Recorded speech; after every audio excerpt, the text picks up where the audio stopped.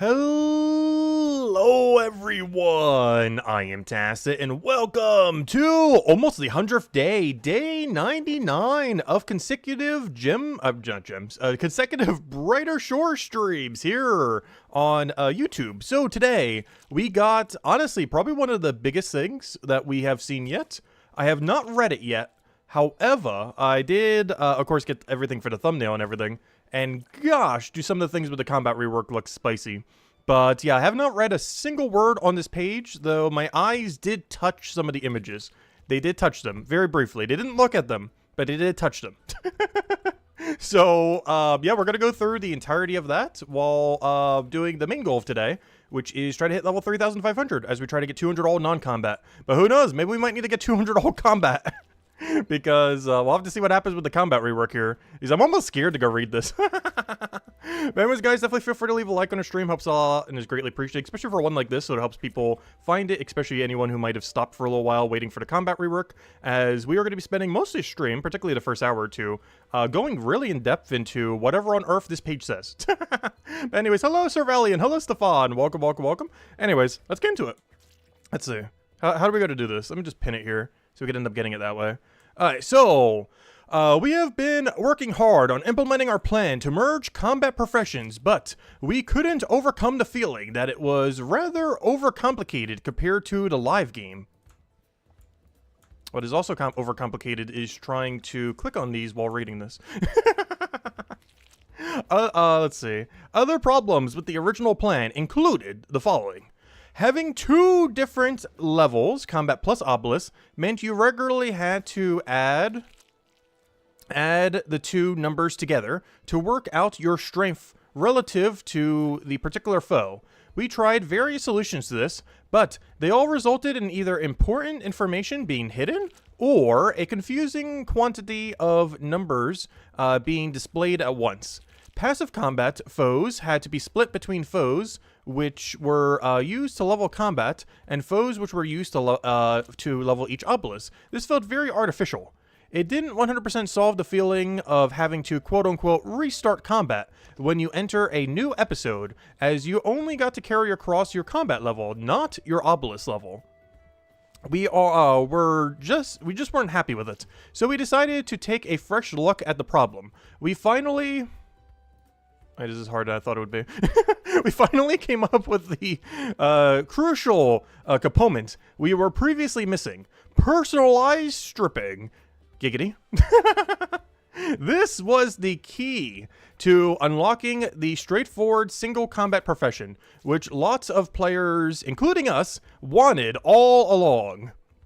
But without running into problems when we add new episodes, we have already made significant progress in implementing this new plan, and we are hoping to launch it very soon, TM.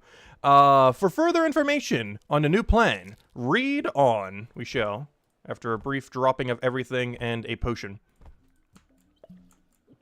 No XP waste. Oh no, I can't see where my fishing thing is. Wait, there's a problem. I see a problem with this, wait.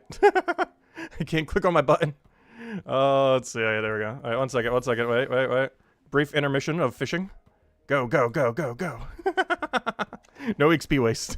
Please, just grab the fish. I was going to go do the combat thing, but not sure if it's going to be worth it after whatever we read on. But we'll figure out in a moment. Just got to use this pot real quick. And then we should be able to go back to AFK fishing. Let's see. Please do your level up screen already. Stop doing the double level up thing. There we go. Thank you. I would like to continue reading. Thank you. Alright, where were we? Another news. Oh, that's what I wanted. That's the command prompt for the game. That's what I wanted. Anyways, scroll down. Oh, I'm seeing numbers and things. Let's see what we have going on here. There will be a single combat profession shared across all episodes. They're doing it. They're finally doing it. The true all-combat merge. It is happening. Yeah, they're finally doing the full merge. Interesting. Now, how on earth is this going to work? Because I did somewhat see this headline when I was going through the images, or, to get them for the thumbnail. And I know that there's a section further down that will explain how exactly these are being merged. And I'm really curious what on earth is going to be done, because we might be doing a panic 200 all real quick. Also, hello MKJS, hello Virtuality, welcome, Paul Postman. Anyways, let's keep reading. So, there will be a singular only one combat profession shared across all episodes, every single one of them. There will be a single combat profession. There will be no episodical combat professions and no obelisk levels. Dun dun dun. The combat profession will initially go up to level 2000. Well, remember when I said I was going 500 all combat? Never mind, we're going one singular 2000 combat. It's happening. So technically the same plan I had before, but whoops, it looks like we're only doing one now. One very, very beefy combat level. Oh gosh. This means I'm probably gonna have to 200 all. He's gonna say something in like like halfway down this page that's gonna say that we need to go do 200 all combat before the combat rework. Oh no. It's gonna happen. There's gonna be a tab there that's like, oh yeah, it's just all gonna be combined together as one number. Oh no. Anyways, what are we doing here? Maxing out, let me go back here. The combat profession will initially go up to 2000, obviously, because 500 per each, reflecting 500 levels for each of the 4 launched episodes. Maxing out your combat will require the same amount of effort as before, i.e. reaching the new combat level 2000 takes the same time as reaching episodic combat level in all 4 of the 500s right now. They say that, but honestly, with special attacks and all the extra power you're going to have from skill tree and everything, or assuming they're still doing a skill tree or something, but even just special attacks alone was actually the thing I was initially waiting for before they even mentioned all this combat overhaul, because just special attacks alone, bare minimum, is like a 5-10% damage increase. Might even be more than that. We don't really know because obviously we don't have special attacks yet, but just the sake of having special attacks is going to make it so you gain EXP quicker. It's not like it's going to be slower from that, so technically that is not true. It will be quicker, but I see what he's meaning. It's like the same amount of EXP as before. But you will be able to get it quicker than you can now still. Even just special attacks alone would end up doing that. Anyways, leveling up is stripped across all the launched episodes. You will fight all the skin 1 foes in all episodes. Then you will go back to episode 1 to fight the skin 2 foes, etc. This means as you level up your combat profession and complete the main story, you will fight foes in each episode in turn. When we launch a new episode, the episode's combat foes will be inserted into the stripping. Wait, what? When we launch a new episode, the episode's combat foes will be inserted into the stripping. Inserting the foes like this, rather than just adding them all to the end, ensures new players can experience combat in a new episode without having to reach combat 2000 first. Interesting. It's going to be kind of convoluted for getting max, though. Like, what happens if you rush 2000 now, and then, you know, episode 5 comes out?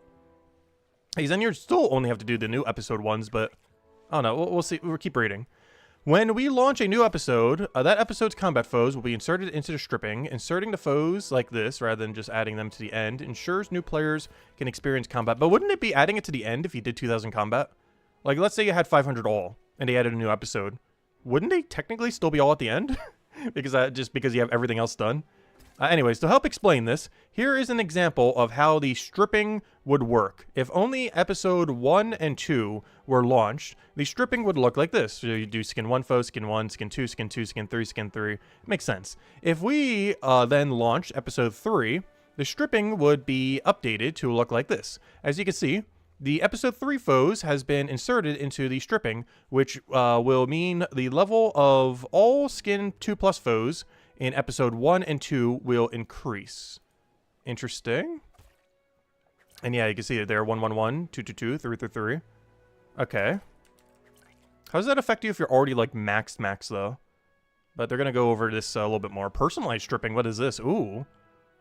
Let's see. Anyways, what's personalized stripping? So, personalized stripping. Giggity.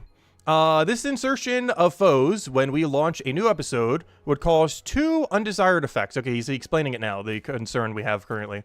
There may be foes in a new episode which have surpassed in combat level already, meaning you would never get to fight them. There may be some foes in existing episodes that you previously surpassed in combat level that you would now have to fight again due to their level increasing. To resolve this, we will personalize the stripping, giggity, based on, gosh, what do they call it, stripping? Based on your combat level at the time the episode is launched. As follows.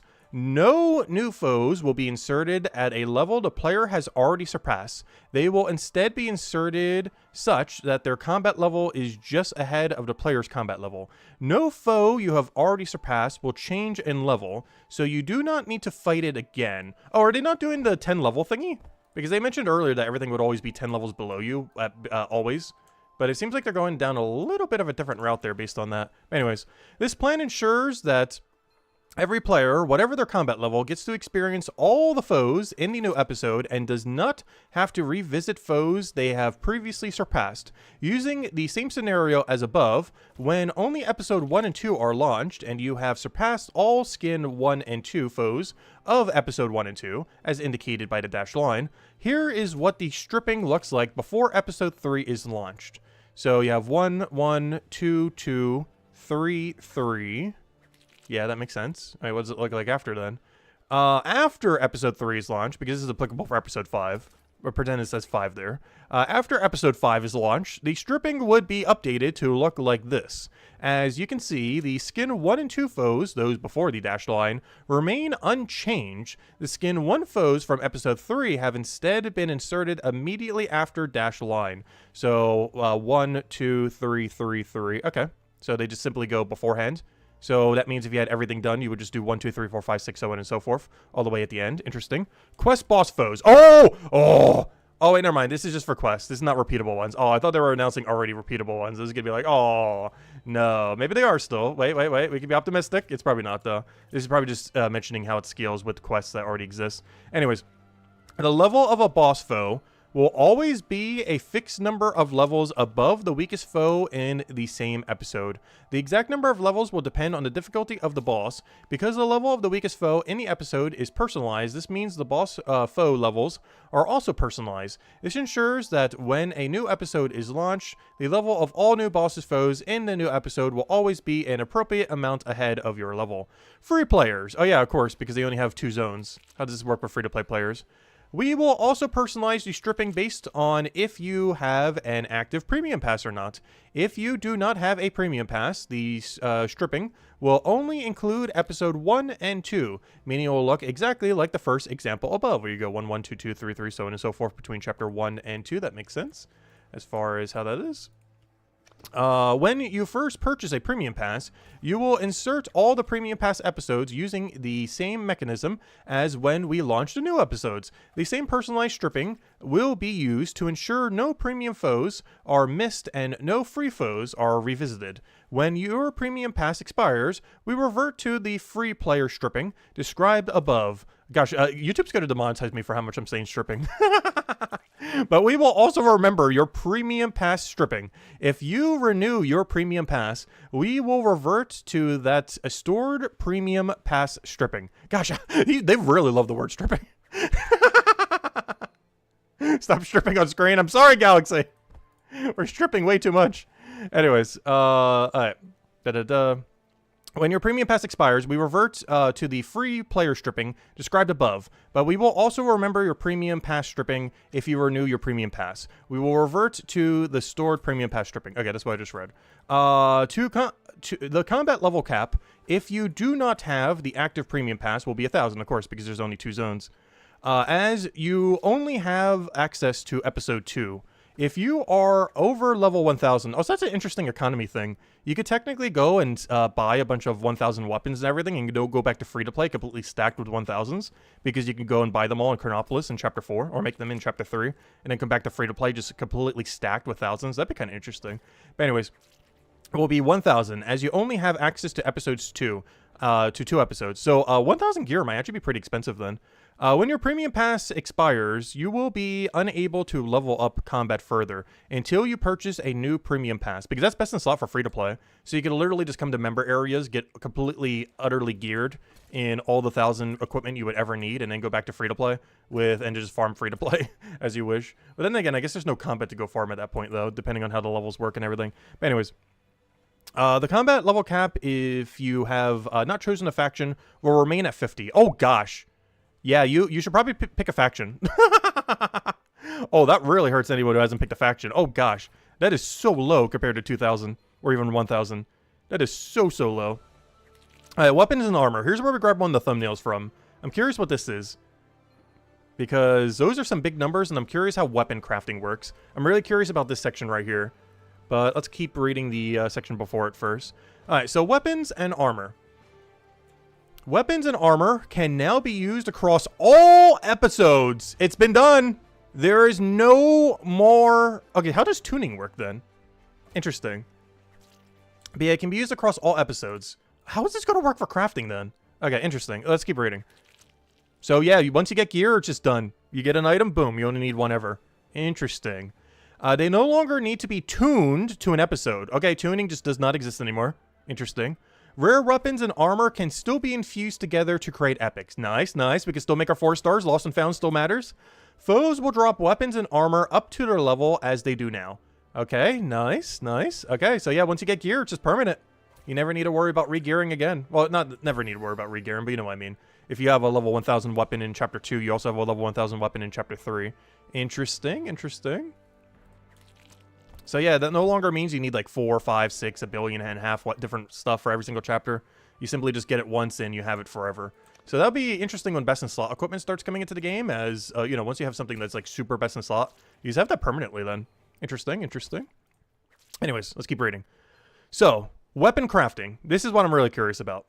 When crafting weapons in the Mines of Matubin, the maximum level of weapons you can craft is crafting level times 5. How will that work with future chapters? How will that work with future chapters? This means the maximum theoretical weapon you can craft is level 2500. Why is it so low? Why is it so low? You will therefore be able to craft weapons suitable for all episodes 1 to 5 using the weapon crafting professions in Mines of Matubin. We have a plan for how you will craft weapons suitable for episode 6 and beyond, which will be revealed when we launch episode 6. This plan will not devalue your Mines of Matubin crafting professions. Are you sure about that? Are you sure about that? Okay, plans might be out the window for the other 2 alts. Oh no, we'll see. Because it's going to take them like 8 months to get to 500. Is that worth it? I'm not sure if that's worth it anymore. Compared to alchemy or something. What are they doing with chapter 6? The price of crafted weapons will need to be rebalanced. So that, despite the new 5 times multiplier, the wealth gain at each level of crafting remains the same as currently. However, we also need to make sure the wealth gain at each combat level remains the same as currently. To achieve this, crafted weapons will have a different cash value than combat dropped weapons of the same level. Crafted weapons will be indicated by a new icon, so you can distinguish them when trading. Oh, interesting.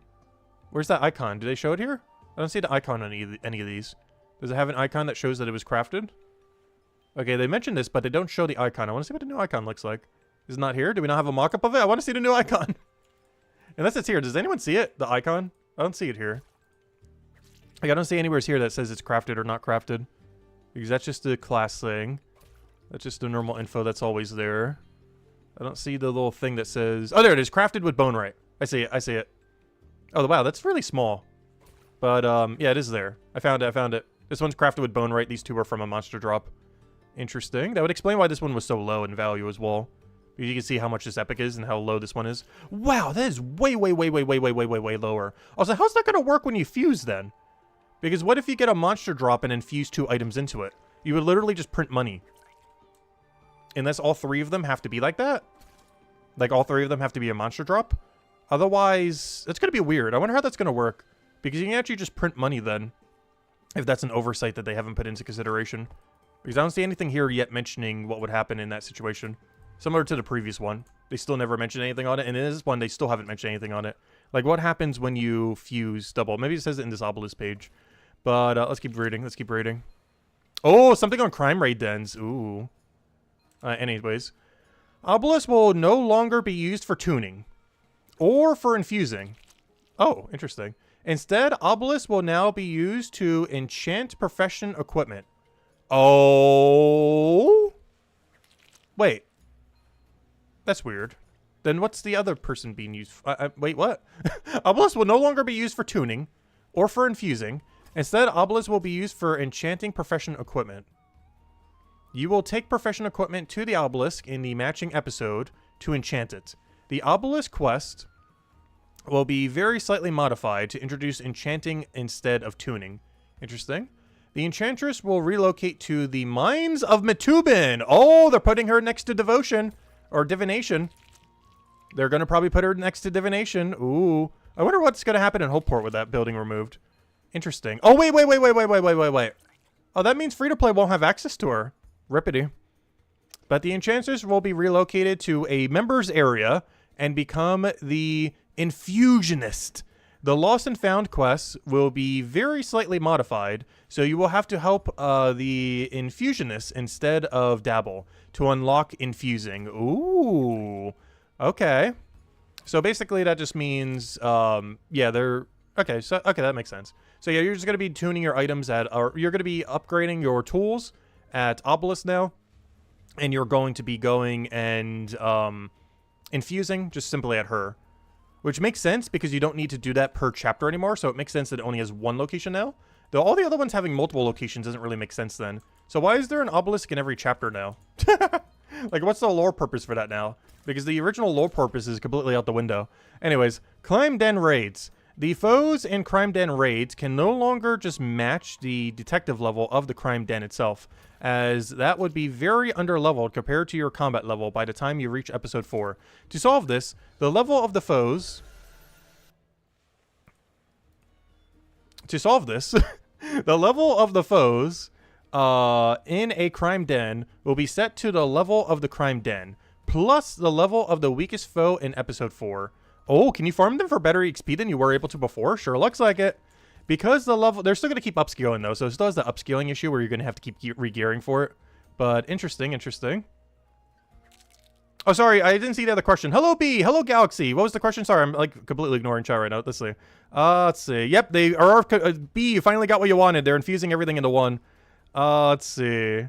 What's the other thing? Can you ask a question about fusing? Do all items need to be the same item level? Because you have bone right way higher than no. Basically how infusing works, which I assume is still going to be how it works, is it averages all the items together. So if you're infusing a... I don't know, what's a good example? If you infuse a item that is level 1000, 200, and 300, you would end up getting a 500 weapon out of it, as it just simply averages the three numbers. I assume that's exactly how it'll still work. The only thing we don't know is how will it work when you do a combination of monster drops and crafted items. Like, what if the base number is a monster drop, or base item is a monster drop, but the two things infused to it are crafted? Does that mean that the item is crafted, or is a monster drop? I guess technically any infused would technically be considered a crafted item, but we don't currently know because they don't mention it anywhere here. However, yes, as far as numbers are concerned, it simply just averages it. So if you have one really high, that's still fine. It will just simply average the three numbers, and that will be your result. So whatever the three numbers added together divided by 3 is the level of the weapon that you would end up infusing for your 4-star. Let's see. Alright, so we read that. Because all the, okay, we already read that. Potions and reagents. Let's see what's going down over here. Alright, potions and reagents. Oh, leather offcuts. Why is that getting its own section? Interesting. Is that being used for something? Alright, so potion reagents. Currently, most foes in Mines of Matubin drop potion reagents, with higher level foes dropping higher level reagents. This is the only way of obtaining those reagents outside of purchasing them. However, with the foes being stripped across episodes, the skin 2+ foes become much higher level than currently, and become even higher each time we launch a new episode. This would, in turn, make it much harder to obtain the higher level reagents that it is currently. To avoid this, we will make it so all combat drop potion reagents can be gained from skin 1 foes, i.e. none of them are exclusive to skin 2 foes. Wait, really? Oh, that's going to be interesting. So you get all reagents at all levels? Oh, that's going to be harder to target farm them, though. Wait, are they going to keep... Oh, maybe it gets them off the drop table after. That's probably what they're saying in the next bullet point. I would assume it would get off the drop table after. This means for some of the reagents, we'll need to change which foe drops the reagent. Those reagents will be rethemed to match the new foe which drops them. Okay, interesting. So we have some different ones here for different potions. Interesting. Interesting that this says 170. I don't think there's currently a potion there at 170, is there? Oh, no, that's for the healing potion. I see. I was going to say, that's normally the dust that you would have gotten in the past. Alright, so that's interesting. I feel like that kind of nerfs farming Mines of Matubin to max, though. But, yeah, they don't say anything further, either. I feel like there's more of a nerf to Mines of Matubin than a buff. Interesting, though. What's interesting is that this one's actually not even used for anything, is it? 15-minute potent potion, fear. Why is this Chronopolis? Chronopolis doesn't normally have that. Doesn't it? I'm pretty sure it doesn't. Interesting. Anyways, leather offcuts. What on earth are these? Oh yeah, also capes. How are capes gonna work? Because getting those capes is gonna be so much harder. Though I do plan to max combat, so I guess it'll work out. The main thing we haven't gotten to yet is how's it all gonna merge? We haven't actually reached that far yet. Anyways, capes. Or no, actually, sorry, leather offcuts first. Some foes in episode 4 drop leather offcuts. Yeah, they're talking about the leather. I see what they mean. Which has the same problem as potion reagents. To solve this, we will change brown leather offcuts to be dropped by skin 1 and skin 1 foes, i.e. none of them are exclusive to skin 2 foes. This means they will need to be dropped by 4 different foes. Change black leather offcuts to be obtained from merchanting, like many of the existing leather offcuts. This will involve some slight adjustments to the level of some of the passive merchanting activities. Capes. The graphics drawn for the episodic combat capes will be reused for new episode capes. An episode cape can be unlocked by reaching certain level in every profession. Oh! Oh! Oh! Oh! Oh! They did the thing! They did the thing! Anyways, we're getting 500 all Chronopolis at some time. Well, 500 all Chronopolis confirmed. Oh. Oh. Oh. Oh. Interesting. Anyways, let's reread this. The graphics drawn from the episodical combat keeps will be reused for the new episode keeps. An episode keep will be unlocked by reaching a certain level in every profession in that episode. They finally did it. Except they're just reusing a keep they already have, but they did do it. They did indeed do it. For example, to obtain the level 50 Hopeport keep, you will need to reach level 50 in every profession in Hopeport. We will create new combat keeps. Each combat keep will be unlocked by reaching a certain combat level. There will initially be combat keeps at combat level 50, 100, 200, 500, 3, 6, 625, 750, 875, 1000, 1125, 1250. What is this keep going to look like by the end? What on earth is this keep?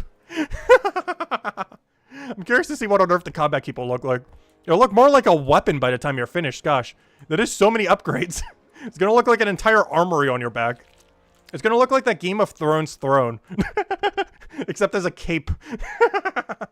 Like, you won't even need a weapon. You'll just, like, slam your cape against someone at that point. How elaborate is that going to be by that point? Gosh. Anyways. Same game conversion. Okay, so there's the moment of truth. I have not read anything here yet. And I have a feeling that this is going to say, without saying it, that we need to go get 200 all. And if that's the case, that kind of ruins my upcoming plans, because we got to go do 200 all combat before the combat merge. So, rip. But this might say, without saying it, that we need to go get 200 all combat. Which means as soon as we finish this fishing forager grind that we're doing right now, we might have to hard pivot to combat before the combat rework. Which I hope we don't have to do.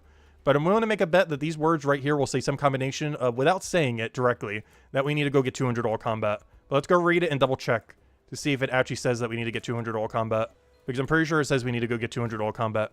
Your new global combat level will be calculated by taking into account how much time it takes, on average, to reach the level you have achieved in each of the episodical combat professions. We cannot make it just the total of your episodic combat professions, as this would not be fair to all players, because some levels take longer to get than others. Wait, never mind. This actually means do Chronopolis. Wait. Never mind. This actually means keep farming Chronopolis. Hold. This means do AFK raid dens. Wait. That means do AFK raid dens then. Let's see. Your combat level will not contribute to any episode level, as it does not belong to any specific episode. Your episode levels will therefore go down accordingly.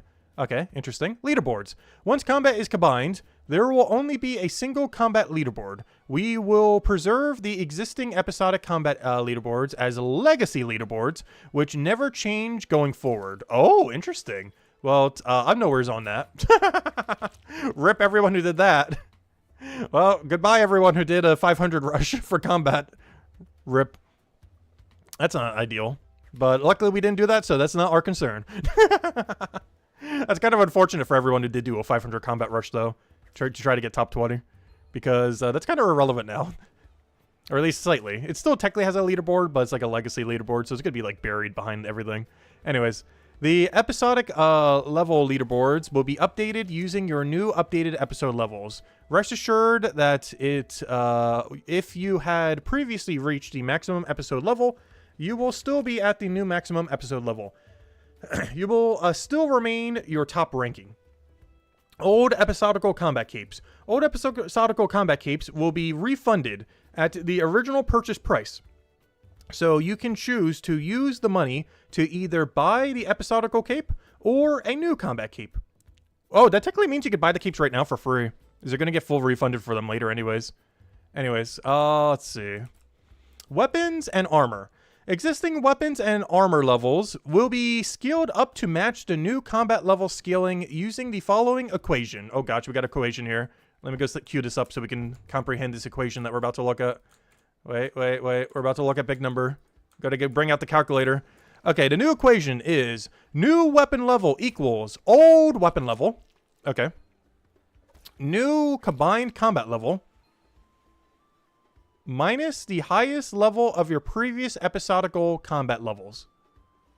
Okay, I need to comprehend what I just read. So old weapon level, easy. Let's assume we have a level 200. Let's say our weapon is level 200. Just make it a nice clean number. Plus new combined combat level minus the highest of your previous episodic combat levels. Wait, no, 200 all. They just confirmed 200 all. Never mind, do 200 all. Wait. Panic, do 200 all. Wait. Panic, do 200 all. You don't want a super high level. It punishes you for having a 500, like, if you have like 550, 50, 50, it punishes you compared to having 200, 200, 200, 200, with those words right there. Oh no, panic, do 200 all. Don't go super heavy in one. Spread them. Spread them evenly. Alright, so new weapon level equals old weapon level, okay, 200, plus new combined combat level, let's just say hypothetically that's, 400. I know it's higher than that, but let's just say 400. So that's 600 then. Minus our highest level. Let's say that's 200 again, so that's 400. So our gear would be level 400 then. But to be able to maximize it, should we go do exact math? Maybe I should go do some exact math. But long story short, it is way better to have 200 all than to have 500 with this new system. They could change it before then, but as it currently stands, panic do 200 all. Because it's way better to have a even distribution than to go all in on one, due to how much you get punished off of all your gear with this formula right here. Interesting. I'm not sure if they're going to change this or at all or not, because that heavily punishes people who have done a 500 but have barely touched any other combat. Even if you've done 500, 200, 200, 200, it still punishes you, compared to if you just did like 200 all, 250 all. So I wonder if they're going to change that because of backlash or something from all the people who went for 500. But this punishes you heavily if you did a 500 or a really high level compared to the rest of your level distribution. But let me read this again, just to make sure. So your new weapon level equals old weapon level, let's say hypothetically 200. Your new combined combat level, let's say that's 600. And the highest of your previous episodical combat levels, which means the highest one, let's say you had a 500. That would be so punishing to that formula. This means your best equipment, which is at your combat level, will remain at or near your new combined combat level. Not really, depending on how you distributed it. Not with that formula, it's not. These words do not match these words. This sentence does not match this formula. Weapons and armor which were previously tuned will become combat dropped items. Oh, interesting. So everything becomes combat dropped afterwards. That's interesting. Curious. Weapons and armor previously will be combat dropped. Weapons and armor which were previously untuned will become crafted items. Okay, interesting. Combat rework phase 2. Okay, so is this not coming out in phase 1? Was that just all phase 2? Or phase 1, I mean? Combat rework phase 2, upgrade trees. The upgrade tree phase of the combat rework is largely unchanged from our previous blog posts and is still planned. We will launch the first phase of the combat rework, a single combined combat profession first, before starting to work on the second phase, upgrade trees. Does that mean we're not initially getting special attacks? Oh no! They're gonna stall this into like a billion updates. Oh no. It makes sense because they have a lot to work on. But this is gonna get divided into like a billion updates. That's actually kind of weird then, because that means when the combat merge happens, nothing actually got fixed. Because there's not gonna be any special attacks and there's not gonna be any skill tree. So that's going to be a little bit weird, because after they do the combat rework, there's actually no fix to the combat rework, if that makes sense. Because everything's still as it is now. They're just merged together. Okay, that's going to be kind of weird. Because that means the first phase of the combat rework does nothing to fix combat, other than simply just merging all combat together. But as far as actual combat itself, it's still the same. You have no special attacks, you have no skill tree. It's exactly as it is now. I can see that being slightly problematic, because a lot of players will come back seeing like, oh, they finally did a combat rework. Let me go test it out. And then they realize, wait, they did basically nothing. It's the exact same thing. I can see that being very problematic. Like in long term, it's not going to matter. But in short term, they're basically releasing a combat merge by changing nothing. Like literally nothing. Like if to a returning player at least. As the only thing they're doing is just combining all the combats together. We're not getting special attacks. We're not getting skill tree initially. All initially. Obviously, we're getting them down the line. But, yeah, I can see that being a slight issue. Interesting. But they are combining everything together, so that's cool. But yes, they did combine everything into one big skill. You loved a new update. That also level 50,000 capes start at Hopeport when you are in Chronopolis, and it goes across the world map. Yeah, that one combat cape is going to be crazy. I do plan to get max combat, by the way. We were considering it before on if we do or don't, but with the changes that they mentioned, we definitely are. However, this does mean we're going on a little bit of a pivot. That pivot being, we need to get 200 all combat. We got to go work on 200 all combat now. Which means even before the update. So, yeah, I guess we'll start working on that, I guess. So let me double check that one formula again. Because this formula right here says to go get level 200 all. It doesn't say get level 200 all, but it basically says get 200 all. This right here, particularly this right here, says get level 200 all. And don't get a level 500 if you haven't already. But let me go reread this. Because this is probably like the biggest thing that was mentioned here as far as influencing what you would currently do literally right now, as well as in the next couple months. But existing weapon and armor levels will be scaled up to match the new combat level scale using the following equation. So the new weapon level will be the following. Your old weapon level plus the new combined combat level. Wait, it says new combined combat level though. That's interesting. I just realized. Maybe doing a 500 does still matter. The problem is this text right here. Because this punishes you. No, this one punishes you. This one punishes you for not having all your combats being evenly. This one's fine. This one is beneficial to people who go for 500s and everything, because it scales accordingly. But this one right here punishes you for not having like 50 all, 100 all, 200 all. Like this one punishes you right here for not having all your combats be nearly equal. Like this one is good. But the minus that it does is really bad if one of your combats is way higher than your others. Is the only big problem there. So, yeah, I guess we're working on 200 all combat after we finish fishing Forager. It's been confirmed by the update today. Well, not update, but the update on the update. We got to go do 200 all combat now. But we'll have 200 all non-combat tomorrow. But, yeah, I guess we start working our grind. I'm not sure what order we do it in, because now it doesn't matter since it doesn't affect the following chapter, the obelisk thing. So we can do it in any order we want. So I guess we'll do Mind Fighter first and work our way up.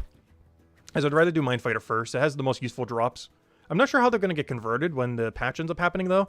But as it currently stands, they have the most useful drops out of anything here. So we'll do 200 Mind Fighter first, then probably 200 Guard because it's less annoying. And then save 200 Scout for last. And then get true 200 all. But, yeah, as soon as we finish 200 Fisher Forager, I guess we start our very, very long combat journey. All the way to 2,000 combat. Because we'll do these 3 to 200, then I'll focus all in on mining smithing. And then after we focus all in on mining smithing, we'll start doing a new combat system, because by then it should exist. Interesting, interesting. Wonder when this will all drop. We don't currently know. No time frame I don't believe was mentioned anywhere on this. So, could be next week, could be a week from now. They are splitting up into multiple parts, though. Is that at least going to be 2-phased, if not 3-phased? So, yeah, there is going to be some amount of time in between everything. So, yeah, we just don't know how much time it is. But it does look like it's going to be at least 2-pronged, if not a 3-pronged update. Where the first prong is mostly just combining everything together. Oops, I just accidentally cap-locked him. Too late. Hello! Alright, there we go. Yeah, very soon. Could technically be tomorrow. As long as it's not on Monday or Tuesday of next week, we'll be fine. As long as they literally don't do the update on, like, the 2 days, maybe this entire year that I'm not going to be streaming. Though I still, hopefully, will still be streaming. Assuming they get everything done in 2 days, we'll be doing it on Sunday night, aka Monday morning, quote-unquote, and Tuesday night. So it might still work out that we still stream every day for it. But if they take longer than 2 days, yeah, that's going to be a while until we get a stream in there. But hopefully they can finish within 2 days then. But we don't currently know at the moment. Is a bunch of work is being done on the oh yep, no problem, no problem. There we go. He was asking about it earlier. His chat isn't here earlier because it was on Steam Deck when I was on. He was asking about the reading of the rework. But yeah, long story short, to summarize, anyone who might just be getting here. So let's summarize everything that has happened that is relevant to mention. They are no longer doing the obelisk thing. The obelisk thing, boom, completely ditched. It has been nuked. There will, honestly, obelisks are basically pointless. The whole purpose of obelisks going forward is they simply allow you to upgrade your tools. So you know how you go to the enchanters to upgrade your tools? That is simply just done at obelisk now. So that's it. That's the only purpose for obelisk then. That is literally the only thing you do at an obelisk is go level up your tools. Like the spear we're using right now, for example, to go enchant them. That is the only thing that you do at obelisk. That's it. Beyond that, they have ditched the whole obelisk skill tree thing. They're still adding a skill tree, just not to the obelisk. As well as ditching infusing. You no longer even need to infuse or pay a fee for infusing or anything like that. You simply can do it at the enchantress thingy, which we'll mention in a second once we get down there. Oh, I'm at the new fish. Okay, let me go to the new fish. Wait. We're at a new fishy. Let me start moving to the new fishy. All right, to the new fishy. All right. Oh, drop that. Drop that. Anyways, what were we saying? We're saying words about other words. We got the flounder. Also, speaking of spear upgrade, or speaking of enchanting things. All right, there we go. But yes, long story short, obelisks, they basically do nothing now. All they do is upgrade your tools. Beyond that, other things that were mentioned here. They are no longer doing episodic combat. It's all being merged into one mega combat that will start at getting to 2,000. And obviously by episode 5 will be 2,500 and so on and so forth. It will keep going up by 500 forever. You'll have stripped battling. So you'll have to go through all the stage 1 skins, then all the stage 2, then all the stage 3s, and keep working your way up. And you just keep stripping against your foes until they die. And then you move on to your next strip, and you keep going from there. So you strip all the 1s, you strip all the 2s, you strip all the 3s, so on and so forth. Quest boss foes scale up based on your lowest strip in an area. Free players only have the stripping for chapter 1 and 2. Weapons all have 2 different categories now.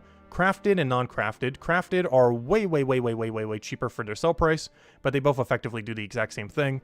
The main thing to note with this is your gear is permanent. So when you have a level 1000 weapon, you simply just have a level 1000 weapon. You don't have a level 1000 weapon for Hopeport or a level 1000 weapon for Chronopolis. You simply have a level 1000 weapon. You no longer need to worry about, tune it for this chapter, tune it for that chapter. You simply just have it outright. So if you have this level 1120 crafted weapon, you simply just have a level 1120 crafted weapon. You use this in chapter 1, you use it in chapter 2, 3, 4, 5, it's 10, 20, 30, however long they're going. But you can use it in any chapter. Beyond that, weapon crafting is basically just 5 times your crafting level, which does mean that it's going to hit a little bit of a bottleneck by the time you hit chapter 6. However, they do have something planned for episode 6. So we don't know exactly how this will work once episode 6 hits. However, for the first 5 chapters, all of your weapon making skills only work up to chapter 5. They do not work for chapter 6 onwards, but they do have some kind of mechanic where they will, but they don't explain, but we won't know until chapter 6. But long story short, basically, all the grinds you did in Mines Matubin just got nerfed like crazy, as they are probably only particularly effective up till chapter 5. They will have some purpose going forward, but their usefulness will probably fall off a cliff. Beyond that, Obelisk. Obelisks are basically destroyed. They no longer exist. They do technically exist, but they have almost no function other than leveling up your weapon or your tool, I mean. They can only upgrade your tools. Instead, you will now do all your stuff that you normally would at the Enchantress in Chapter 3, when you go and infuse items and everything else like that. You now simply do it at the infuser here. And we don't exactly know how infusing will work when you do a combination of crafted and uncrafted, but they should still work the same way they do now as far as level range. So if you crafted like a level 1000, a 300, and a 200 together, you'll end up getting a 500 out of it, since it simply just averages out all three of the numbers. Crime Den raids are being reskilled so that they're not awful under this new system. Potion reagents in Chapter 3 are being completely overhauled pretty much as far as how they're going to be dropping. Same as some of the stuff in Chapter 4. Capes, you're going to have one mega combat cape now. So, yeah, that goes all the way to 2,000, eventually 2,500. This cape is going to probably look insane. I have no clue what they're going to do for it. Speaking of capes, the old profession capes are now going to be all within a single area. So now, for example, if you want that dragon cape for Chronopolis, you need to get 500 watch person, 500 detective, 500 leather worker, and 500 merchant, which means we need to go do those 4 things. But beyond that, which also means I'm probably rocking the 200 Mines of Matubin cape for a while until we can get the 500 all Chronopolis cape, which Minefighter will be the first 200 we go for, by the way. And then we'll probably go for guard, and then we'll go for scout. Just for the new system. Oh yeah, that reminds me, combat level. How everything will be merged together. So leaderboards are basically pointless now if you did combat rip. Let's see, combat level, it just all gets merged and has one big leaderboard. This also means that there's going to be a new race for max combat every single time. So if you want to partake in the max combat races, you're going to need to go and do, so I should probably be fishing here. I haven't been fishing like this whole time. But if you want to go and partake in the combat leaderboard races, you basically have to get to max combat. And then every time a new chapter comes out, there's a new max combat that you can race for. And you just keep doing that over and over and over again for every single time a new chapter comes out. So that means there will be a new combat leaderboard every single time in a sense. Not in the sense that there's literally a new combat leaderboard, but in the sense that the leader will change every single time, as it's whoever get there first after having already previously max combated. Beyond that, old episodic combat keeps will just get refunded. And weapons and armor are based on this formula that highly benefits you from going even on all your skills rather than going all in on one. So it takes your old weapon level and then all your new combined combat level, and then it'll minus the highest level of your previous episodic combat levels. So this heavily punishes you if you have like 500, 50, 50, 50. But would benefit you a lot if you had like all 100, all 200, so on and so forth. So it is way better to evenly distribute rather than going heavily into 1 or 2 chapters as far as the formula is concerned for all your new levels of gear. And then they're going to be doing the skill tree separately, and assumably special attacks also separately. They haven't actually mentioned a single thing about special attacks in here, so we actually have no clue when special attacks are coming. It could be in that update, could be in the other update. They didn't actually really clarify, which makes me assume it's in Phase 2 and not Phase 1, but I really hope it does make it into Phase 1 to some degree. Because that means there is no combat increase once they do the initial change, which is going to be very, very, very clunky. Based on what we currently know, based on what we just read, there is nothing that improves combat after the first combat rework. It is exactly as it is now. They're just simply merging it all into one big skill. But as far as the actual helping you do combat better, nothing is changing at all. You still kill at the same slow speed. You have no special attacks. You have nothing. You have no skill tree. You have nothing that enhances the experience compared to what you're already doing for combat. Which is the only really big downside if they're not adding special attacks in there, which I assume they're not, given that it was not mentioned a single time. But hopefully it is, because if not, yeah, that could be concerning for like newer players coming back, or, you know, returning players, I mean, where they hear, oh, there was a combat change finally to Brighter Shores, and then they come back and it's like, oh, they changed basically nothing other than just combine them all together. Which is the only big concern I could really see with it, with how it's currently poised, unless they are adding something else and they just didn't add it here. Because they didn't want to mention it yet, I'm not sure. But I really hope at least special attacks make it then. Because that's going to be kind of clunky if the only change is we just simply combined all the combats together. I know that takes a lot of work, obviously. That's easier said than done. But the actual experience of you doing combat is completely unchanged with that Phase 1 update as it's currently worded there. Like, the way you do combat now is exactly the same that you do combat then. Like, it's exactly 1-to-1. Like, if you were just looking at the gameplay and didn't have this tab open, seeing your total combat level, it would look exactly the same as it does right now than after the update, with 0 changes whatsoever. That's the only big concern I could see with it overall, based on what we currently know publicly about it, based on that blog post. No, these changes are not live yet, no. So you still have time to grind for everything. The most important thing to grind for is basically get all your combat levels to be even. Would be the best thing to grind for based on what they said. So I'm going to be going for 200 all then. To continue our 200 all journey. I was originally just going to stop at the non-combats and wait for the combat rework. But based on what the combat rework is, as we currently know, it's actually going to be better to just start working on combat now. And also, you don't need to do it in a certain order anymore either. So we're going to start with Mines of Matubin, then do Guard, then do Scout. I'm going to be doing it in most useful to least useful, as far as the ones we don't have at 200. Just in case the combat rework comes out of nowhere, like tomorrow or something. I highly doubt it's going to be that early, but, you know, it could technically be next week or 2 weeks from now. It could be pretty early. What's the benefit of getting all current combat levels to be the same level? The main benefit is the formula that they mentioned here. This formula highly benefits having more even combat compared to not even combat. This formula right here, in bold right there. This one. Let's see. Let's go read it. But the one in question is the following. Your new weapon level, as well as all your gear, equals your old weapon level plus the new combined combat level, so the new merge system that they're doing, minus the highest of your previous episodical combat levels. So if you have a level 500, but everything else is kind of low, that thing is going to be minused all the way by the 500, which is going to make your weapons quite a bit worse if you only have like 50 or 20 or something in the other chapters. But it punishes you a lot less if they were a lot more even. Like if you had 200 all or 100 all or something similar. But if you had like a 500 and only had 100, 100, 100, it would punish you a bit more. It does then take into account this one making you a little bit higher, though, because of how it's going to merge it, taking into account time. But the fact that you're still taking out that bigger number is not ideal to your overall gear. I'm not sure. The biggest issue is we don't know exactly how much it's going to take into account time post 200 compared to otherwise. That's the main thing we don't really know at the moment. But this formula right here is the main thing that makes it a little bit better to go even compared to not going even. It's not too big a deal if you don't. Honestly, just doing anything for it is probably fine. Like if you want to have higher combat, just simply work on higher combat. But I do believe based on that, it is a little bit better to go even rather than go all in on one. Anyways, any other questions? Any other anythings? But yeah, that definitely makes us so we have to combat pivot. I was originally going to go all in on mining smithing, but I don't think we do that anymore. I think the new pivot is, yeah, go all in on combat after we finish fishing forger, which should be finished by tomorrow, by the 100th day. There's our goal for tomorrow, or by tomorrow, is to go and have 200 all non-combat, and then we start working, I guess, on 200 all combat for that combat merge. And then if we still want to work on something, I guess we'll still do raid dens, because I still need a detective XP. As what hasn't changed is it's still very important that we get 344 detective. That goal has not actually changed yet, based on what they said. So we are still going to need 344 combat. And they did mention that they're going to be rescaling raid dens to kind of account for that, so that's nice as well.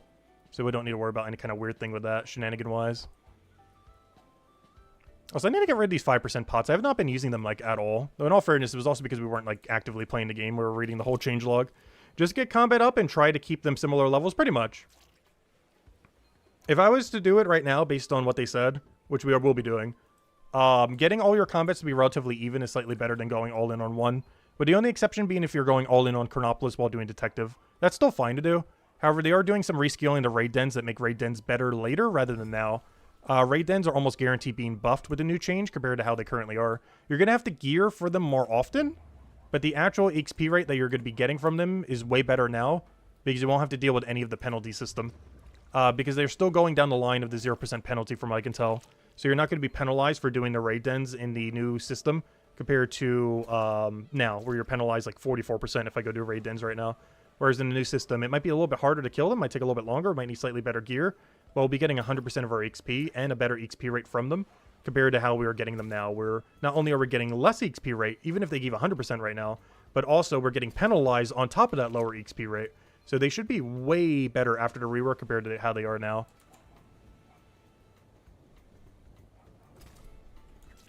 So long story short, ideally keep all your combats relatively even.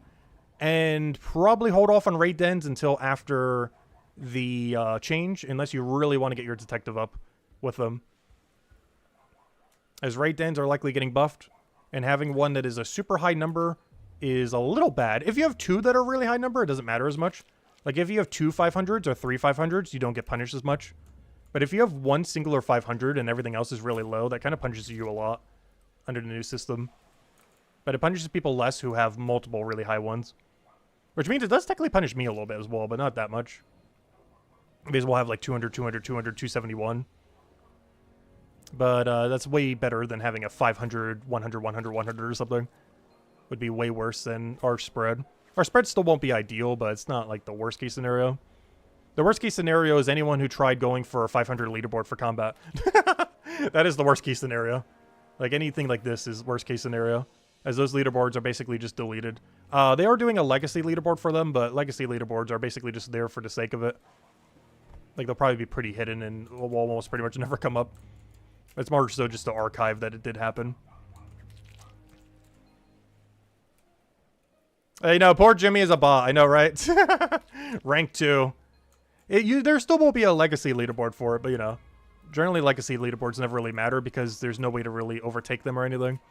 But I guess the current system, Brighter Shores, there's no real way to overtake either. Other than for combat, because combat gets reset basically every single new chapter now. And what I mean by reset is the leaderboard gets reset, not your actual combat. But there's basically a leaderboard reset for combat every single time. Because if you're rank 1 2000 combat right now, and chapter 5 comes out, you are no longer rank 1 2000 combat because the max combat is now 2500.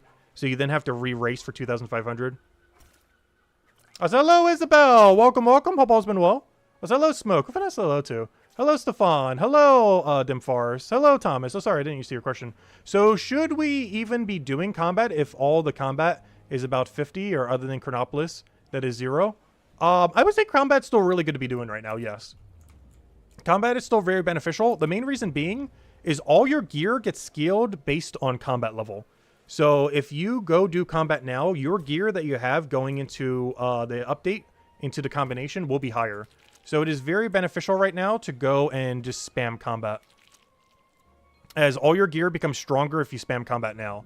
So as soon as we finish 200 Forge or Fisher, we are doing like nothing but combat pretty much till the combat rework. I think will be our plan then, as all your gear gets upscaled based on your combat. So we might as well just go all in on up combat just so we don't have to worry about the gear as much. We're still probably going to re-gear a lot of stuff though. For example, with mining smithing. But the problem is there's no armor making at the moment. So I need my armor to be really, really, really good. Like I need these 3 stars to be really, really, really buff. And the only way to make those 3 stars really, really, really buff, aka higher than they are now, is to do combat. As they will scale based on the new combined level. Because that's going to be my armor probably for a while, unless we get lucky from drops. Plus it's 3 stars, so we can still upgrade it as well to be even stronger than that. You wonder how this will affect the quartermaster and inventory? That we don't know. They didn't mention anything about that. They did say that we're planning on making improvements to it in the future, so hopefully this is the time that they finally make those improvements. We don't know for sure if they will, as like many things with the previous preview, there is so many things not answered here. There's honestly almost more questions once again than actual answers. And that's definitely one of them. Like, how on earth will that work? How will infusing into a already crafted item work? Like, if you're infusing 2 crafted items into a non-crafted item, does that item become a crafted item or a non-crafted? Does that mean the only non-crafted ones will ever be the 4 stars you get from monsters? Because that might be the case with how they currently have it mentioned. But we don't currently know because it doesn't really mention anything on it. But it's things we'll find out in time.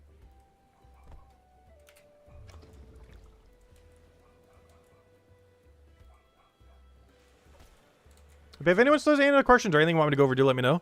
And I'll make sure to go over it all. But yeah, all these changes are not live yet. They probably will be in the next week or 2 or 3. Definitely probably by the end of this month. But every single change we just went over is not currently live. But you can still grind for anything you need to do. But our main one definitely being 200 all combat. So we'll get actually true 200 all by the time we get there. The only weird thing though is, does combat level not count to your total level anymore? Because they did mention that with the leveling phase there. Does that not get counted to your total level?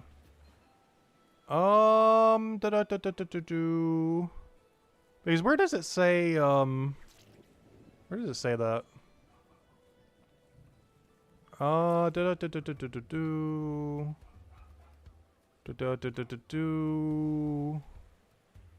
does it say the leveling thing again? I want to double check something. Where does it say leveling? I know it's in here. Leaderboards, combat level. Your new combat level will be calculated by taking into account how much time it takes, on average, to reach the level you have achieved in each of the episodical combat professions.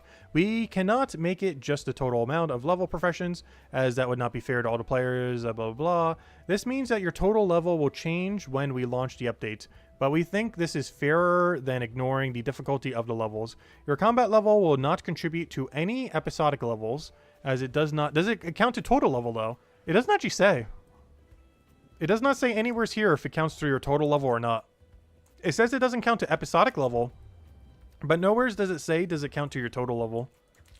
That's interesting. I wonder if it does or doesn't. Is I don't see anything there that says it does or does not count towards your total level. Maybe it does, maybe it doesn't. But it doesn't definitively say that it counts towards your total level. It says that it doesn't count towards your episodic level, because of course it doesn't, just one big combat now. But it doesn't say if it counts to your total. Like, if you have 2,000 combat, does that make your total level 2,000 higher? I would assume the answer is yes, but nowhere there does it say yes. Maybe it's one of those things that's so obvious that obviously it's yes, but it didn't actually say that it does. The assumption is that it does, but they don't outright say that it does.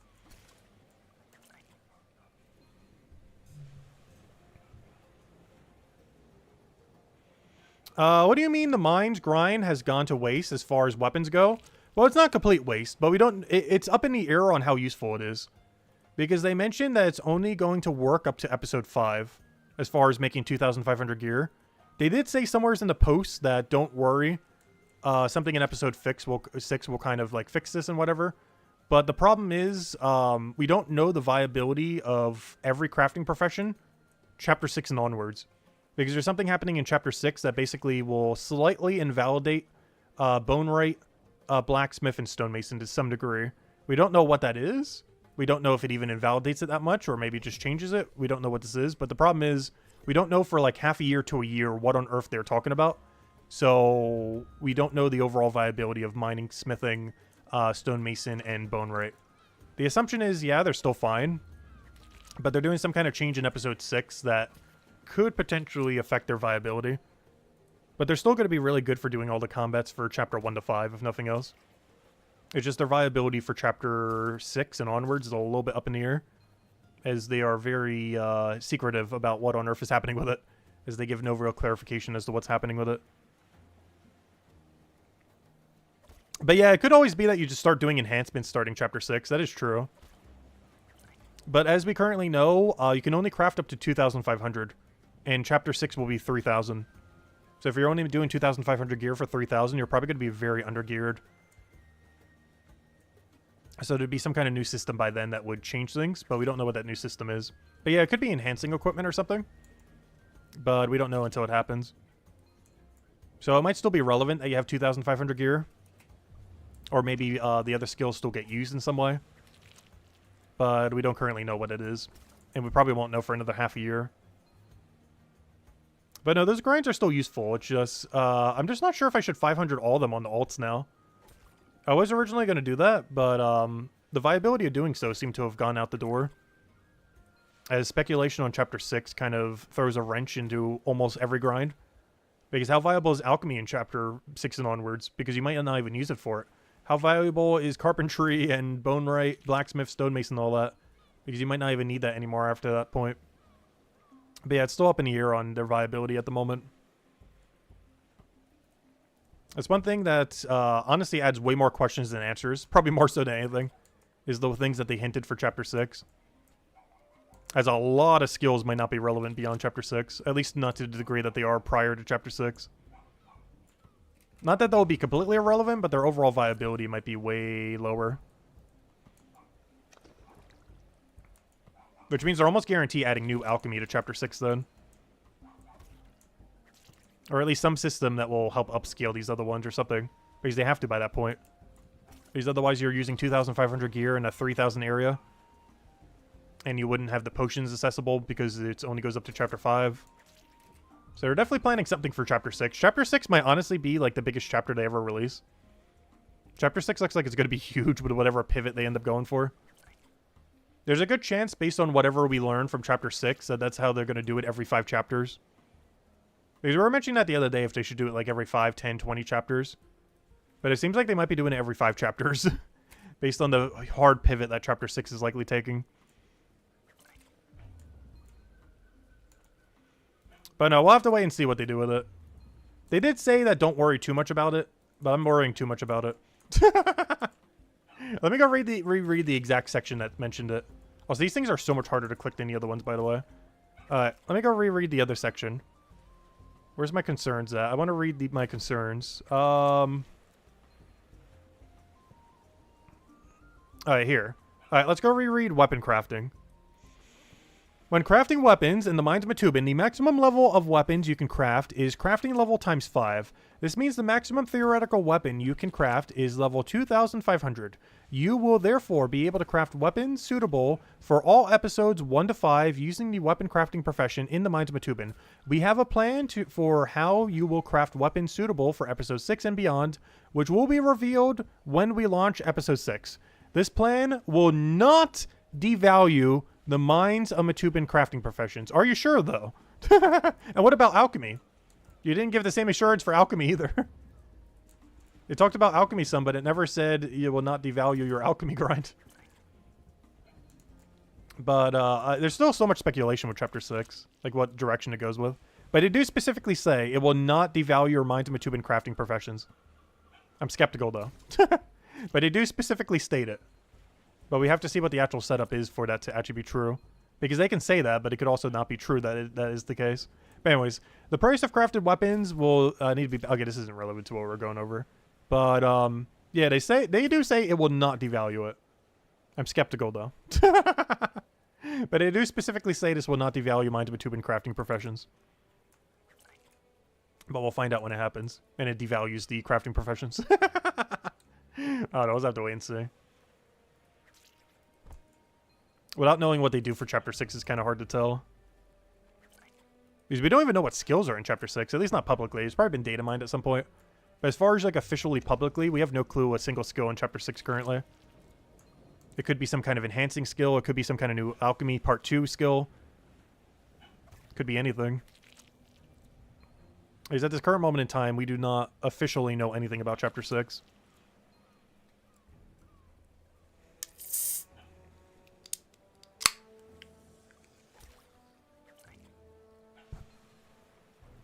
But anyways, any other questions? Any other anythings? Do let me know, everyone.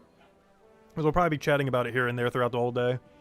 But even though we're only an hour in, the stream is going for a while, by the way. Like a while. Because by tomorrow, I want to have 200 Fisher and Forger. And then, yeah, we got to start working on 200 all combat. To get true 200 all. Tomorrow, the goal is to have 200 all non-combat.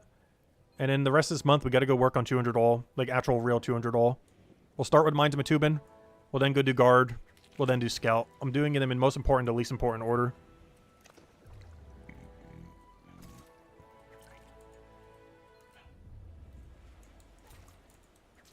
Also, we do have the ambient noise of dog barking in the background.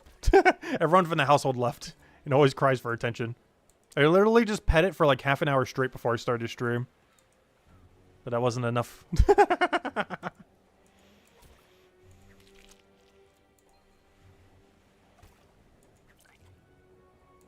It must seek, like, perpetual affection every single second of the day.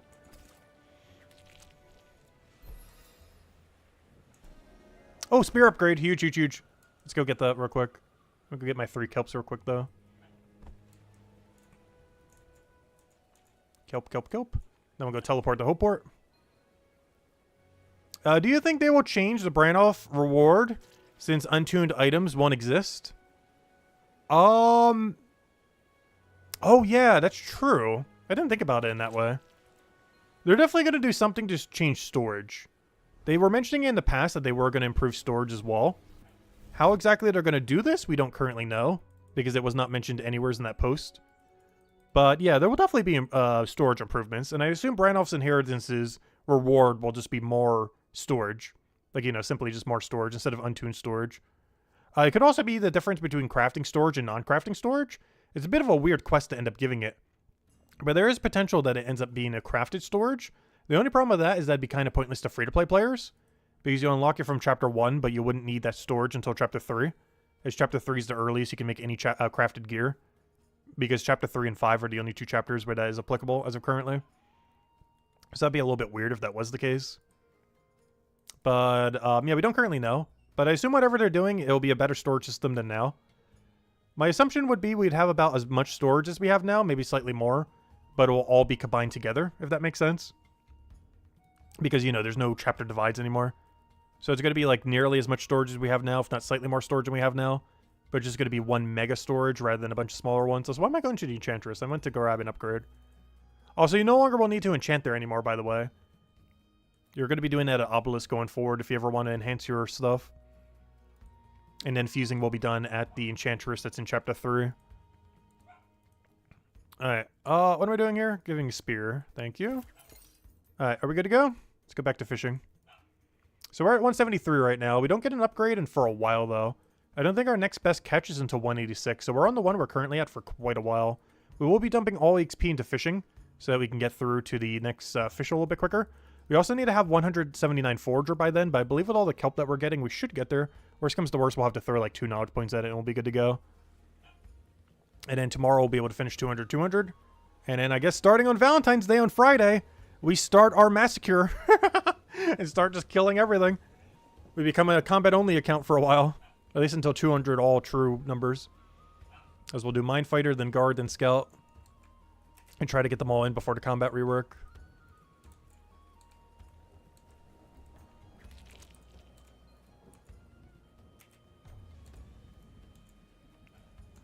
Yeah, we're going to have to do a lot of combat then. We're also going to make a lot of useless gear, though, is the problem. There's one slight issue with doing combat now, though. Is we're going to make so much gear that's redundant. Because you only need one of each gear now. You no longer need one for every chapter. But we still currently need one for every chapter.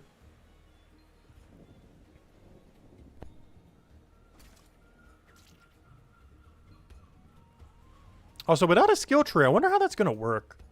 Because I just realized we're going to be really under-geared. Because my current armor is only 218. And there's no armor-making profession. So we're going to have a really awkward situation. Where we are mega, mega, mega under-geared. What's the other number that's added to it? Let me go double-check the formula. Because right now I'm trying to maximize how much value we can get from our current gear. So we don't have to, like, re-gear properly. But let me go check the formula. Where's the formula? Where's the formula that determines new combat level? There it is. It takes your old weapon level, or your old armor level. Then your combined combat level. Or the new combined combat level, and just takes it from your highest of the other. So yeah, the best way to improve it is actually not to get a better weapon, but to rather get more levels in anything that's lower than your highest level. Is actually your best way to improve your equipment right now. So if you have a good drop that you want to be really good later as well, your best way of improving it is not to keep doing combat in the higher level one, but rather to try to get every combat level that is lower than your highest closer to your highest level. I'm not going to be going beyond 200 for these before the combat rework, though. But if you want to maximize how far your current gear is, your best bet is to try to bring everything up to the level of your highest combat level. So if your highest combat level is like 100 right now, you'd want to bring everything to 100. It's not required, but it makes it so you maintain the most amount of levels on your gear. And the main ones I'm concerned about is my armor. Also, we are still really under-geared for armor. We got two 218s.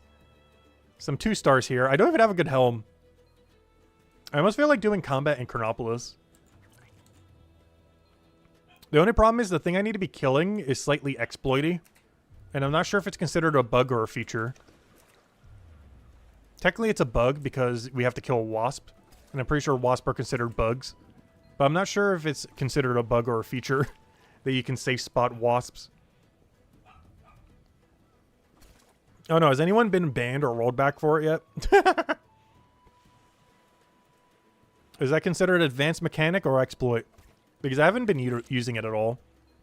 But one of our best bets for getting some gear is to go kill wasp in Chronopolis. If we want to have really solid gear.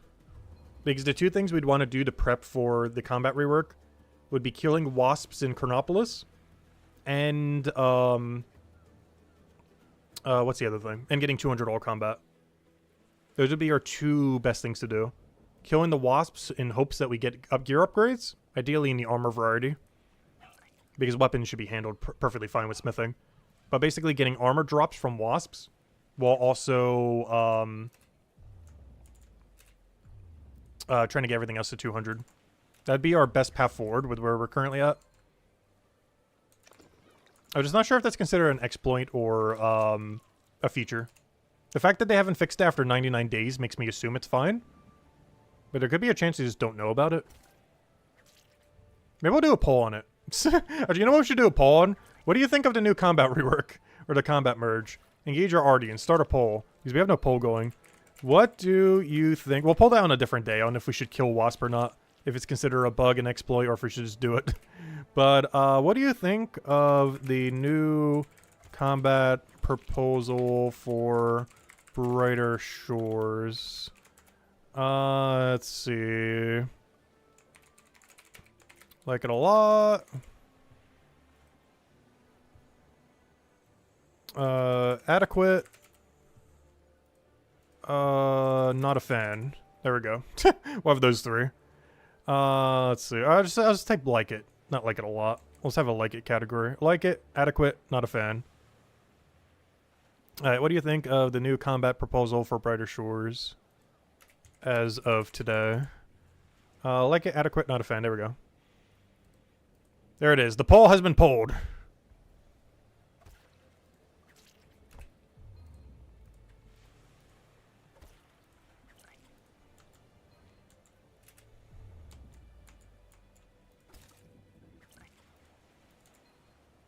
But yeah, we'll go poll if we should go kill the bugs.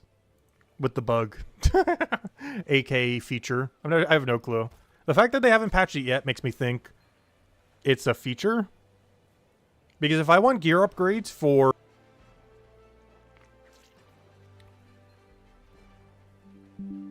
Oh, OBS just died for a second. Oh no, we died. Are we back? Not sure how much of my conversation got killed or not. I was talking slightly about Wasp. But yeah, we'll make that determination soon. Because after we finish 200 all tomorrow, the first thing I might do in case the patch is really soon is go kill wasps. But we'll do a poll and see if people think it's too exploity or not. Let's see. The fact they haven't patched it yet makes me think it's fine.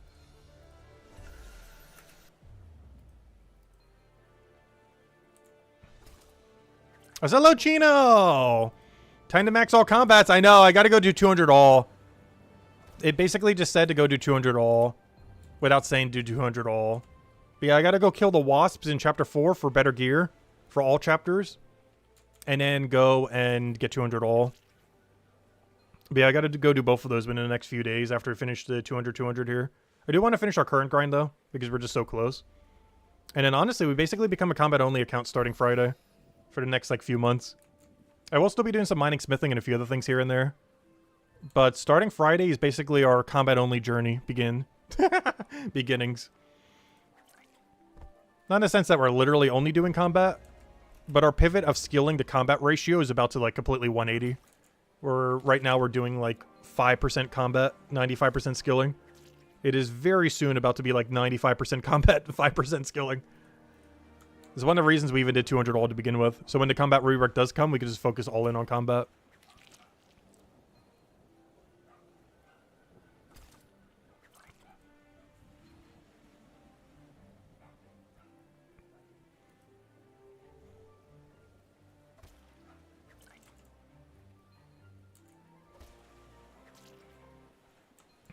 Well, you only have to get geared once now. You no longer need to get re-geared a billion times going forward. If you get geared once, you're geared for every chapter. So I only have to kill Wasp and Chronopolis to get geared for all 4 chapters currently. After the rework.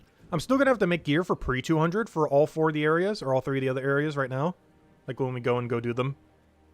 But going forward, we only ever have to gear once. You no longer need to keep re-gearing, then re-gearing, then re-gearing. Well, you still have to keep re-gearing, but you know what I mean. Like, you don't have to keep re-gearing between every chapter. You just simply re-gear once and boom, you're good to go. And that affects every chapter simultaneously. You no longer have to gear up for Chronopolis, then gear up for Mines of Matubin, and gear up for Hopeport. You still have to right now, obviously, but after the rework, you only have to gear once and you're good. So the best way to do that now, based on our level distribution, is to get really good gear from Chronopolis. And then just get 200 all on everything else. And that would maximize the effectiveness of our gear going into the combat rework. As we'll have really, really strong gear from that. And then, yeah, we just go on and do combat as we normally would.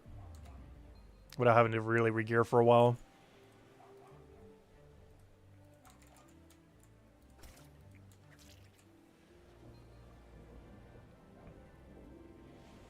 Yeah, it's one of the other reasons I kind of wanted 200 all right now as well. Is I have a lot of low-tier stuff that I'm pretty much never going to really need anymore. I wonder how that's going to work for crafting tiers now.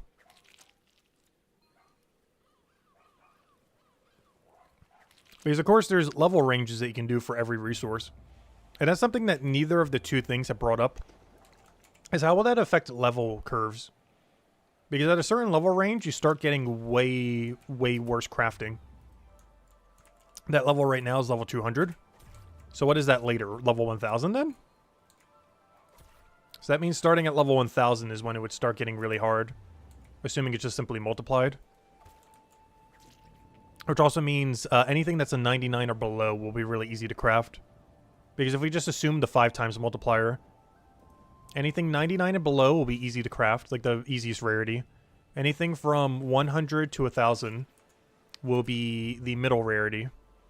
And then anything 2000 plus will be really hard to craft. Or sorry, 1000 plus, I mean. Which is my assumption of how they're going to be doing if they're simply multiplying the current ranges. They never stated it anywheres, though. My assumption would be those would be the ranges, then.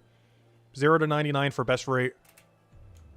100 to 1000, or sorry, 100 to 999 for the middle rate. And then 1000 plus for the really, really bad rate that takes forever to craft.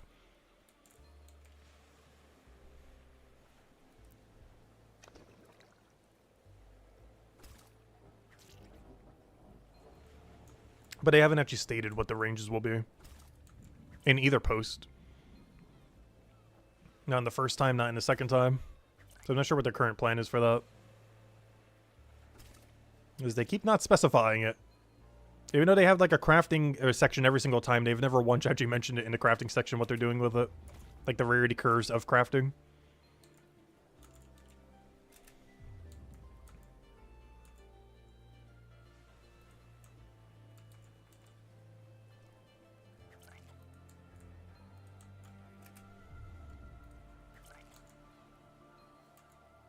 As I do have to say, I'm going to miss doing forge or fishing.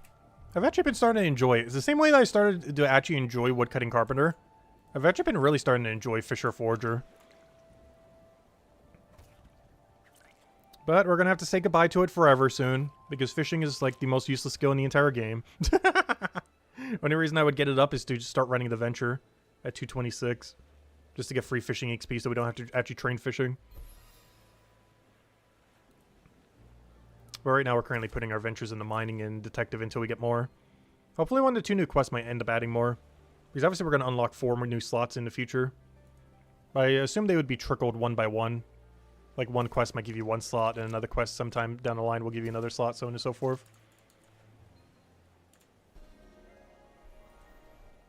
Speaking of ventures, we actually get a venture in 1 more level. I'm not going to be doing it though. Pre-200 ventures are not worth it. For the same reason that pre-200 AFK activities aren't worth it.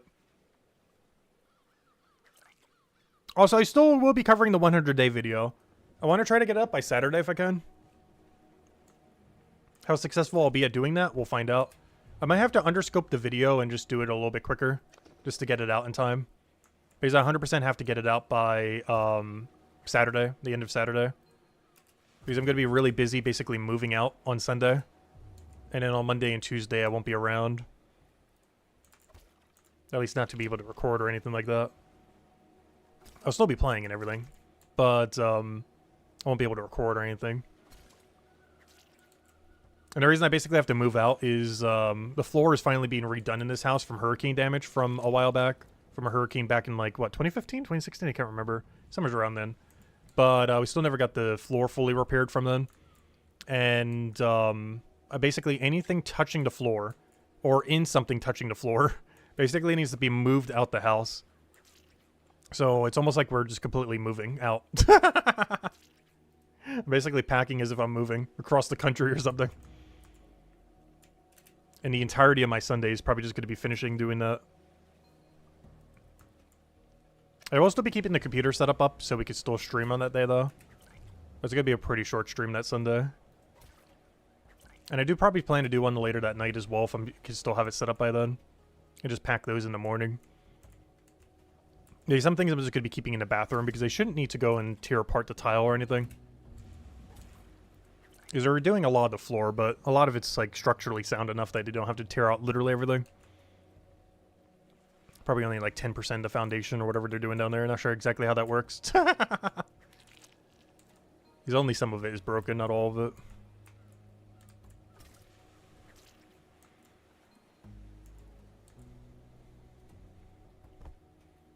So what level will you need combat-wise for the quest requirements and the mines instead of 63 Mine Fighter? Well, currently it's 61 Mine Fighter. We don't currently know. They didn't really specify how the AFK activities are working. That's another thing on the list of questions that we do not have answered. Is how are AFK activities working now after the change? But yeah, I have no clue. You can probably still bypass it with level 116 alchemy though. But what exactly your combat level you'll need to do that AFK activity, I have not the slightest clue. Not even remotely the slightest.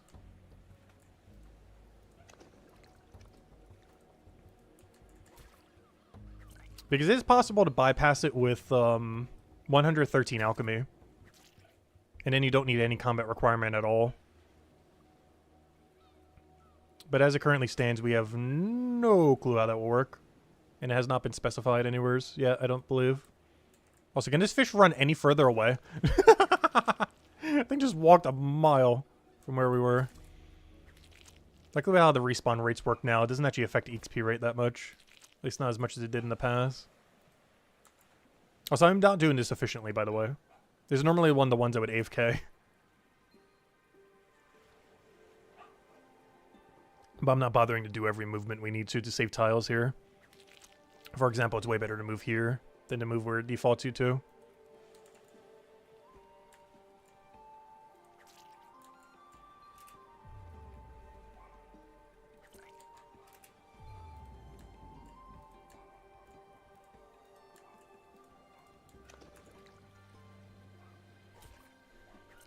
But yeah, as it currently stands, you need 61 Mine Fighter or 59 if you plus 2 boost in order to do that quest. Or 113 Alchemy. All three of them get it done. Like on the 2 alt accounts yesterday, I did 59 combat on them. But 113 Alchemy is also a way to do it. I'm also curious how that quest will be reskilled when trading comes out. Because when trading comes out, if they don't change it at all, the quest requirement to go do Lost and Found is 0. You literally don't need anything.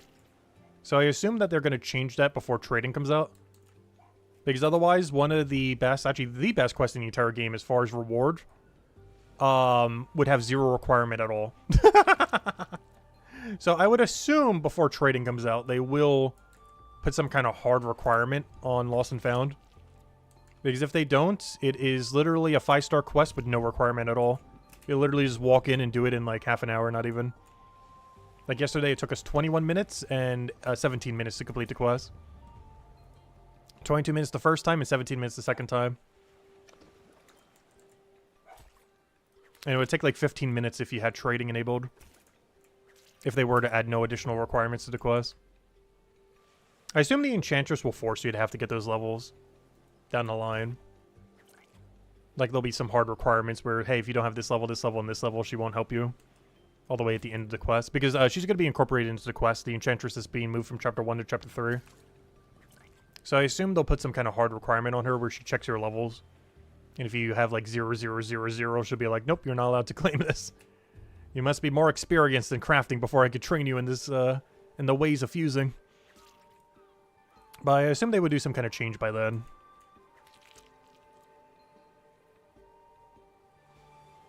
How do you beat downscaling? What do you mean by downscaling?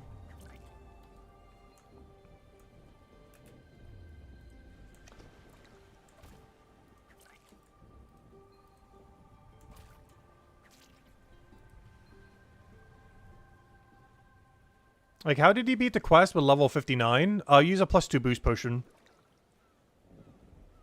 Every single activity that you need to do in that quest is boostable. Because they're all passive activity.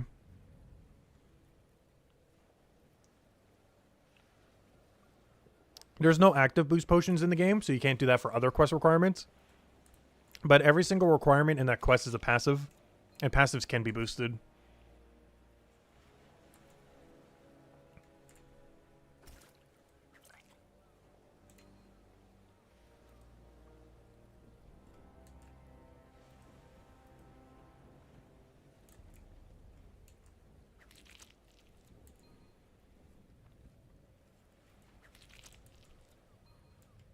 It is something I hope gets added in a new alchemy skill in Chapter 6 if they are going to add one. Active boost potions. Either that or through cooking. Because active boost food or potions or anything are going to be some of the most valuable potions in the entire game. If you can start doing an activity before you're normally able to do an activity. It could also be used to skip most quest requirements as well. Which is probably the biggest thing that it gets used for in modern RuneScape as well. Particularly old school RuneScape. Or people who use anything from a +3 to a +5 boost in order to skip needing to get a level requirement for a quest. You can't currently do that for any quest in Brighter Shores other than Lost and Found. But if they ever added active boost potions, you could do that for every quest in the game then. There's currently no way to do so. But down the line, if they were to add such a feature, you would be able to do it on all of them. Which would drastically reduce the requirements of pretty much every quest in the game. If you can get your hands on like a +3, 4, 5 boost potion. But such a thing currently does not exist for active methods. Only for passive. It would also change how you train every skill as well. As it will almost always be viable to use them for speeding up training. If the current resource you're getting is not one that's good, but the next resource that you would be getting is good.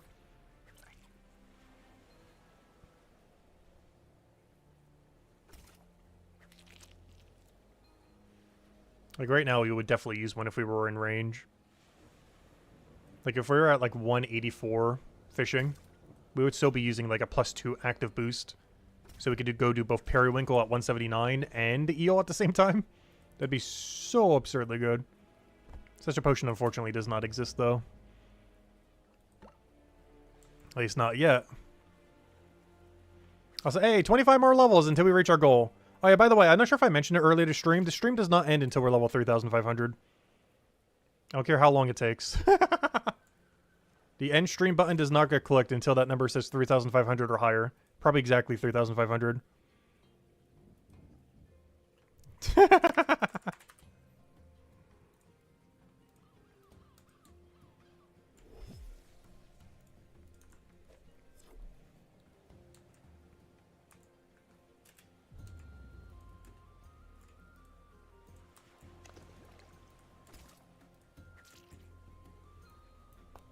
So hello, Rookie. Welcome, welcome. Weapon level won't really be punished with the level update. Kind of. It gets punished based on what your highest level is. So if your highest level is like 500, when you have everything else really low, you'll get punished pretty hard. But if you have like 200, 200, 200, 200 or something, you won't get punished nearly as hard. But no, it does go down slightly, potentially. Or up, depending on how you look at it. But generally speaking, how strong your gear is now is about how strong it'll be later.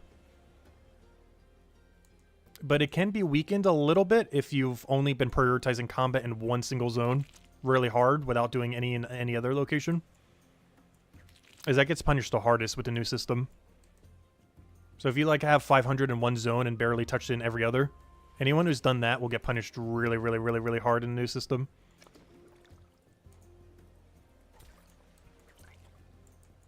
Like anyone who's only like all in one zone and haven't really touched another zone.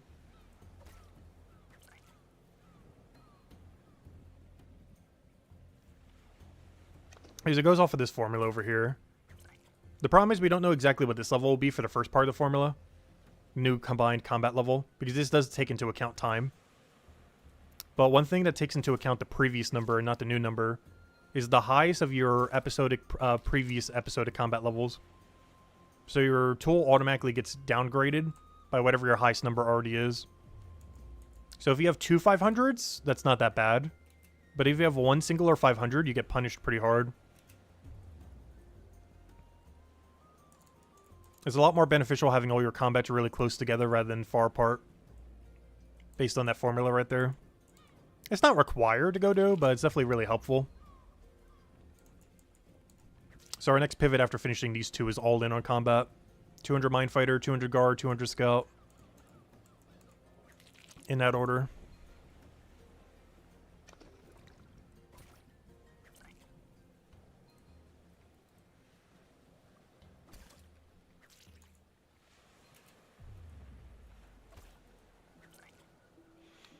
Oh, I just realized something. Did they change the enemy? Wait. I just realized something now. Did they change the enemy that you get the best healing pot from? What is this enemy? A Bramboleth Thorn. Bramboleth. Which one of these looks like a Bramboleth? Which one of these say the word Bramboleth? Wait, this is huge. I just realized something. That's massive. That just nerfed hammer mages into the ground but might have buffed something else. Which one of these say Bramboleth? Bramboleth. None of these look like a Bramboleth to me. Bramboleth? None of these say Bramboleth. We got a Wraith. We got a Goblin Miner. We got a Floor Tentacle. We got a Fire Toad. We got a Cockroach. We got a Metalith. That's close to a Bramboleth.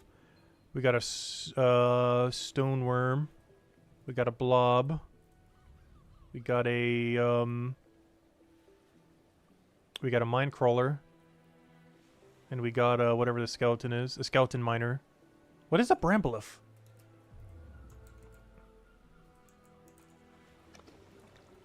Because I just realized, is that not the previous enemy that dropped it? Because currently the Miner drops this. The Goblin Miner.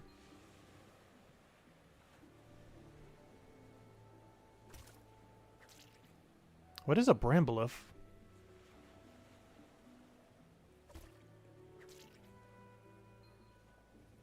Oh, wait, that's in chapter 2. Wait. Hold the presses. Wait.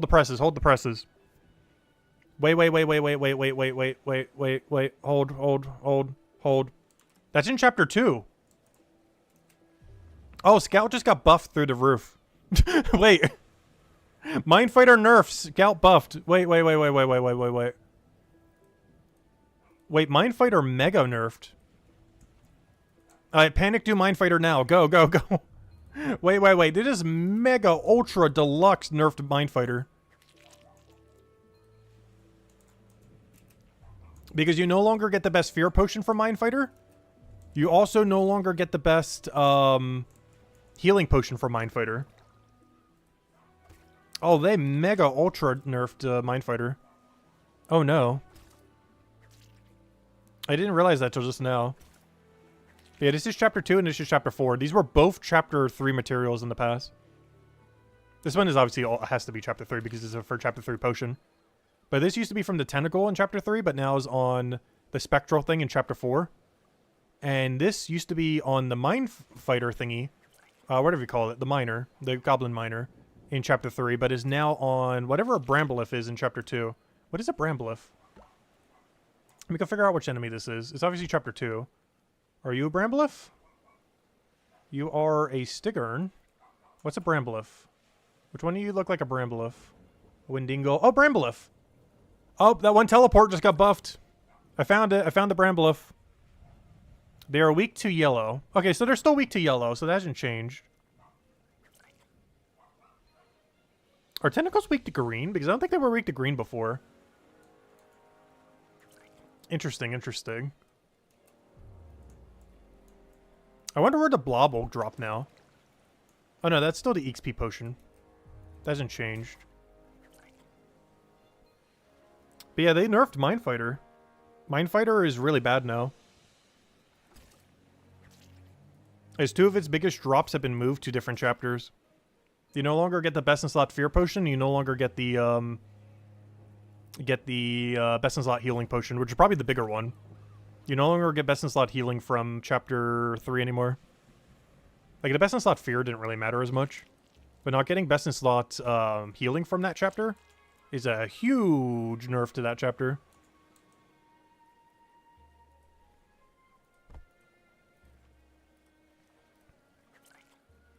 Yeah, Mindfighter doesn't exist anymore. They literally killed Mindfighter as a skill. Like, it got deleted harder than any skill in the game. Like, I know technically all of them are getting deleted and merged to some degree. But Mindfighter is truly the one that they are deleting.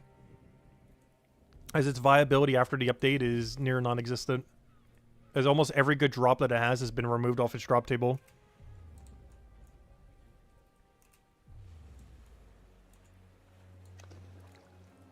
Well, Mindfighter is still really good value now. Because this material will probably convert over to the correct one after the update. So doing Mindfighter right now is really good value. But doing Mindfighter later is probably the worst of the 4 combat zones right now. After the rework. It went from pretty much being the best to the worst almost instantly. As they're spreading out almost all of its drops across other chapters.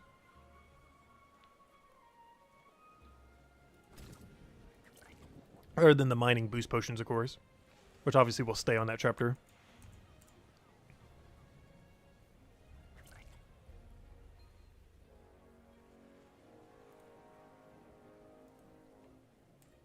I also assume they'll keep half the drops there. So even if they remove the tentacle thing, maybe they'll still keep one of the other ones or something. I don't know, we'll have to wait and see. But based on that preview thumbnail, 2 of its biggest drops have been removed from the chapter. The best healing potion and the best fear potion are both no longer from chapter 3. That also makes the best healing potion free to play now. Which is concerning for the economy. Because now bots can farm the best healing potion in the entire game.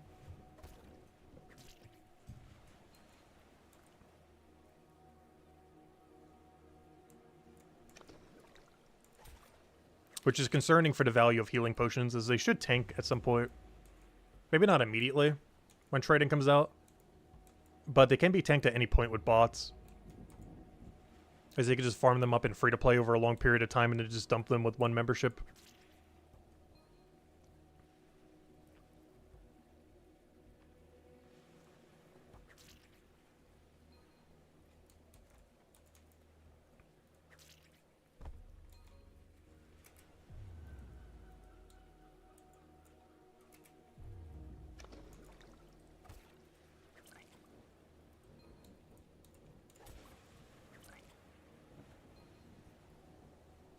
So it's the same level for the total level, except you're replacing the max combat for a weapon level.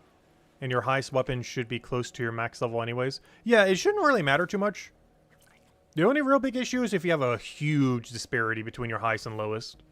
Like if you're 20, 20, 20, 500, you should probably go level those 20 some. But if you're something like, you know, even if we had like 100, 100, 100, 271, that's not too big a deal.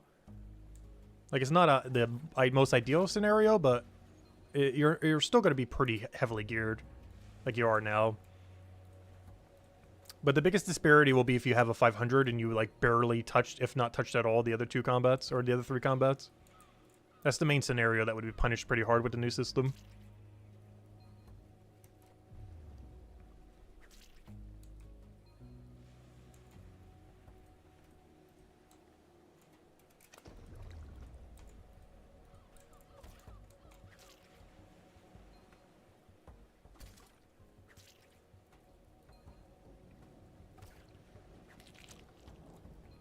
But for the average person, you can pretty much do whatever you're doing now and you're probably fine. I mean, the people who've really power grinded in a very select way would really have a bit of a bad time. But the average player is very lightly negatively affected in any way, if at all. Like, it's purely beneficial to the average player. Only people who've really power grinded in a very specific way would be a little bit worse off. Most of the people who are like locking themselves to like a chapter or 2.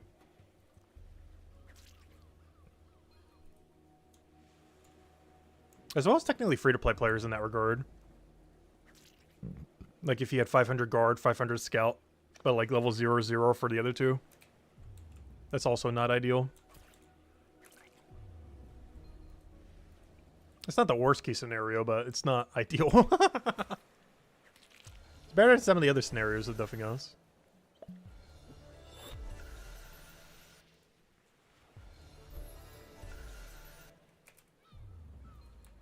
Because double 500 is better than 1/500 when it comes to the new scaling system. As far as where your gear is going to be at.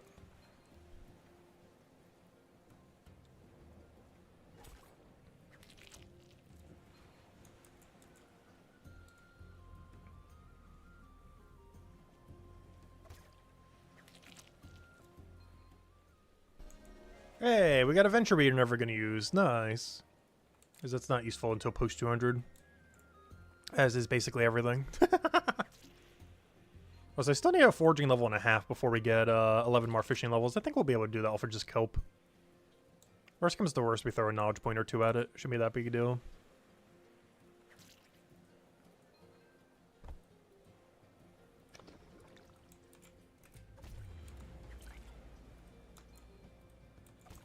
So you may notice I have been banking all these kelp. These do make the 32% heal pots. And we're getting them on the beach anyway, so I figured why not. Plus I need 179 before we can properly do Forager again anyways.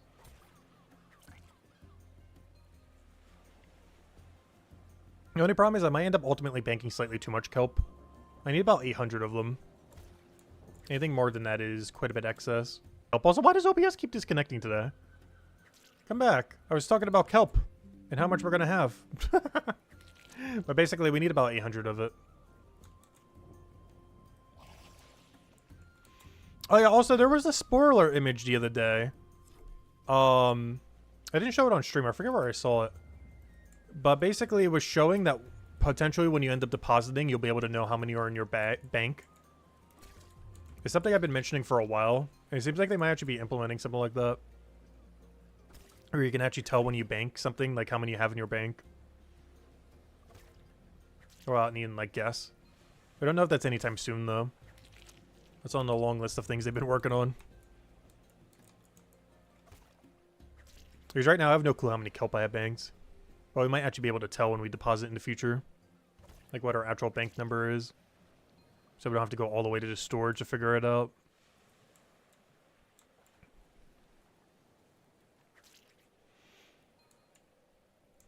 But yeah, it's going to feel weird once we finish our skilling grind. Because then we're just going to be all in combat for such a while. Hey, there still will be some things we tangent for. Or if we ever feel like taking a break to do a skilling day.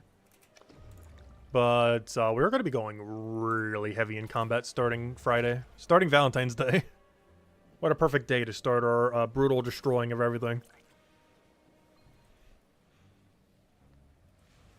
But yeah, starting Valentine's Day, we're going on our ultra hard combat pivot. That will likely last for months.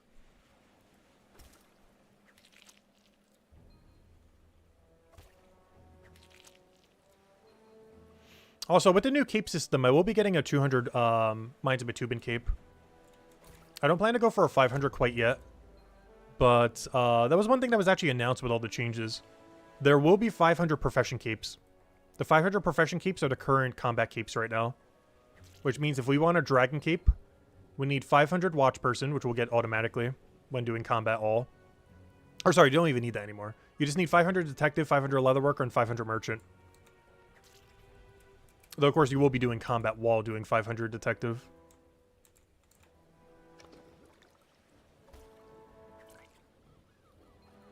I just realized, how's that going to work? What did they mention for the thing? Because couldn't you just get 2,000 combat just by just doing raid dens? I didn't realize that till just now. Wait. Right? I'm not going crazy, right? I didn't think about that till just now. But can't you just AFK 2,000 combat? Because I don't think you're forced to have to fight the reskins. What did it mention for it? Wait. Wait, I need to process what this says right here. Crime Den Raids. Alright, let's go read this. Crime Den Raids. The foes in Crime Den raids can no longer just match the detective level, of course, obviously. Match the detective level onto the Crime Den itself, as they would be very underleveled compared to your combat level by the time you reach episode 4. To solve this, the level of a foe in a Crime Den will be set to the level of the Crime Den plus the level of the weakest foe in episode 4. Interesting. So my understanding is, you could still camp them for at least a long while. Huh. That's gonna be interesting. Because couldn't you just 2,000 combat off these things? Or at least a good majority of your 2,000 combat. Maybe not the whole thing. Obviously, there'll be some gaps in between where you're still going to want to do normal combat. But couldn't you equate literally 2,000 combat off a Reagents?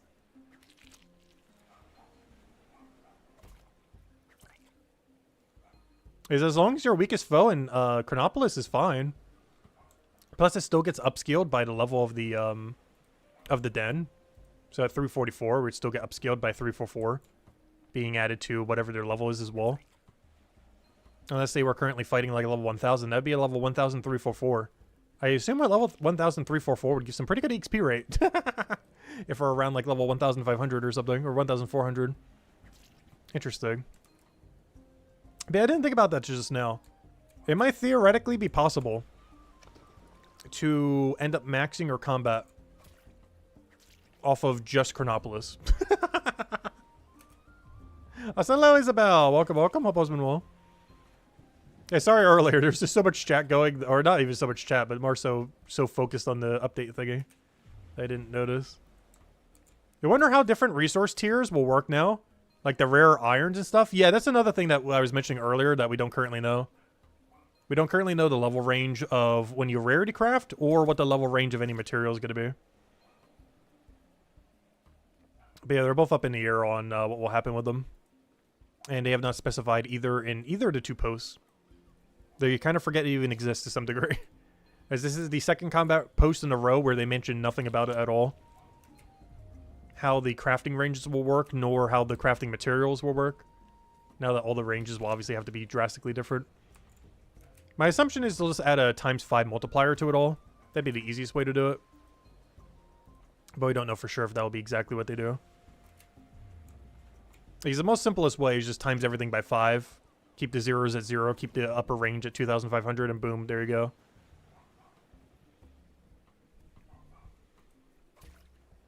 But we don't currently know if that is going to be the case. But that would be my assumption based on our current knowledge. Is the zeros will still be 0, the 500s will be 2,500, and everything else just gets multiplied by 5.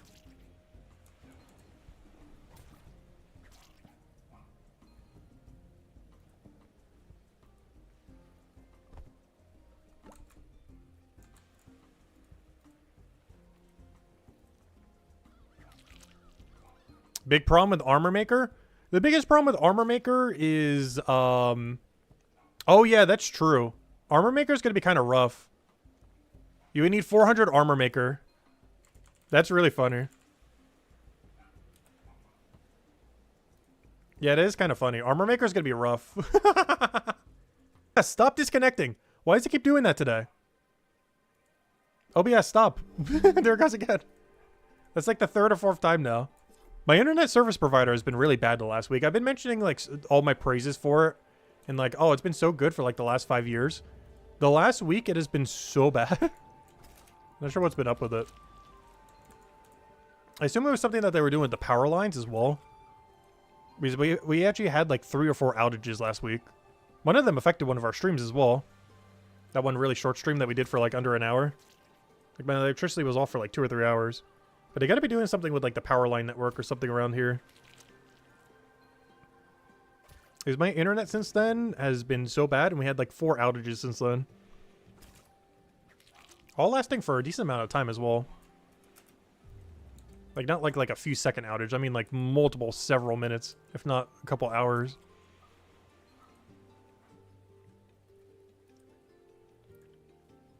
Only 2 of them were really long though. The other 2 were kind of just really brief. But still more than none. And I mean like actual power being off, not just the internet. Like literally all power to the house. I assume they're just working on a bunch of electrical lines or something.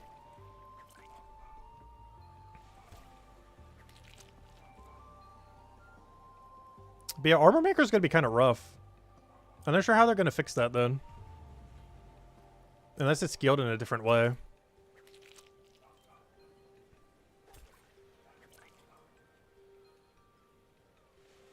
Because that's the other reason why I'm skeptical to when they say that there's not going to be any punishing to those other skills in Chapter 6 and onwards. Because there definitely will be to some degree. If you can only craft a 2,500 and you're about to make the level range 3,000 and 4,000 and 5,000, like, how's that going to work? We don't currently know. We won't until Chapter 6.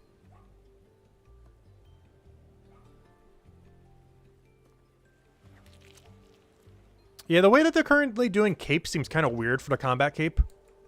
Because they're doing like a billion different combat capes, and I have no clue what that thing's going to look like. We were joking that it's going to look like the Game of Thrones on your back. It's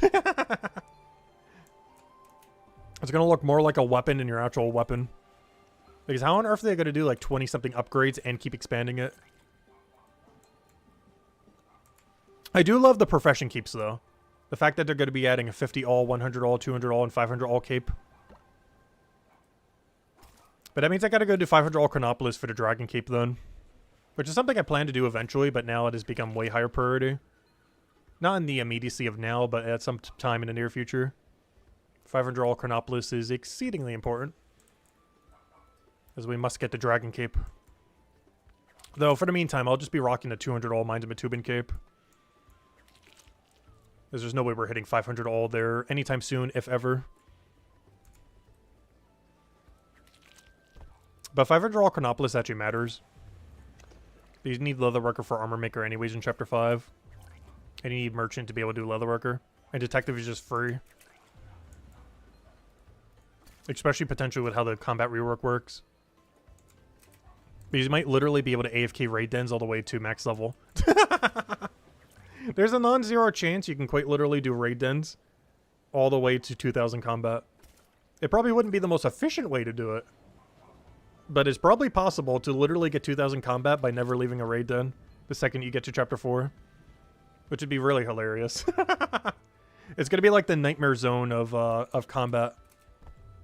Like for Old School RuneScape. So basically in Old School RuneScape, there's an area where you can 20-minute AFK combat. And it becomes the way that like 99% of people probably, like 95% of people end up just like, maybe not that high, 90% of people probably get most of their combat just AFK'd there. It's not macro efficient because you need to do with it with like Slayer and stuff like that. But people still do it because it's 20 minutes AFK. And for the same reason why raid dens are like 2 or 3 minutes AFK. So I would not be surprised if we start seeing a bunch of 2,000 combat people who did like 90 to 95% of all their combat just from raid dens. And just simply crafted everything or bought it from other people. And just simply keep upgrading their gear with money. And then simply just get 2,000 combat while never actually fighting anything. Simply just by AFKing raid dens. That'd be hilarious. As other RuneScape has already done that. I'm not sure about RuneScape 3, but I'm pretty sure they've done similar. But Old School RuneScape, you can click 3 times an hour to get max combat. It's not the most efficient way to do it, but it would get you there. With only 3 clicks an hour. Obviously, doing raid dens is a bit more clicks than that, but it's relatively AFK compared to the average combat in the game.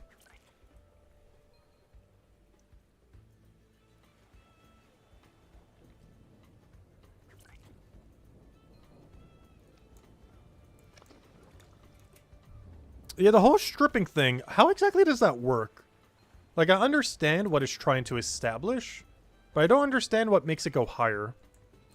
I guess it's just your combat level? Because the stripping thing was one thing that was slightly confusing in the sense of, are you forced to have to go train those then? Because that means it's basically going to bring you through every chapter in the game to force you to train properly. You're not just going to be able to camp one chapter. You still could. Your XP rate would just be worse. Like, it doesn't prevent you from camping one chapter, but it would make it less viable to camp one chapter. Like, you would basically have to go to whatever the next strip is. Like, you're not forced to have to, but the XP rates would be way better. Yeah, I believe it's just a level bracket kind of thing. Where you want to go to your next strip because they're the best level that you could do at your level range.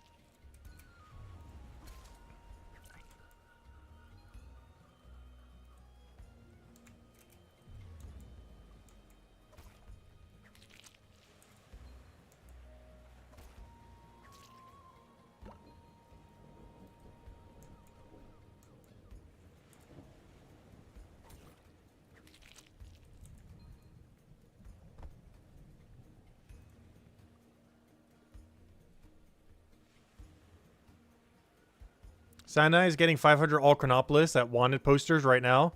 Oh no! Not sure if I can get there quick enough.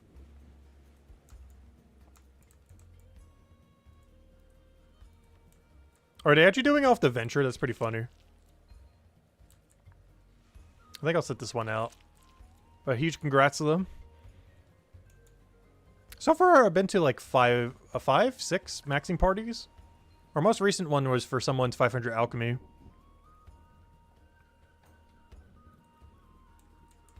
Haven't visited too many of them yet. We haven't had a single party for any of ours. Not sure if we could bother for 200 all. Like true 200 all, including combat. Because we'll have 200 all non-combat tomorrow. Oh, this is something I never really did back in the day either. Like, I'll just get like a 99 in RuneScape and be like, okay, time to get the next 99. No fanfare or anything. I would just immediately move to the next 99. Like, I'll get the 99 and then, okay, it's like just straight to the next thing. As if nothing even happened. Is this the way I've kind of always done it? It's like, oh, I maxed the level. Let me go max the next one now.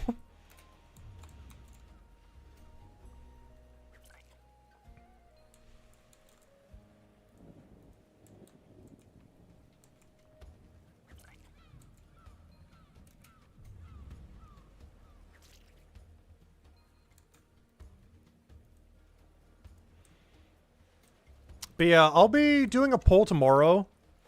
Polling on if we should use the bug to kill the bugs. Or the feature, quote unquote, of the reward that you get from the 3-star quest in Spirit Essence. As there's a unlock that you get from that quest that lets you safe spot, or it's partially safe spot, the wasps. I'll still be trading 1-to-1. But it allows you to trade infinitely with range. I'll still 1-to-1 trade them, though, for melee. I think there's a way to not do that, which seems really exploity. So we'll still trade 1-to-1, but we will be able to range them like 4 times without them ever hitting us back. Normally, you can only range them like twice or 3 times at most.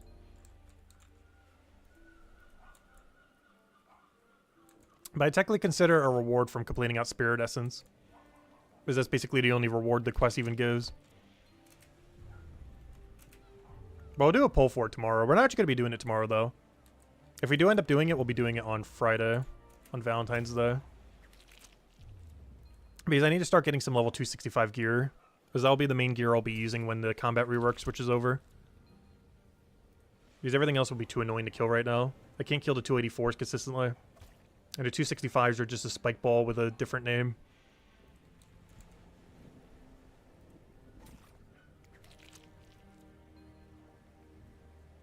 Or maybe we'll do some other poll tomorrow, we'll see. I've always felt like that felt too exploity. But they haven't fixed it in 99 days. And so far, every big exploit in Chronopolis they have fixed. So I just assume that's a feature. It just seems really unintended.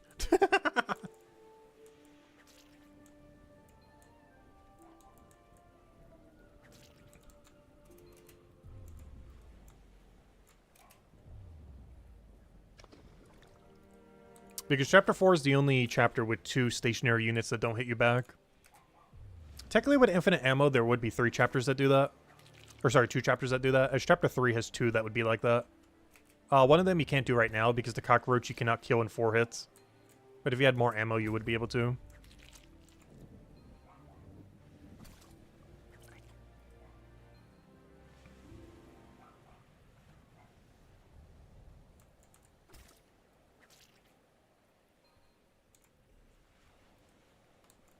Oh, so we're almost there. 10 more levels. Wait, is it really that long?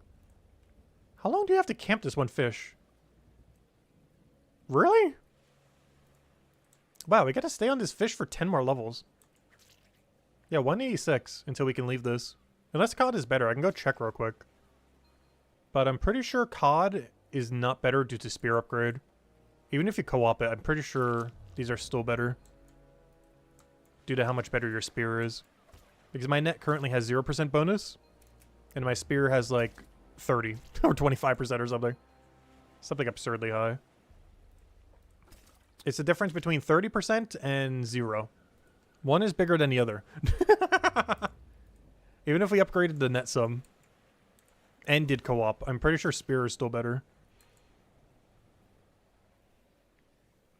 There's just too big of a level disparity between them.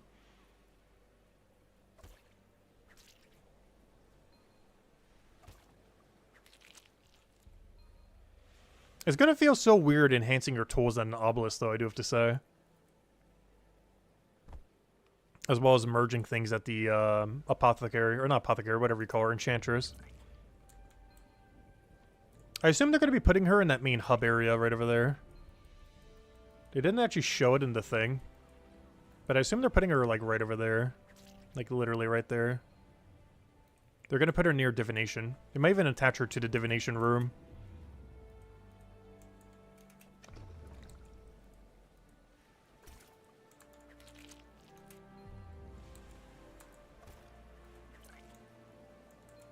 Also, 23 levels to go.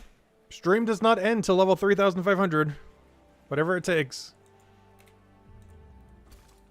We're probably going for like another 10 hours. Or 9 hours at least.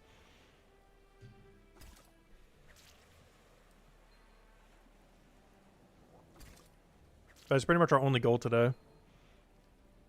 Oh, then to get Fisher Forger up, obviously.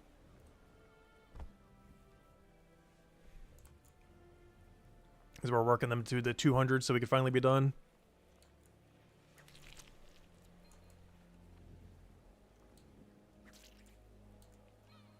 And then we can actually level things based on them being useful. I guess we still have to go out of our way for the combat grind, though. Due to things that have transpired as of today. But after we have true 200 all, we can just grind things based on things we actually want to grind. We're not going to be forced into any specific grind.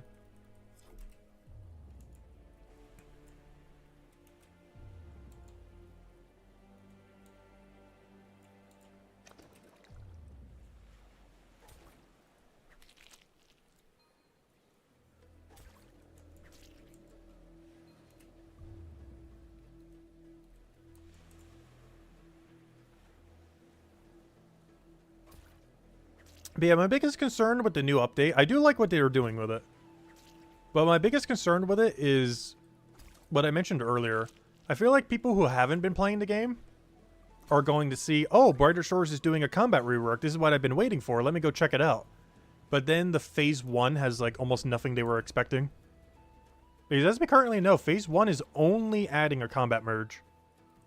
To my understanding, it does not add special attacks. It does not add any skill tree yet. Doesn't add anything like that. Combat's still 100% exactly the same. At least visually and everything. The only difference is your numbers are different. And what you have to go do activity-wise is different. But the actual activity is completely unchanged.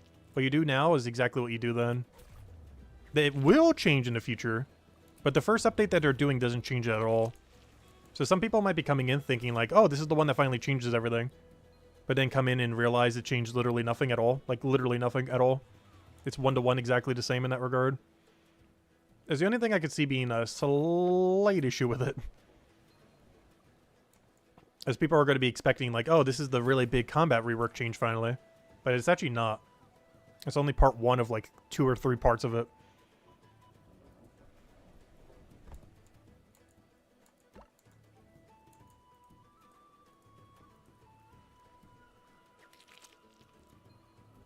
Yeah, I kind of wish they would do it all at once rather than doing it in waves. Like, I kind of understand why they want to do it, just to make sure if there's, like, any issues with it and everything. So they can adjust it as they go. But their current plan, as that current post mentions, seems to only be to combine everything together for the first wave. But that means combat itself is identical to what it is now, in every way, shape, and form. Like, if you hide your levels, it's no different. Like, it is one-to-one the exact same activity. You wouldn't even know if you don't check your levels that's any different.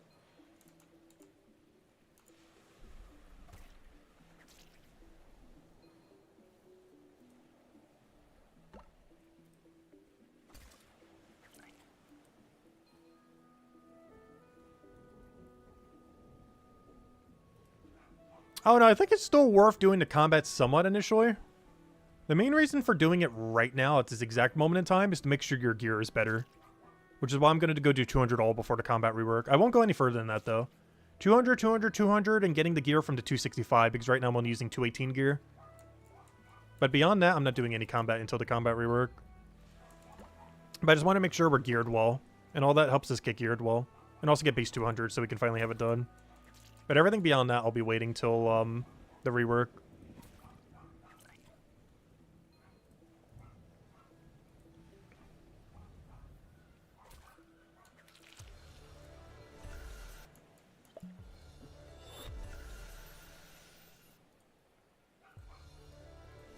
Hey, there we go.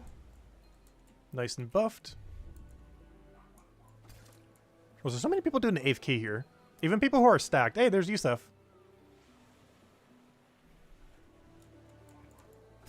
Speaking of stacked, gosh. It's like nearly maxed here. Is he really that high on guard? It's like 400 something. Based on that weapon.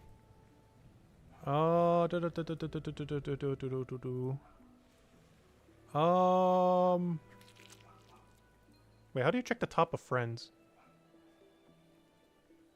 There we go. Hey, it's 317. Oh, wow, you get that tier 3 really early. Or tier 6, I mean.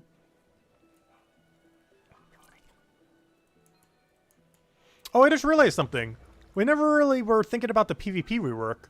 So let's go evaluate something real quick. How does the changes they made affect PvP? So the changes they made relative to PvP means you basically have to max your combat. You basically need to have max combat to do PvP. You don't have to do that because you'll be put into a lower bracket and that'll be fine. But if you want to be like rank 1 PvP or something like that, you got to 500 all every combat. Is actually quite literally required. So, be interesting to see how that affects PvP. Like, you don't have to do that to partake in PvP. But if you want to be, like, top 10 PvP, top 20 PvP, you're going to have to literally max every combat. Or you're going to be so undergeared compared to people all the way at the end. Who are actually max combat and 2,000 all, 2,500 all, stuff like that. Like, you're not beating them in 1,000 all gear, that's for sure.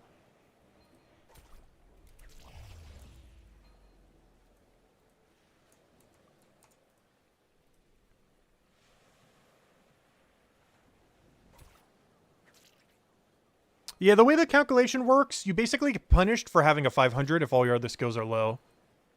The most ideal situation is to have every single one of your combats relatively even before the merge.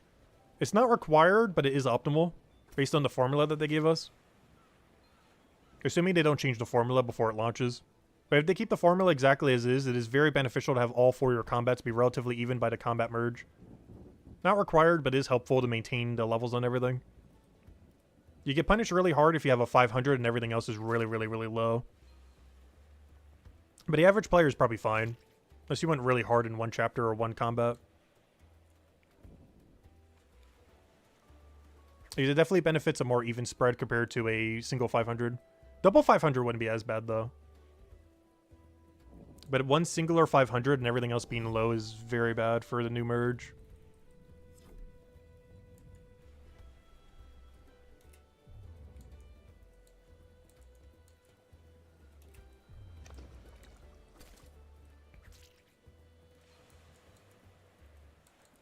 But my plan for the merge is to get 265 gear from the Wasps. while having 200, 200, 200, and likely 275-ish or so. That's probably my game plan.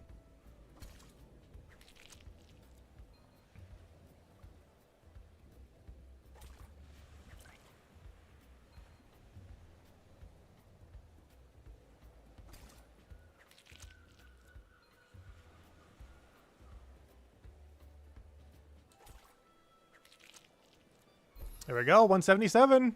9 levels to go. Oh, so this is probably the biggest dead zone, by the way, pre-200 for fishing. I don't think there's a single bigger dead zone than this in all of fishing pre-200. That's one of the reasons I wanted to make sure I had at least 161 forager by now. Ideally, we'd even have 185 so we could do shells for better value. But the reason I did it the other way around is I want to use 179 to go get the periwinkle. As we can do eel periwinkle at 179, 186. Which is the current game plan. We just got to get 186 fishing first. We should have 179 forager by then. If we don't, 1 or 2 knowledge points will fix it.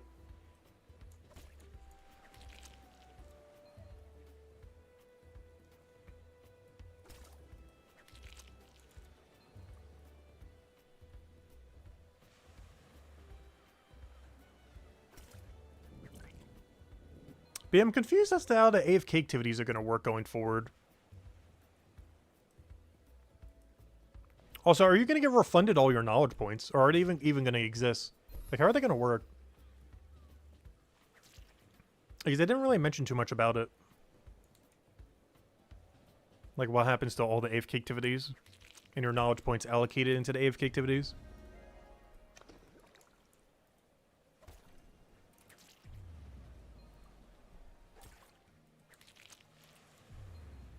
Because they all go into one big combat now instead of independent chapter combats.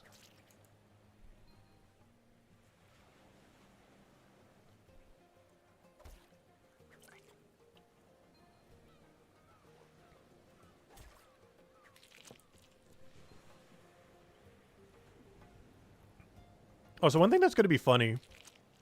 Max level by, what? Chapter 20. What is that? It'd be level 10,000. That's going to be crazy to see. A level 10,000 combat player. I don't think I've ever played an MMO that had that high of a max level. Because max level after the update is 2,000.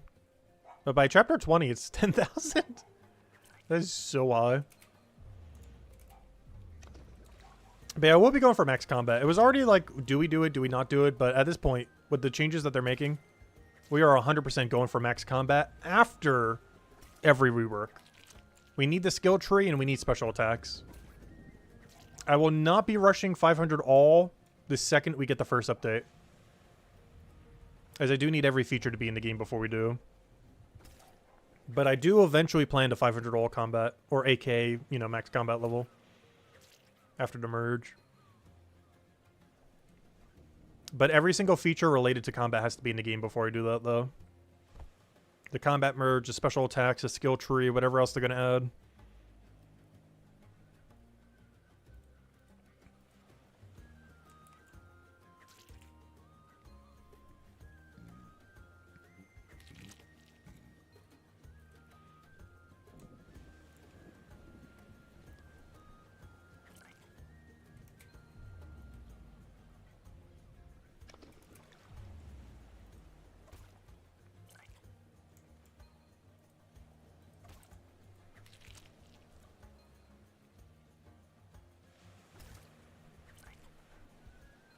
I did mention it earlier, but we will be starting our combat pivot starting Friday.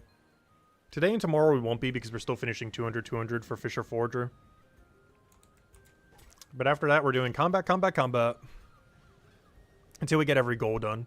The main goals I have for combat pre-merge are obviously 200 all. But also, I want to ideally be 2-star or better in level 265 gear for every piece of equipment, as that will be our main gear going forward for all combat ever. So we gotta be at least somewhat geared. So the goal is like 265 all if we can. Ideally in 3-star, but Honestly, I'll even take 2-star with how annoying rarity is. I just need something better than the 1-star. I refuse to go into next chapter with just full 1-star gear. Ideally 3-star because you just buy 2-star from the shop. Which reminds me, I need to start looking out for 2-star gear. I might need to start checking that every several hours. Does anyone actually know the time frames where the shop gets reset? Because I might need to keep an eye on it to check it every single time there's 2-star armor there. Because I need to start slowly filling out, regardless to cost, 2-star 260 plus armor. Because that applies to every chapter now, not just chapter 4.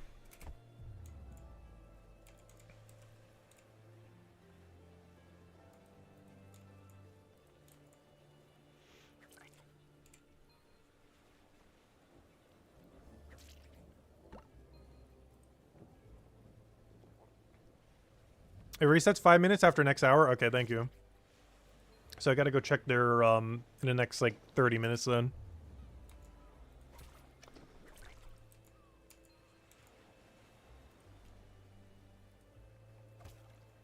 Because every 4 hours, okay, thank you. Alright, so we can check it like 3 times you stream then. Or definitely at least twice. Because I gotta start filling out all my armor for, like, 265 plus 2-star gear.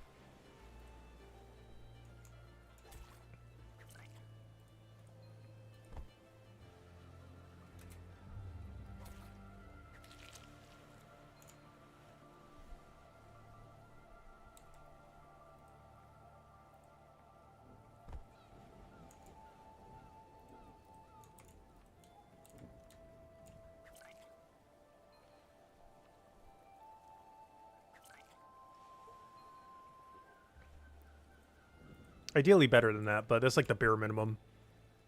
Is full 265 plus 2-star. That's like the lowest we will settle with.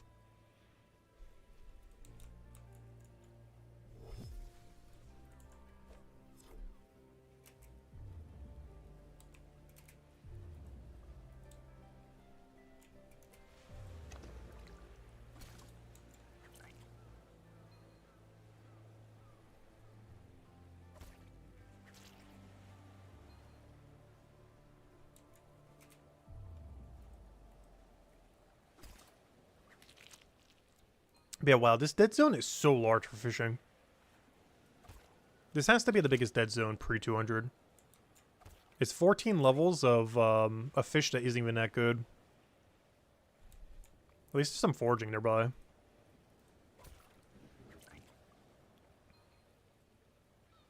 Yeah, at least you get a 5% spear that makes it slightly less bad. Because this is the last pre-200 upgrade you ever get. These COD's not worth it. These are AFK activities. And then get eel.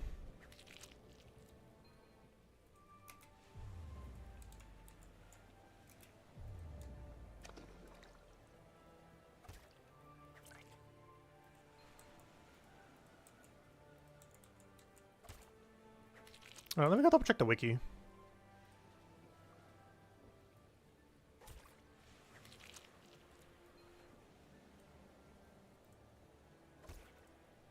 Just want to see something real quick.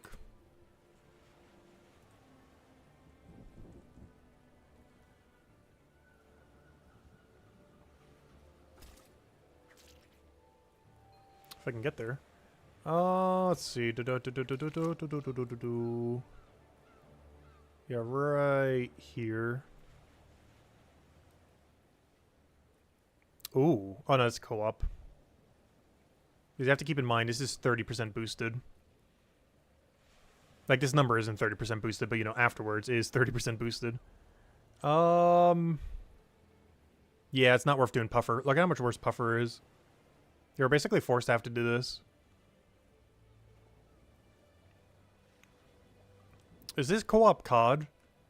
The problem with this is, well, for one, it's co-op. But for two, I have a 0% upgrade to it.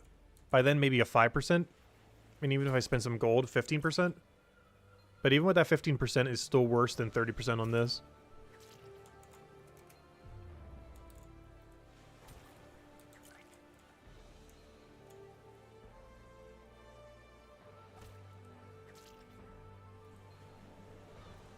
Oh, so someone voted not a fan of the new combat rework. Ooh. I'm actually surprised we haven't had a single vote for it yet. That's the first one coming in.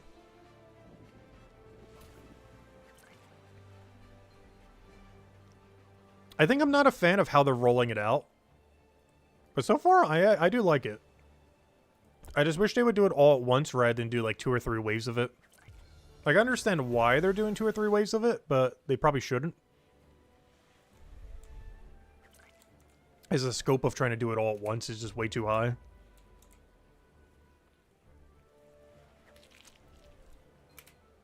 But I did wish it was all at once rather than here's an update, here's an update, here's an update.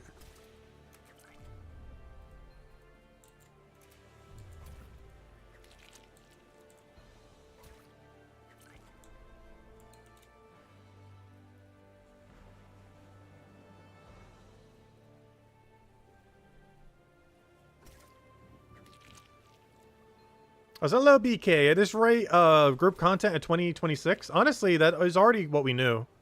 We knew from the Q&A and MA that's probably how long it'll take. So we actually kind of already knew that. But yeah, at the current rate, we won't have raids or potentially even the first boss in the game until 2026.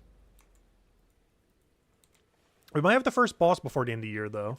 But we definitely won't have like a raid or equivalents of such until next year. Or really anything that you could probably group together on. Combat related.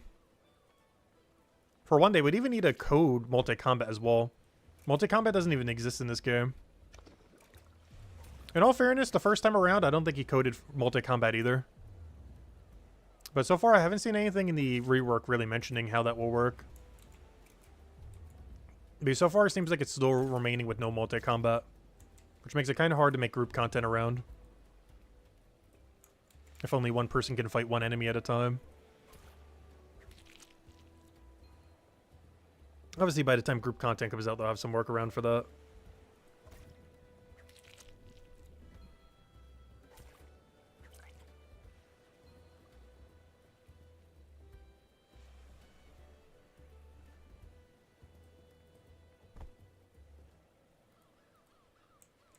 But I haven't seen anything in the combat reworks that address that at all. Including the fact that raid dens are still going to be single combat, despite 5 enemies technically attacking you at once. Though, could you imagine the EXP rate if you were able to attack them all at once, though? Some kind of AoE spec. Just take them all down. As if raid dens weren't already broken enough.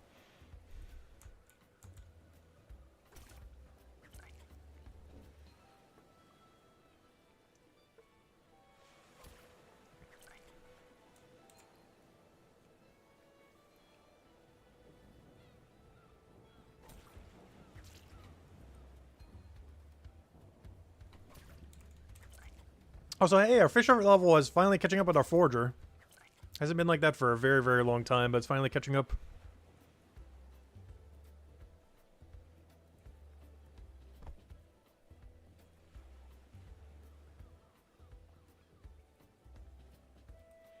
The only problem is I'm making foraging XP too quickly here. Oops, did I just dropped the kelp? That's a fail. That's funny. I meant to drop the fish, but they're both the same color. So I got confused, like the double red we saw yesterday. When we were doing eel, or not but the other day, when we were doing like the wall plant with the eel. They were both red, so occasionally I would accidentally drop the wall plant. In this case, they're both like a whitish blue. So I'm just looking at them briefly. It's like, oh, let's go drop it. Oops, wrong item.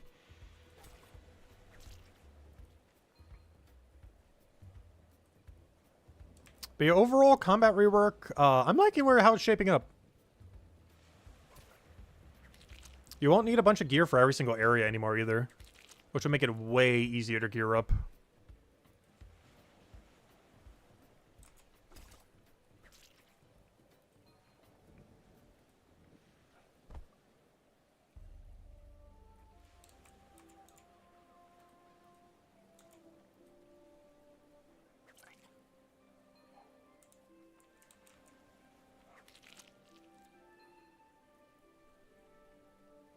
There's one thing that's going to be a little bit annoying about doing combat now, though. We are still going to have to re-gear for every chapter over and over and over again. After the update, we won't. But at the exact moment in time when we do it, we will still have to. But we only have 3 chapters left, so it's not that big a deal.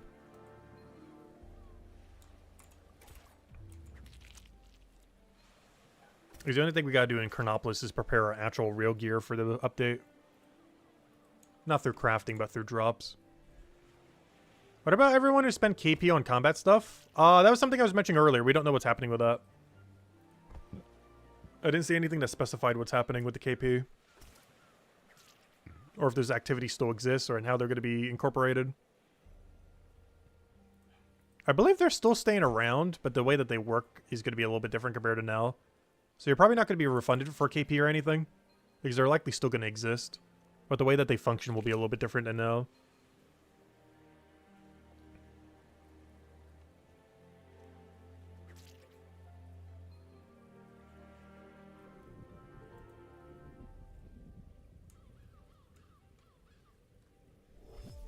But they didn't really specify it. They actually mentioned something about it during all of that, but they didn't mention exactly what's happening with it.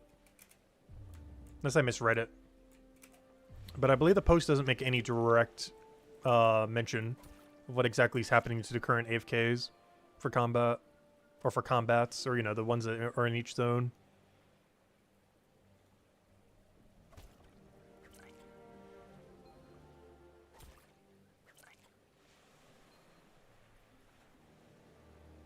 Not to mention, some of them in Chapter 3 actually give you crafting material for the AFK potions.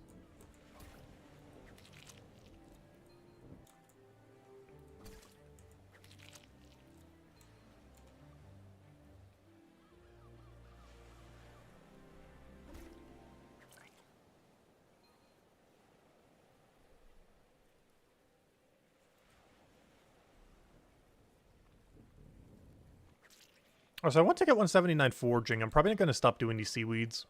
Or these kelps. Because we're going to be getting so many more kelps later, so I'd rather expedite the fishing a little bit. So once we get to 179, I'm going to start just doing fishing only. It's slightly worse knowledge per hour, but it should be slightly better fishing XP per hour.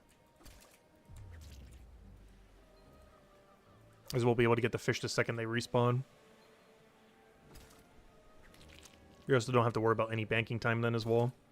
Because I'm still going to be banking plenty when we go do it with Forager.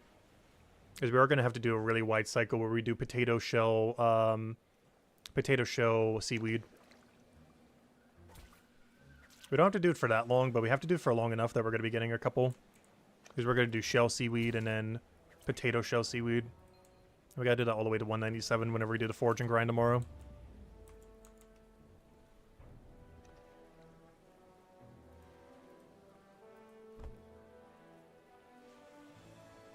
I'd only grab one kelp. Grab one kelp at a time. Till we have a full inventory of them.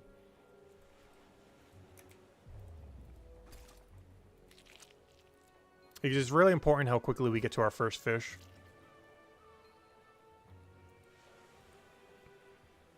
Because the only 2 things that matter is how quickly we take the first fish, and that all 6 fish are taken before the next one respawns.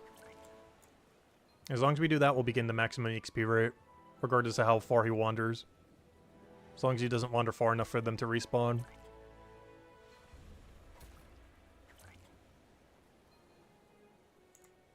We're going to start trying doing it that way, I guess. I'll do 1 kelp and then go straight for the respawn.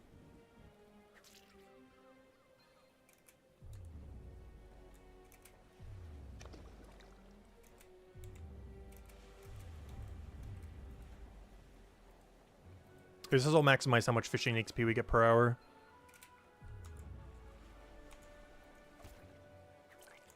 At the cost of a little bit of forager XP, but we need the fishing XP way more right now. I said, hello Tyrion, welcome, welcome. Hope all's been well.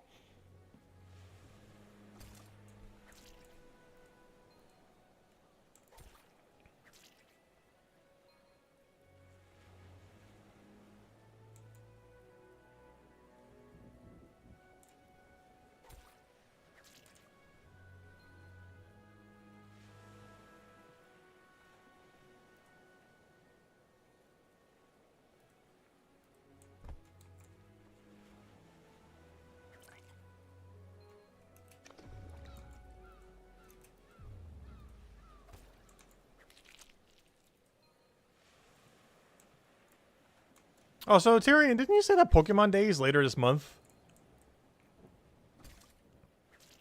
Because I haven't been following anything with it recently.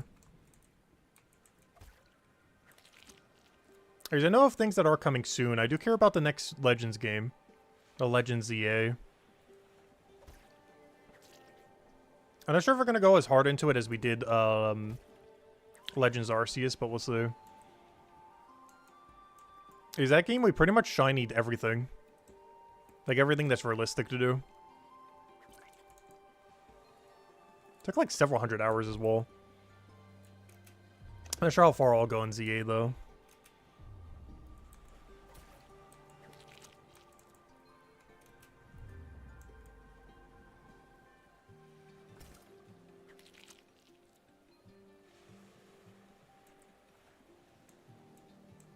Is that the end of the month? Nice, nice.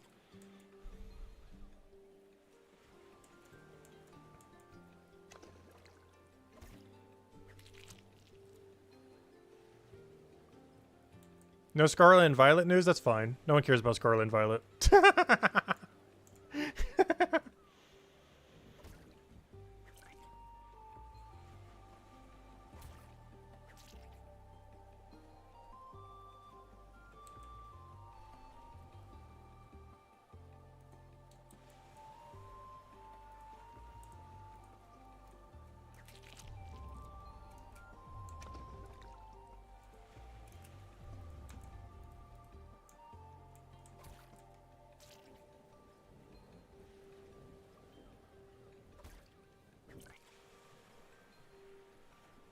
Yeah, that's something I still gotta do at some point. I gotta go through my Pokemon home and just, like, ditch almost everything. And go breed everything down to one. That would take a good, gosh, like 2 days. I've been putting it off for so long. Because I got really into Pokemon 1 year and then was, like, out. Because I didn't do it for, like, a decade. And then 1 year I went, like, all in on it. And then I'm kind of back into not caring aspect. Until they do something bigger good. But I still have so much clutter that I need to go through from earlier. Because I'm paying for that right now, too. It's like $20, $30 a year. To just have the shiny Pokemon rot there in a box.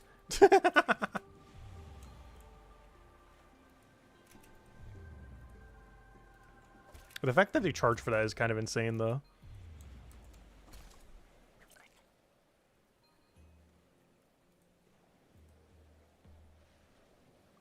Also, I have been considering getting the RuneScape subscription. I was originally, due to their greed, going to not do it. But I feel like there's so many things when we start covering videos for Brighter Shores, I'm going to want to reference from old school. As like the closest equivalence game. So I figured we can do it so we can keep paying $100 a year to hit a tree. As it tends to go. But this is what I've paid, let's see, how much was it last time? I think it was $80 last time for a year. And I've been woodcutting for 4 months straight. Which means, not counting Old School RuneScape's League, if you ignore that happened. We have spent 4 months and like almost $30 to click on this tree for over 1,000 hours. That's what we paid about $30, $40 for. Wonderful gameplay. But yeah, I've paid about $30, $40 to click on a tree for over 1,000 hours. I still don't have Beaver, by the way. Also, that's also not even halfway to max level, which is also crazy. You think leveling in this game takes long. That over 1,000 hours isn't even max level. It's not even halfway to max level. As far as max XP. Technically, it's already max level multiple times over, but max XP is not at quite yet. It's not even halfway to max XP.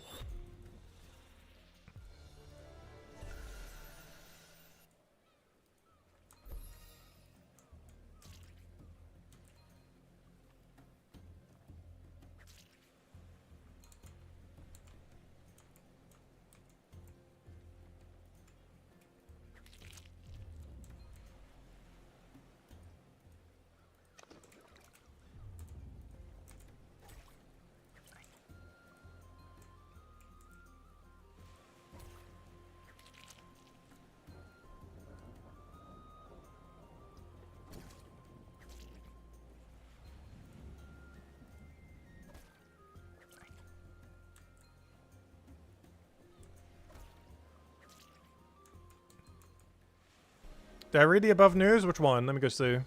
1 second. What did you mention? I said, hello, I'm a bud. Welcome, welcome. Hope all's been well. Are you going to cover sailing when it comes out? Yes, I will definitely be doing sailing. Is it supposed to come out this year? I haven't heard any more news on it. They also didn't read the previous news that they had. But are they actually planning to get it out this year? Because that 1 year membership would cover that. As well as next league. Which is one of the only few reasons for really getting it. That and Volamore Part 3. Volamore has been my favorite update they've ever done. And they're finally releasing the next part in a couple months. The final part of it. The final dawn. And it's probably my favorite thing that Old School RuneScape has done in its 10-something years since it's been Old School. Like, as far as the new dev team.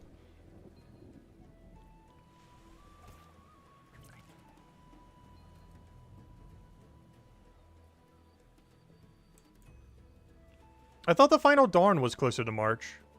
I don't think sailing's going to be coming in by then.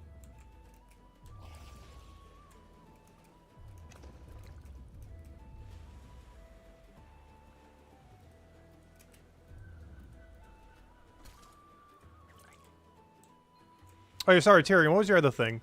Pokemon Go announced the next community day for March in Fuecoco. Ooh, nice. I never did get shiny Fuecoco in Scarlet Violet. The only one I was able to get, which is good because it was actually really good in early competitive for Scarlet and Violet, was the Green Cat. I was trying for all of them, and the Green Cat was the one that ended up coming out. And, yeah, so I just used it for competitive. Because it was actually really meta for the first few months with the rule set that they had. But then it kind of fell off a cliff. As do most Pokemon when Legends start getting added. Because Legends are just so broken compared to the average Pokemon.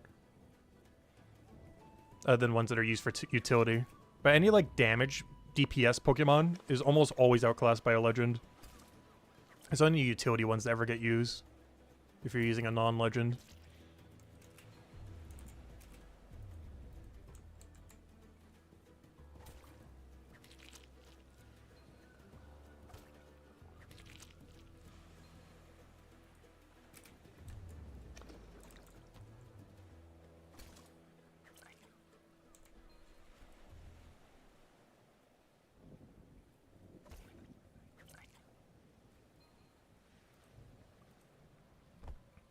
But yeah, last I recall, Old School RuneScape isn't adding sailing for another several months to a year.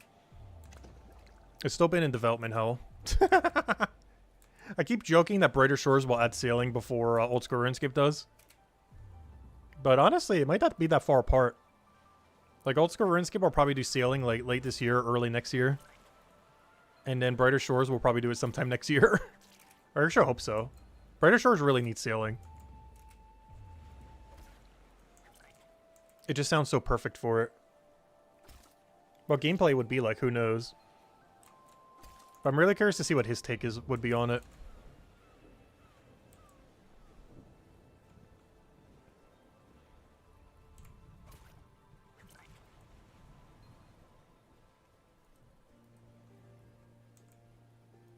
Because the game's literally called Brighter Shores. We gotta eventually be able to sail to Brighter Shores. At some point. It's literally in the name of the game. How are we supposed to go from shore to Brighter Shores if we can't go to the shore that is brighter?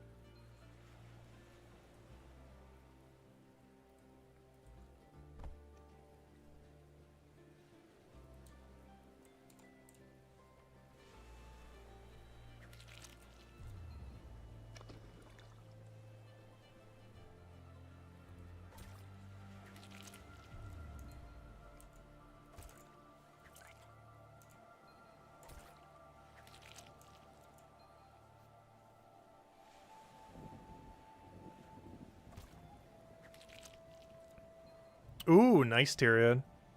Yeah, I need to check it out later. I've been too paranoid about it recently.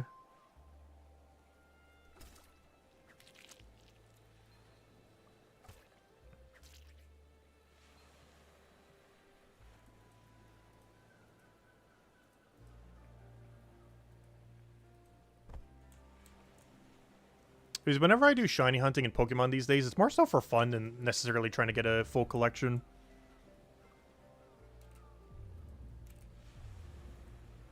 And Legends Arceus was just the first and only game where I personally found shiny hunting to be fun.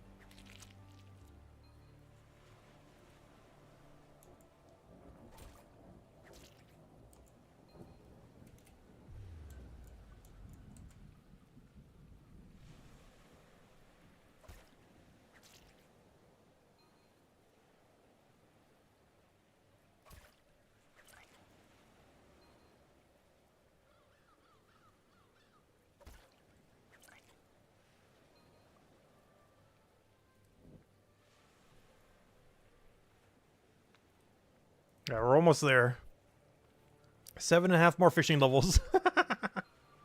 We're getting there, though. Also, 20 more levels to go. How long have we gone for? Almost 3 hours. And we need to get 20 more levels. We started at, like, 3,470. Which means, yeah, we're doing slightly better than 3 levels an hour. That should be doable, then. That means in about 7 hours, we should hit our goal. Hey, that's not as far as I thought it would take today. That's not too bad. Plus our EXP rate skyrockets soon. Though unfortunately we got to deal with a really bad EXP rate for the next hour or two. Probably 2 hours. But our EXP rate skyrockets the second we get to 179, 186. Or 186, 179 would probably make more sense to say. Fishing level 186 in Forge or 179, both our EXP rates skyrocket.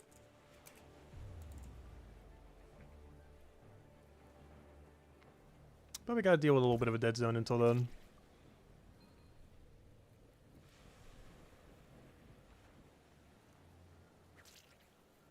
Yeah, after this, we basically never need to do fishing again unless we want to start the venture. Until they buff fishing and cooking. They also still need to get a buff detective as well. Oh, so that's still something I want to go try after, or do a video on. Potentially sometime next week, before they do the combat merge. I want to do a tier list for every existing skill in the game. As they are. As well as the pre-merge combats. Because I did one before the game came out, and I haven't done an updated one yet. Because the first one was on pure speculation. So I'm curious to see where the pure speculation tier list is compared to now. If I was to tier the usefulness of every skill. Not if it's fun or not, but simply purely on how useful is it to actually level up the skill in the current state of the game. As well as the near future of the game. But mostly the current state rather than necessarily in the near future. Because obviously all combats are just combined near future. So it's more so in current state of game. Just to kind of know where everything was back in like launch of game pretty much. Because no skills viability has really shifted yet. The combat merge will be the first thing that starts to shift some. Because quite a few will change slightly in position. Most notably the 4 combat skills obviously. As they are all merged into one. But it does slightly switch the position of things like smithing and the other crafting skills a little. Whereas now they're viable, but later they'll be absurdly viable after that merge. At least until Chapter 6. Where they fall off a cliff, probably. But they said don't worry about it, but I'm still worrying about it. But it doesn't affect now. Or next chapter.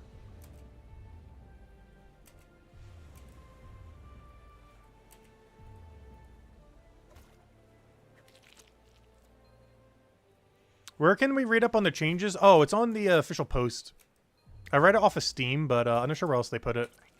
I think they might have posted it on their Twitter.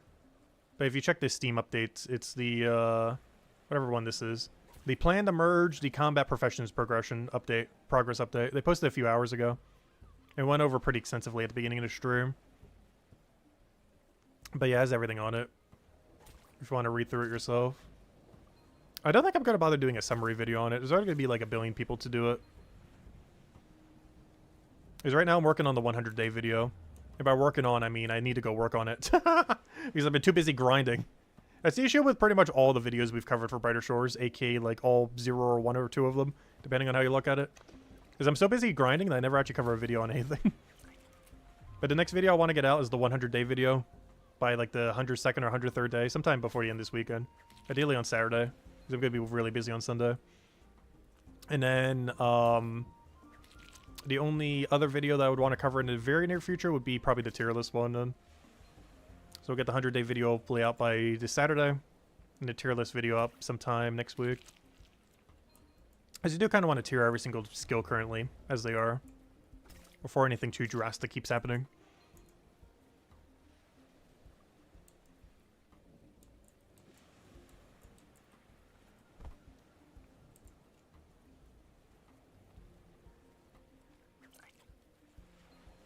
But yeah, the main 3 that are really bad right now are Chef, Fisher, and oddly enough, despite it being my high skill, Detective.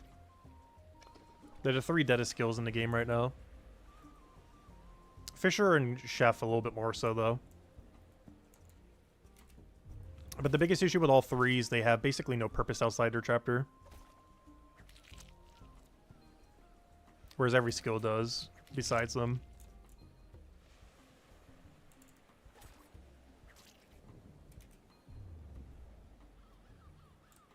2019 Gems of War tier list? Oh yeah, that one video we never covered that one yet. That's funny. My biggest issue sometimes is I overscope a video. And I overscope it so much that it never comes out. In the 8 years that I've done YouTube, there's probably been around like 20-something videos that never got released because I way overscoped them.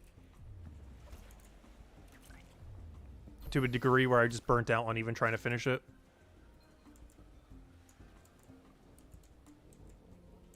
But there's been a lot of videos in that category where it got so absurdly overscoped that I never finished.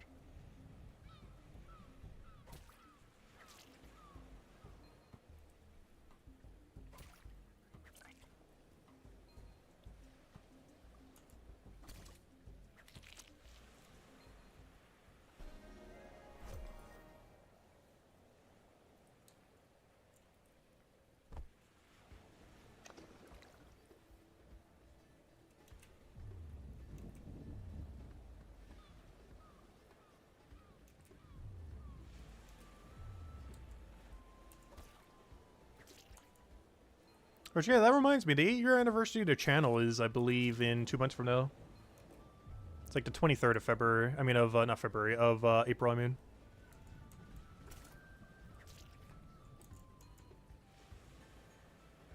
I'm pretty sure it's the 8-year. Technically, my YouTube channel itself says like a decade.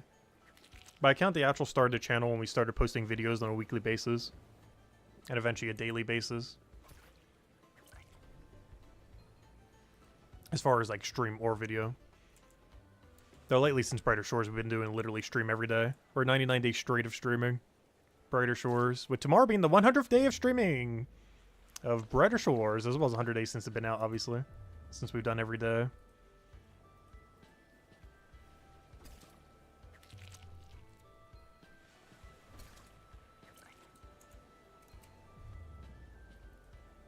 Which is kind of crazy because what's our time played at right now? Something like, yeah, by the 100th day mark, we would have played slightly more than 12 hours a day every day for 100 days on average. Obviously not exactly 12 hours every day. But our average playtime by the 100 day mark will be slightly over 12 hours a day.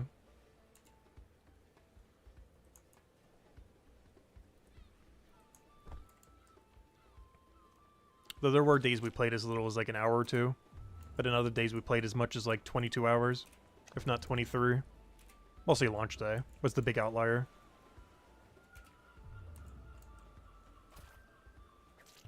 Because even though we only streamed like 22.5 hours that day, I was actually playing the game I think for literally every second of that 24-hour period.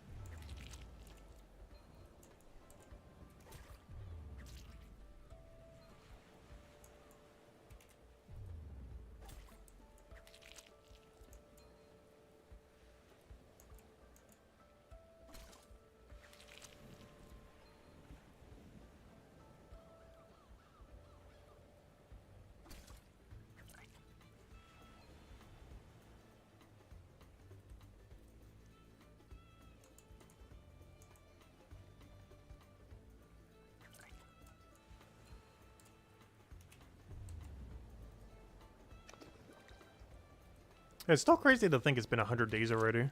It does not feel like this game's been out that long.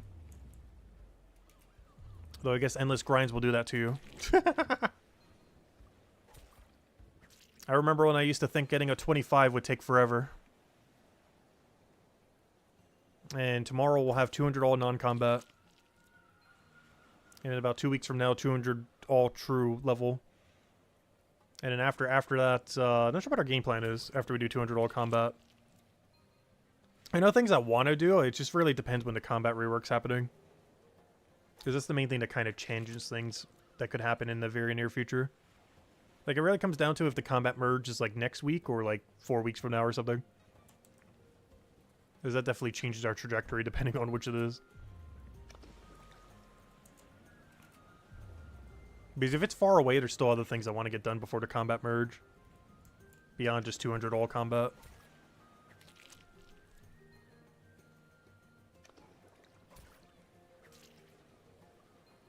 Remember, the carpentry grind was dreaded by the community? Honestly, it's still bad. The point at which the game expects you to do 32 carpentry is not good. I still wish they would lower that to like 25 or something. Or even 20. I don't mind the other one having a 50 carpentry requirement. But I don't think Spider Nest should have a 32 requirement.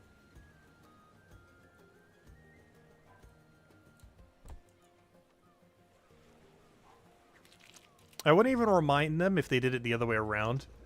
Where they took off like 20 levels or 12 levels from Spider Nest. But then add 12 levels to the requirement for Forgotten Things. Making it a 62 carpentry requirement instead. They just really got to lower the Spider Nest requirement a little. For newer players.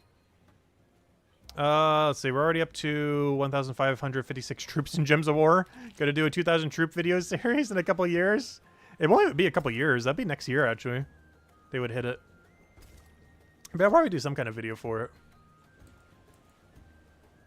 I can't remember. What did we do for 1,000 troops when that happened? I'm pretty sure I did something. I don't even remember what it was, though.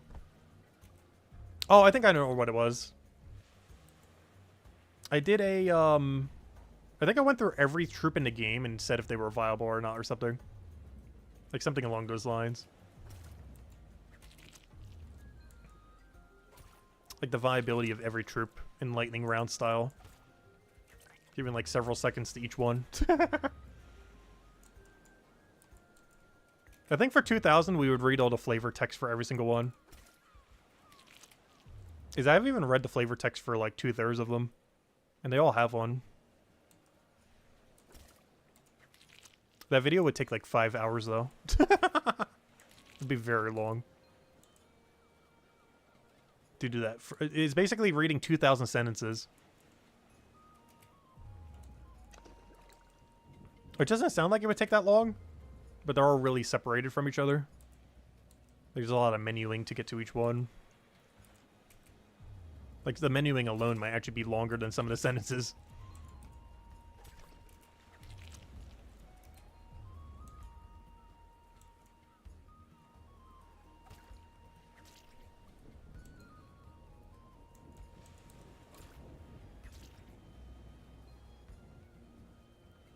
Yeah, so far, I would say the worst grind so far has either been Stonemason or Bonewright. Basically, any weapon grind that is for the profession that you aren't feels like the worst. So I would say Stonemason or Bonewright. Probably Bonewright was the most annoying one to get to 200.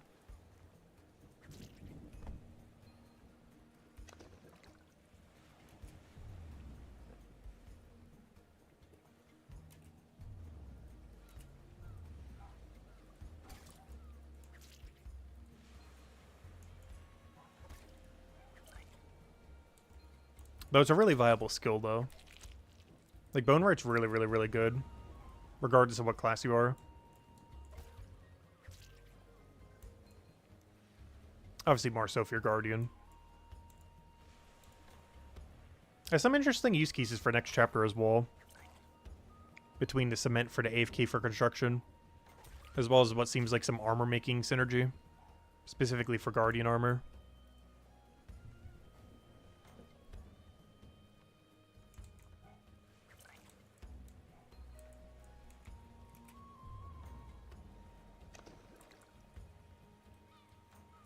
Also, 19 levels to go. We're almost there. Slowly but surely.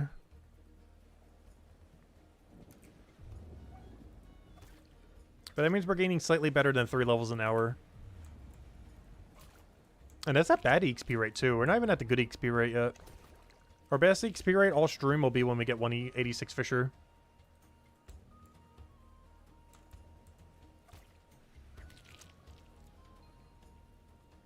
Is the rate at which both of these two numbers are moving up would be the quickest compared to any other time, compared to anything else we did this stream. It's not the quickest for either skill, but it'd be the quickest of this stream for both the two skills.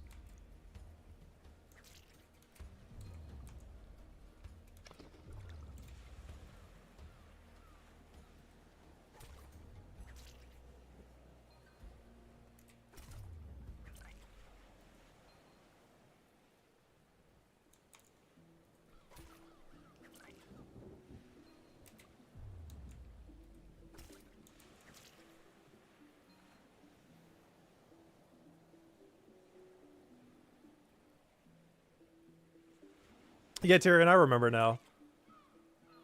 I think I posted that when I was away as well. They were all uploaded while I wasn't even around, because I think I was seeing family or something.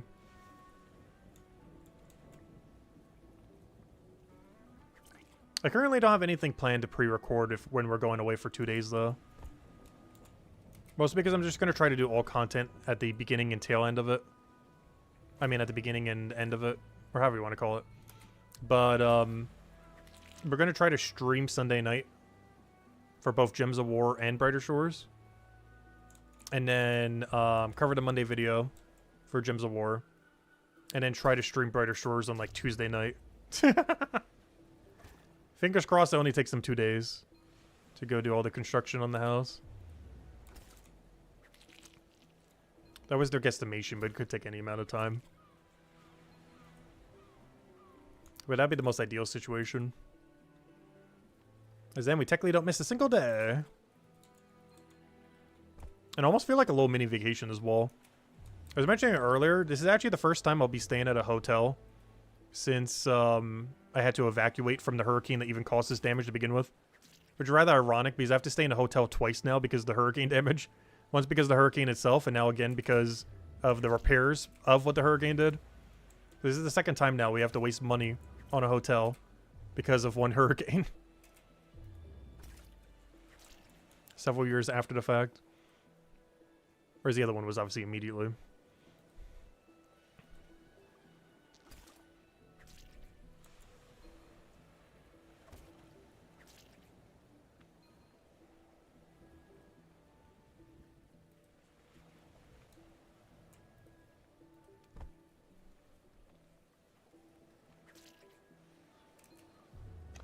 It is nice though, because most hotels around here have like their own like in-place gym, as well as a pool and stuff like that.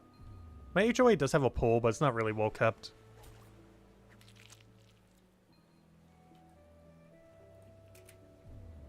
Because my house definitely does not have a pool. The only time I can ever go swimming like that is if I ever go to my dad's place in New Jersey. As if they had a pool there for a couple decades now. Actually, now that I think about it, the pool might be older than me.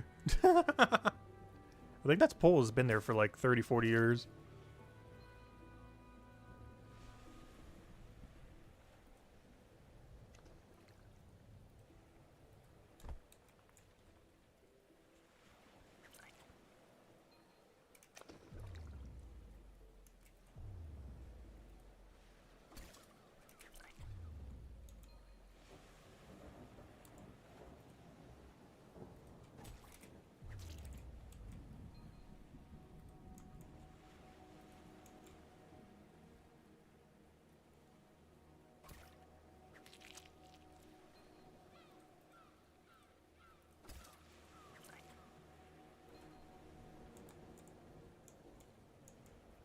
Hey, there's something crazy too. I almost keep forgetting. It's only been a couple months now. But I keep forgetting. I'm technically in my 30s now. Gosh, that number keeps getting too high. I'm exactly 30.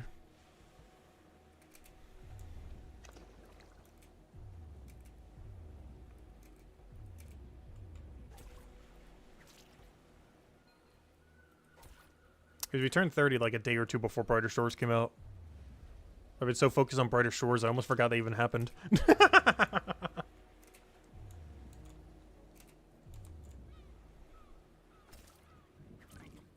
I've still been way too addicted to this game, by the way. Like, the addiction has never gone away. Like, I'm still, like, day 1 level of addicted to this game. I just kind of find it surprising that so many people aren't.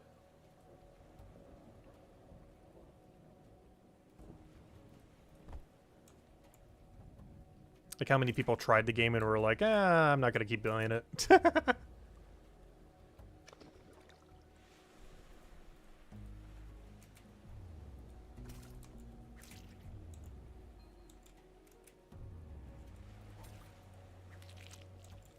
Does it make sense someone who plays this game for like 20, 50, or 100 hours and then are like, I'm just gonna stop now. It's not quite for me. But the people who play for like 500 or 1,000 hours and then stop, like, it's just burnout at that point. Because I could easily play the current state of the game for 10,000 hours. If there was literally 0 changes made between now and a couple years from now, I'd probably still be able to do 10,000 hours in the current state that is right now. Without even the combat changes or anything. Or all the mini content that'd be added in that time. I would probably burn out after 500 all though. If they added literally nothing between now and like a year or two from now. I would technically burn out after 500 all just because there's a lack of things to do at that point. If they literally did no content for like 1 or 2 years. But they've been doing a lot of updates so far. They have had 2 dry streaks of content, though. One during the holiday and one pretty recently. Because they're working so hard on the combat rework. So that's taken a lot of their time away from everything else.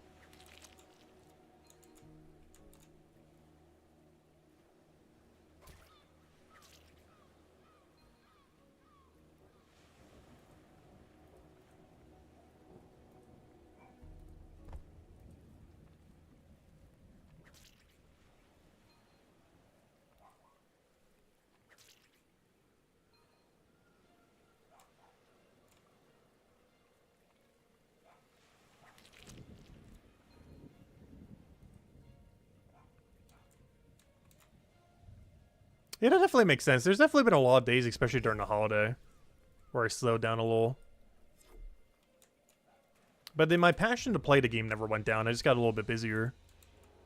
Which obviously happens to everyone for one reason or another. But like, my passion to play the game has never diminished since day 1. Even if the amount of time I've had to allocate towards it has been lower on some days.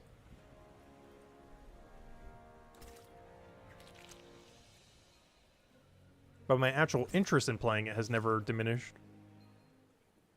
At any point so far.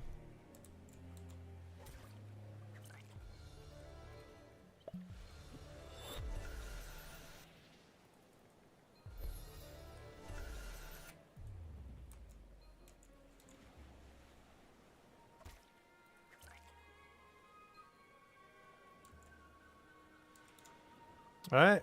5.5 fishing levels to go, and we can finally start getting some good XP for once.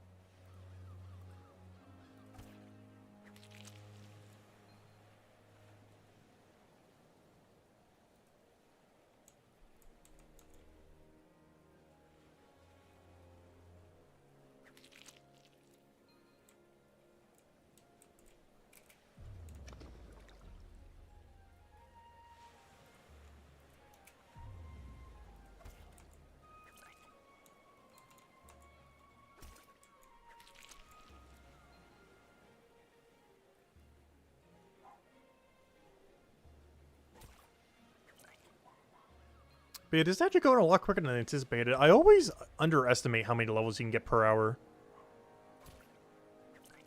As I always assume it's a little bit closer to 2-ish. But if you're dumping knowledge into it, it's a little over 3-ish. I always lowball it just to make sure I never, like, overcompensate for it. Always rather underdo it.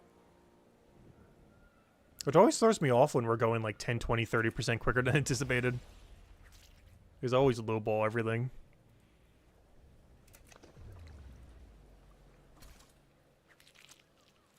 Because I was expecting to have to stream almost till midnight.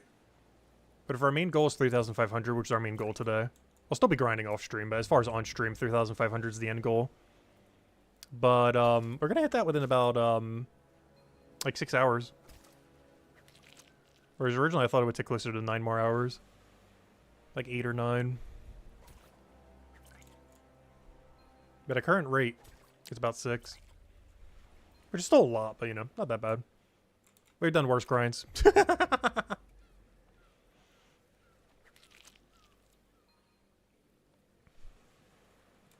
For example, you know what grind has taken longer than our entire playtime of Brighter Shores? I'll keep bringing it up. I will never stop bringing it up. But, let's see if I can find it. The beaver grind. Literally every second. This grind has gone on for like 1,500 hours at this point. And, we still have not gotten it. There's our 0 beaver from the woodcutting pet that you get from doing woodcutting. Supposedly. I wouldn't know because it never wants to drop.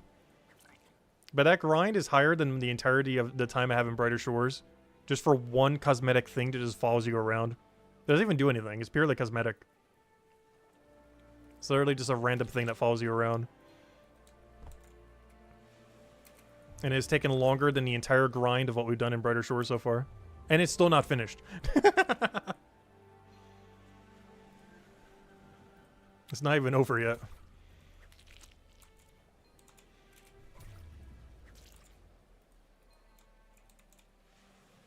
Oh yeah, we're gonna have 1 bill arrow shafts. It's gonna be something really funny in the 100-day video. I'm literally gonna have 10 million arrow shafts. That's actually not 1 bill. It'd be 10 million arrow shafts. That's still a lot though. It's literally gonna be a green stack of arrow shaft. But yeah, that account will be making a couple appearances in the 100-day video. Because I want to make a reference to NPC contact for how they should fix detect spell. As well as reference some of the movement system when applicable to Brighter Shores. And a couple of things like that. Because one of the other reasons I actually want to renew my old school membership. Other than to keep AFK grinding it, I guess. But also, so whenever I need a clip to reference old school RuneScape, I'll be able to get it.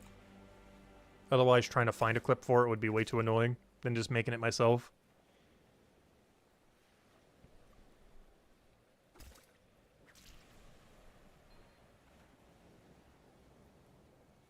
Because there will definitely be a lot of references to old school if you're ever covering any video on Brighter Shores. Just because there's so many overlapping mechanics. So it's worth mentioning the MMO that is nearly identical to it. Well, not identical, but you know what I mean. The MMO that is most similar to it in comparison.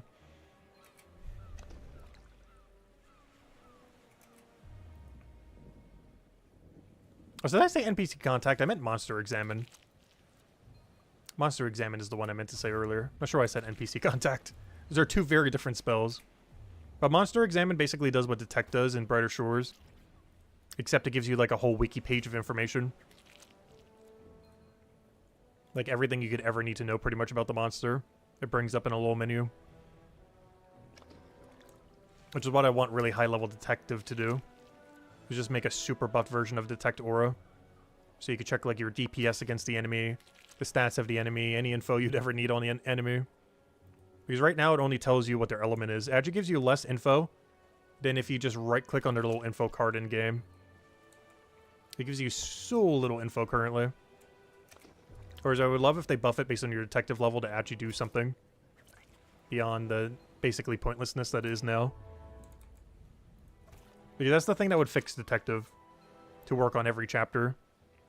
Because right now, Detective is only a Chronopolis skill. It has no use case outside the chapter.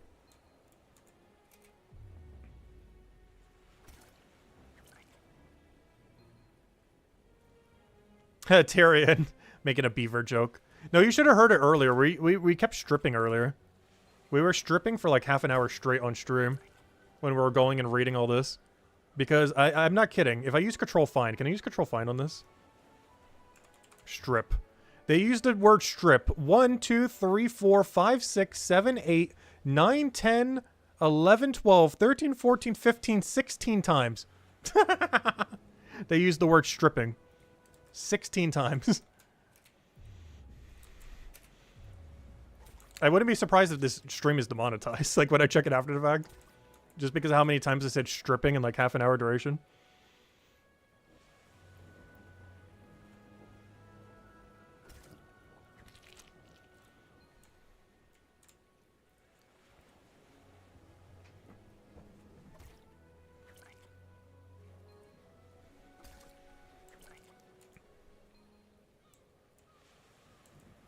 You said it's most beneficial to have all combats roughly equal to minimize penalty.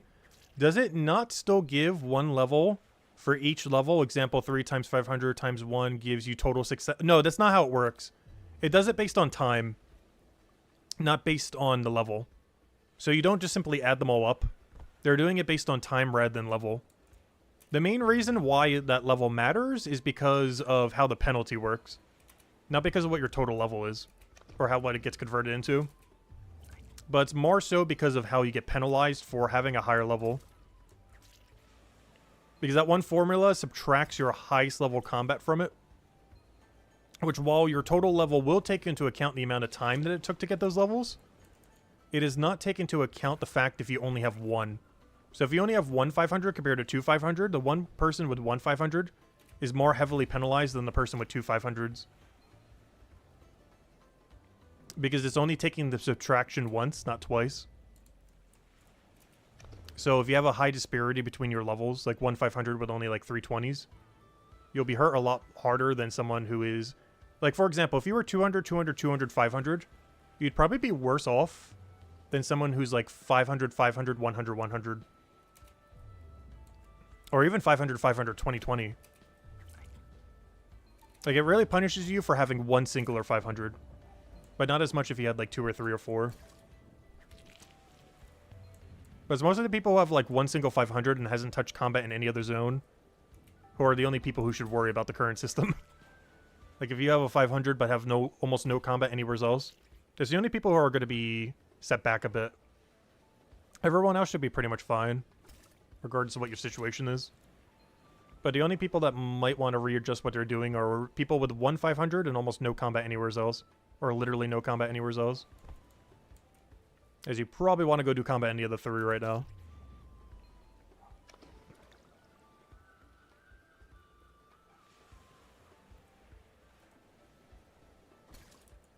But the best way to protect the levels of your gear is get them as even as possible.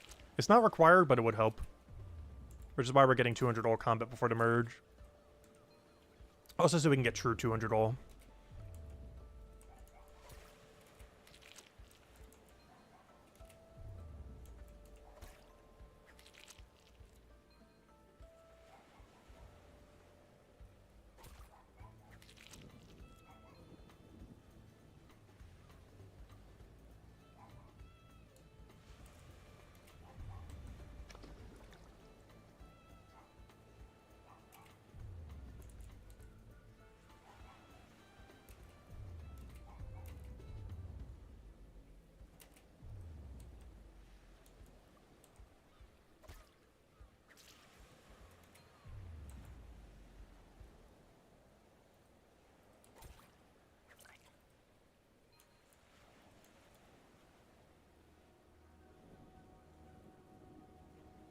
If videos get demonetized for saying the word stripping, loads of self-help remodeling videos would be demonetized. Oh no, I have almost never... Actually, I don't think I ever have I? I think there were like a few cases where I think in 8 years, maybe like 5 times ever, has something been demonetized because of language.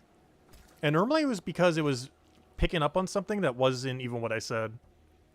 Because I mispronounced something so hard that it sounds like something way, way, way, way, way, way worse.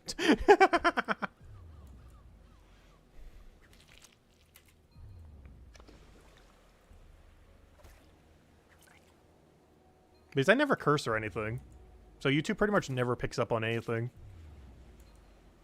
Unless it just really misconstrues what I'm saying.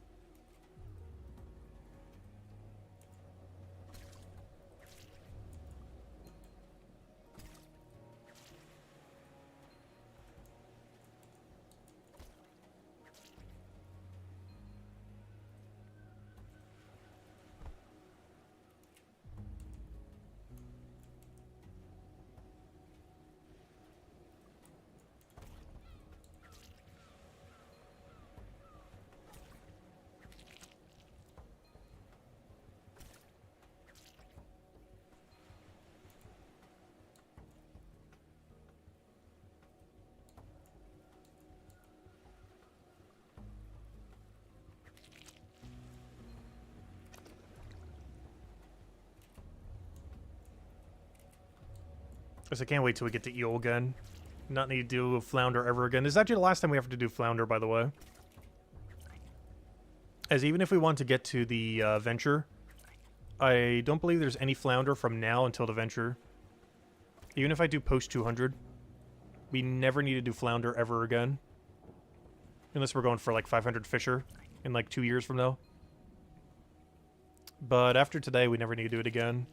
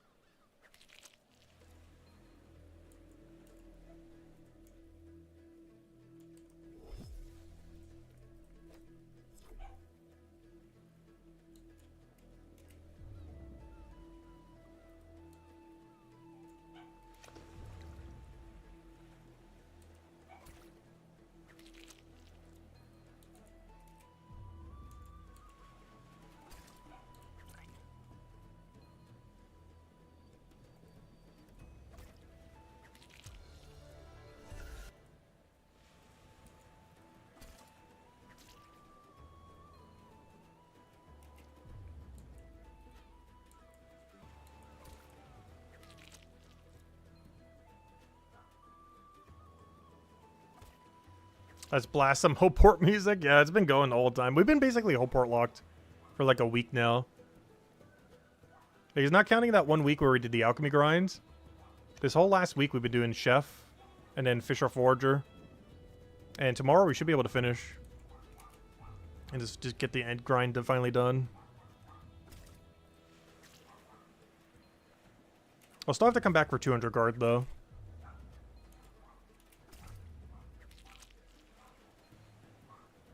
Yeah, we're still fishing. Yep, one more day. Today and tomorrow.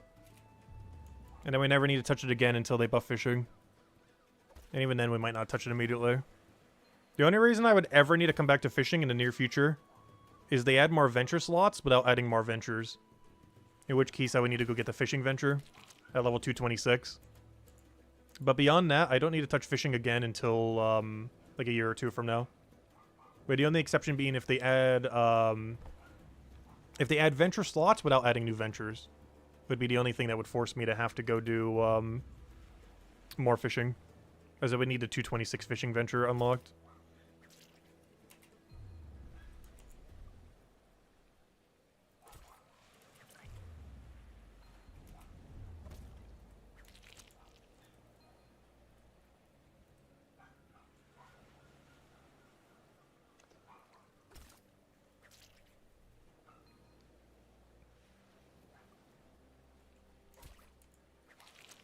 Nice. Another level coming in. 5 to go. Until we can get to a real fish. AFK activity. AFK activity. Anything else in the dead zone? But then we'll finally be past the deadest pre-200 fishing zone. And from there, it's pretty smooth sailing. We do have to spend a little bit of time on eel. But we get a lot of foraging XP along the way, so it's not too big a deal. As we get the material for the 8% foraging potion. I mean 8% hope port potion. Which I'll likely be using on alchemy down the line. Not just because it gives alchemy XP, but, you know, also boosts your alchemy XP.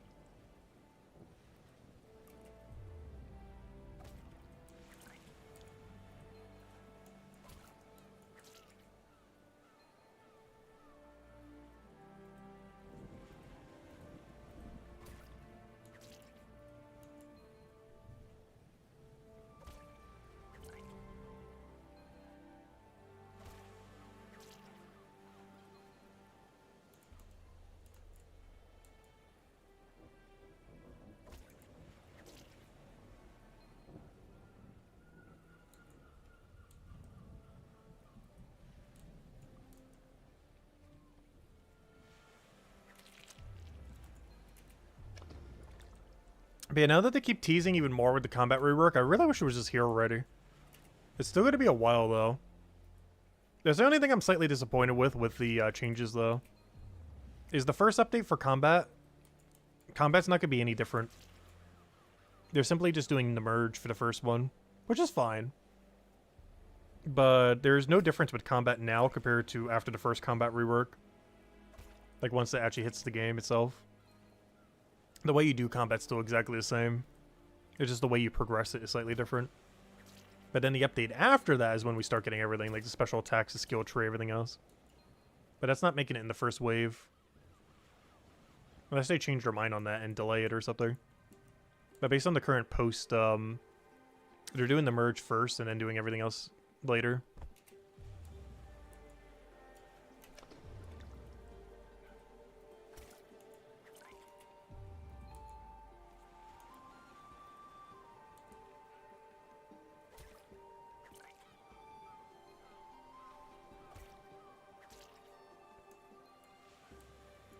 Oh, so on the poll, I didn't actually mention it yet. But what do you think of the new combat proposal for Brighter Shores as of today? With 28 votes in, we got 57% for like it, 32% for adequate, and 11% for not a fan currently. I would say overall I like it. I just feel like the way they're rolling it out could be a little bit better. I mentioned it earlier, but my biggest concern is that... oh gosh, good dog's going crazy. Someone just got home. Gosh, that dog... if it doesn't get attention every single second. Gosh. But anyways, what was I saying? Yeah, my biggest concern with the combat rework is people who aren't playing the game right now will see that there is a combat rework, and they'll think that is the combat rework, not realizing that is like one of like 2 or 3 parts of the combat rework. That's my only real big concern with it right now. Is the main thing that it's trying to fix, it might not even do, and might actually do the opposite effect. Where people come thinking that is the rework, but it's only a part of the rework.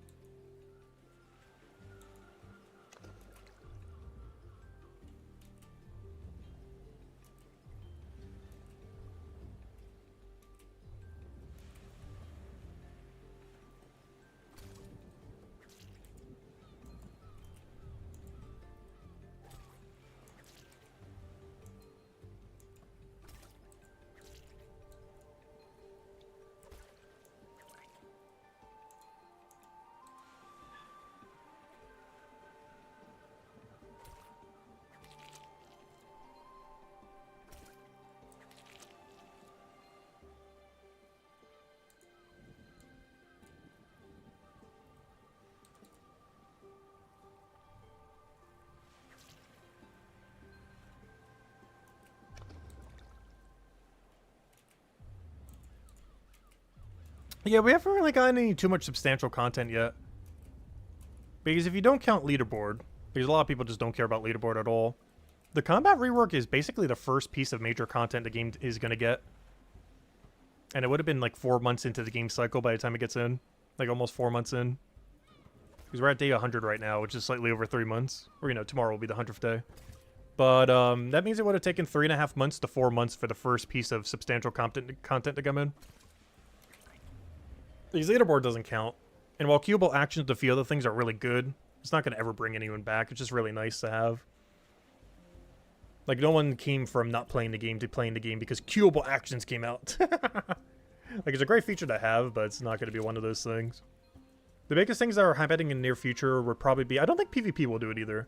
But I feel like the biggest ones would be trading coming out, though to a way lesser degree. I don't think too many people will like that. Or not that they wouldn't like it, but, you know. I don't think that brings too many people in.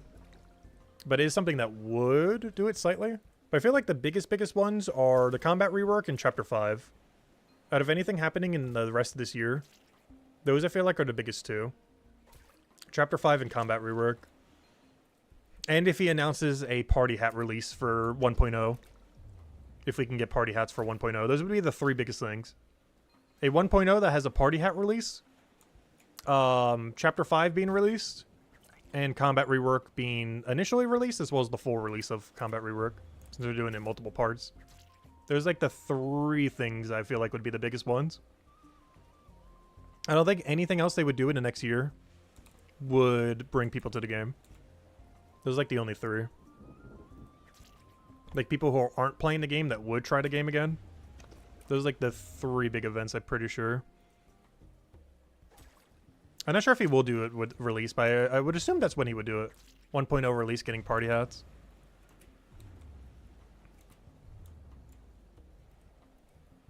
Because I can't think of what other time he would do it for. Unless he does it for like November of next year, but it would make a lot more sense to do it for 1.0 rather than beta release. Or early access release, whatever you want to call it. It'd make way more sense to have it at 1.0.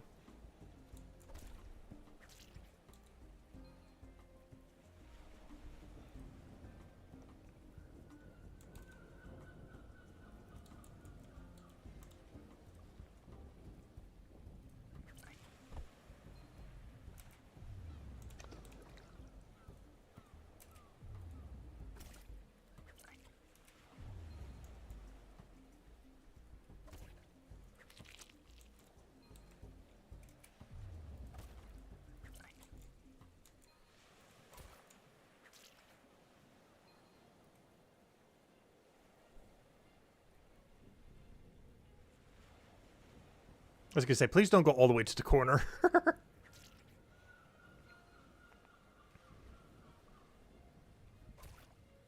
Also, looks like we have 4 more fishing levels left, because once we get that double knowledge, we'll be at 182. So close, yeah, so far. We're almost past the dead zone. We're nearly there. Luckily, that's the slowest XP rate we're going to have to deal with all the way to 200. The only place that will be slightly slow is the few levels before 197, but it's not too bad. It's not as big of a gap as what we just had. Also, we'll have the full 5% bonus the entire grind. Whereas we didn't have it for the first level of this grind. This grind was also way longer with how far you had to do it. As this grind, I think, was 15 levels? Whereas the other one's only 11. The only big issue with the eel grind, though, is we do waste more time doing foraging. Because we do have to take 6 foraging nodes instead of 3. But I need to be doing that anyways for forager, so we're not really wasting time. We're just alternating between the 2 methods we need to be doing to get the best XP rate. But it does make our fishing XP per hour worse than what we're doing now. But our overall XP way better.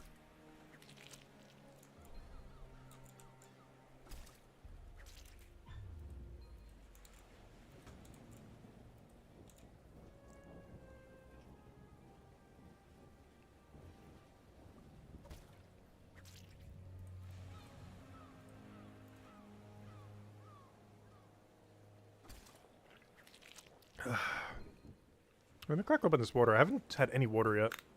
It's been drinking this soda. Water time. Ugh.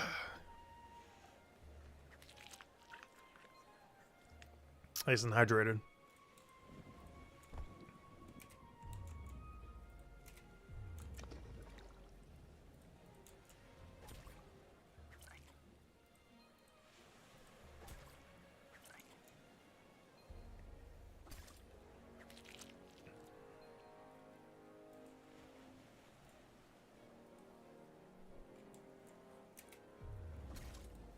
I do have to say, to some degree, I will miss all the skills being separated for combat.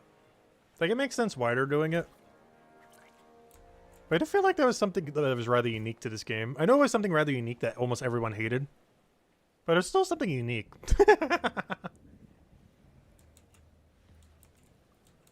But luckily all the skills will still be in each chapter. Because one thing that I feel like the new system will force you to do a little bit, for better or for worse, is to train combat, you basically have to keep jumping from chapter to chapter. Because to my understanding, you're going to have to keep moving to whatever your best strip is for XP. And your best strip is going to constantly keep changing what chapter you're in. So to do combat, you basically have to keep cycling through every chapter that's currently in the game. Rather than simply camping whatever one chapter you want to focus on.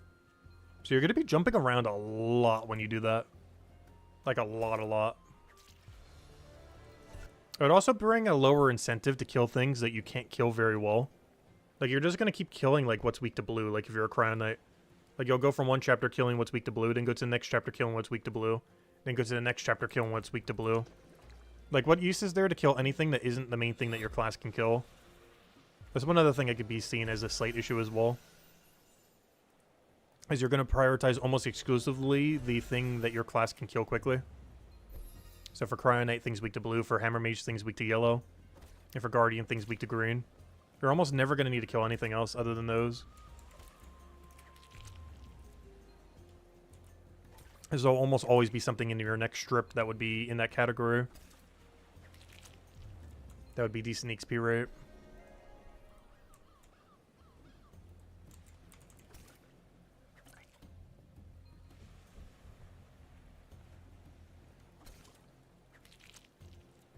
Oh, hello, New Creamy! Welcome. Hope all's been well.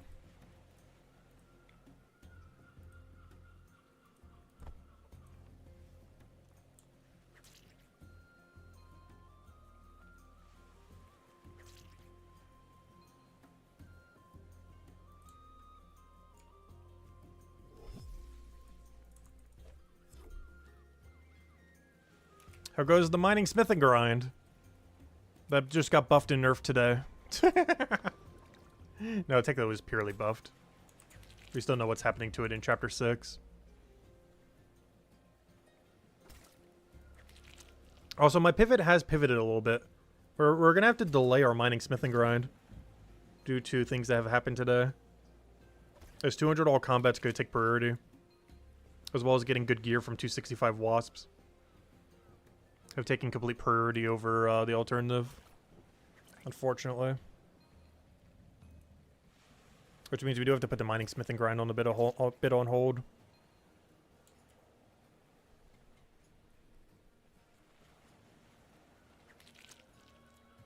However, our current mining smithing does cover everything we can currently craft or use.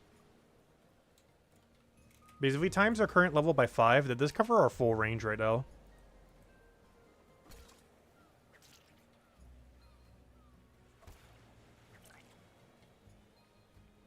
Because our combat level when associating for all of them, counting amount of time, should be under 1,000. Even if you just added them all, it'd be under 1,000. Like, especially if you account for time. We're probably close to like 600 or 700 combat level. Maybe even 500 combat level right now. When you account for time.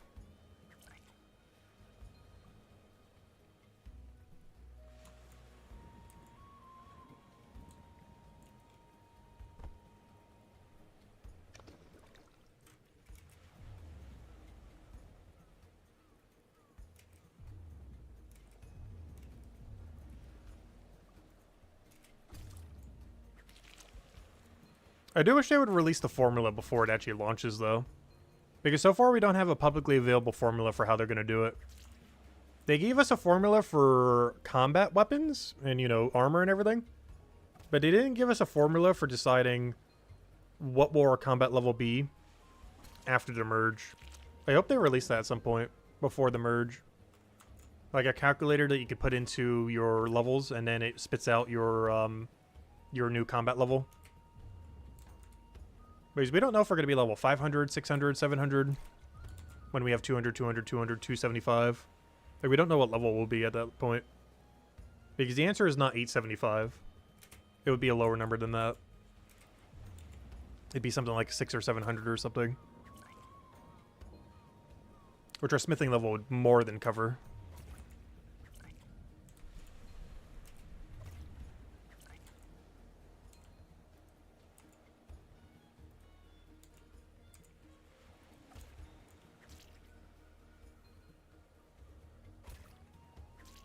You're almost out of death roll? Nice. Isn't that 294? I believe it's 294. Somewhere around there. Well, that's a lot of mining.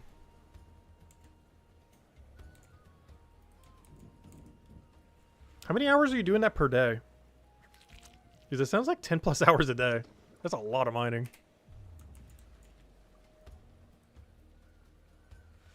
Because that's post to 100 levels. What nerf was I talking about? Oh, mostly just we don't know what's happening after Chapter 6. Like the viability of smithing and everything. They said not to worry about it in the post, but I'm still worrying about it.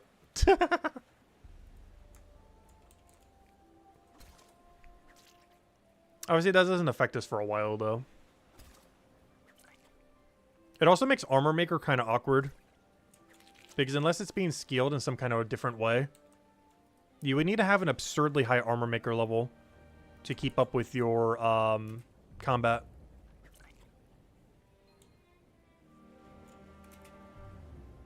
Because if you had 500 all going into Chapter 5, which some people will, you would need an Armor Maker level around 400 or so. Even higher than that, actually. To be able to support your new armor.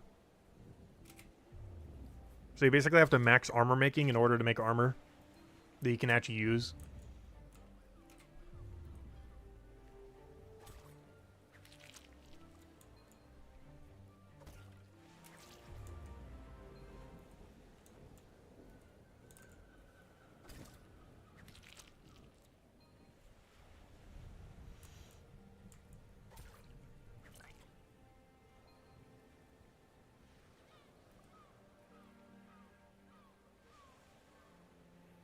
Yeah, I won't be getting 500 all for Canopolis at some point. Because they did mention the new profession keeps that they're going to be adding. So if you want that really cool dragon cape, you need 500 all Chronopolis to get the dragon cape. So if you're someone who only did combat there for the cape, or did combat plus detective for the cape, you got to go do 500 merchant and leatherworker now. And detective if you didn't already do detective.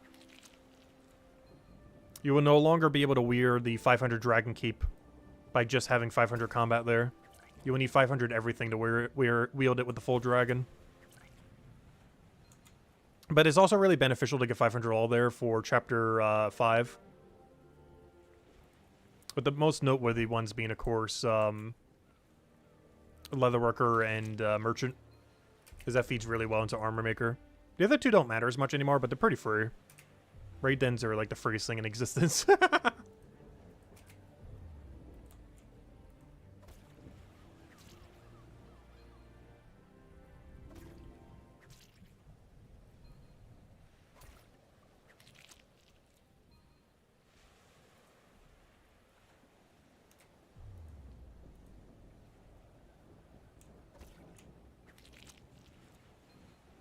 You're about to hit up that grind soon? What, the mining smithing grind? Yeah, I need to get to it at some point.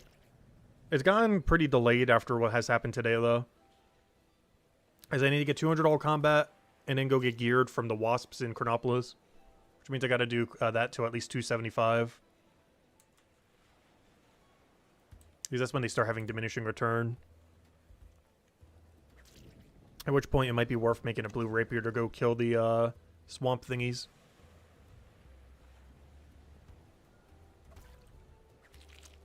The problem with that is my smithing level is not high enough. Because the best I'll be able to make is a 267 by then. Which is not ideal. Because by then it'll be 275 combat.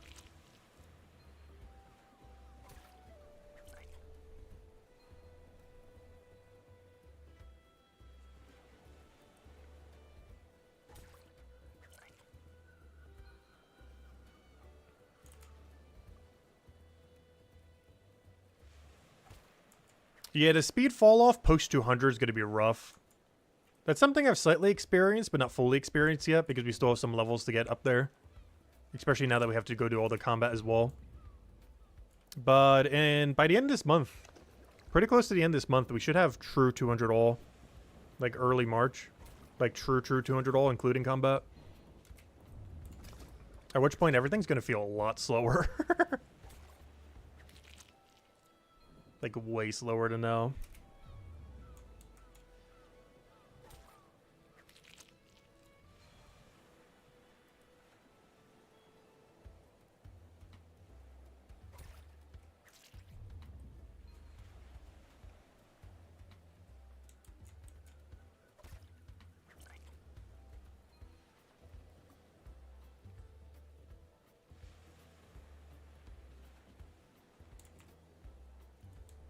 Yeah, we'll be doing Mindfighter first on a 200 in case the combat rework's like right around the corner. Because after the combat rework, the first cape I'm going to get is the 200 all Mines of Matubin cape. We're going to start rocking that instead of the mining cape. We can even test drive it since you get full refunded for it. If we don't mind wasting the money now. It's only going to be temporary, though, because the real keep we want is still the Dragon Keep for 500 all Chronopolis. But until then, we'll wear the 200 all Mines of Matubin cape after the rework.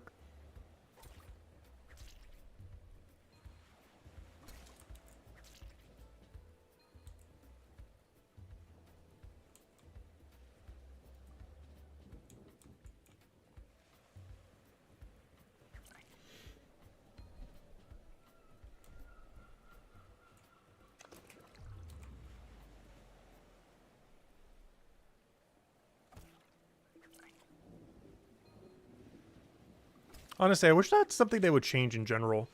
I wish they would change the keep shop to give you a 100% refund. Or at least a better ratio, like an 80 or 90% refund or something.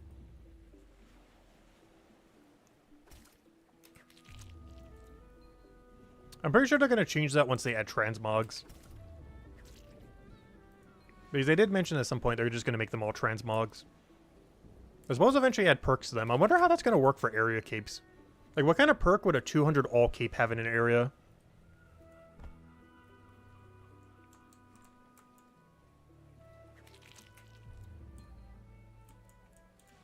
I said, hello, Alfred. Welcome, welcome. Hope all's been well.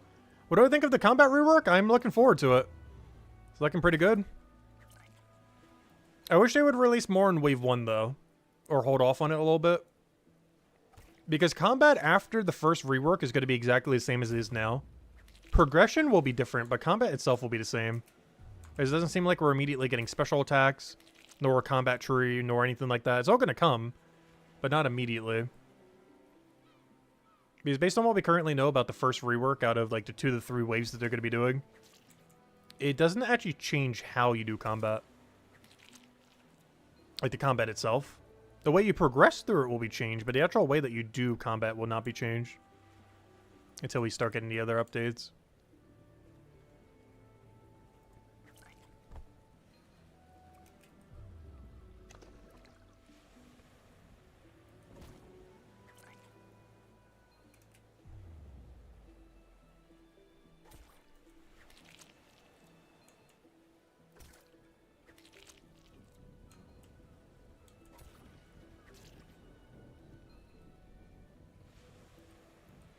But I do really like the fact that you only have to make gear once. Even though that was a little bit of an interesting feature to have it per chapter, having just overarching gear is going to be so much more convenient. You're definitely going to need a gear way, way, way less often. And monster drops alone are probably going to be enough. Unless you get absurdly unlucky.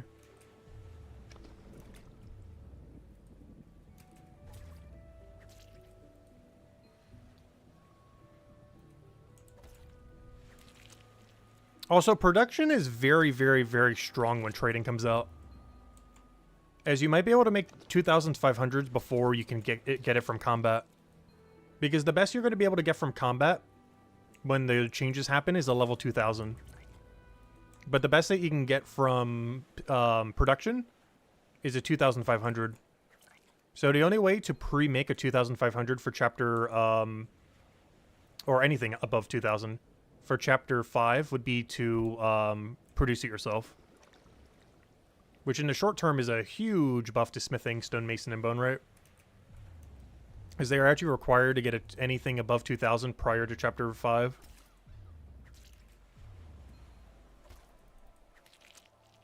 You won't be able to wield it until chapter 5, but you can preemptively get them so that you're ready for chapter 5.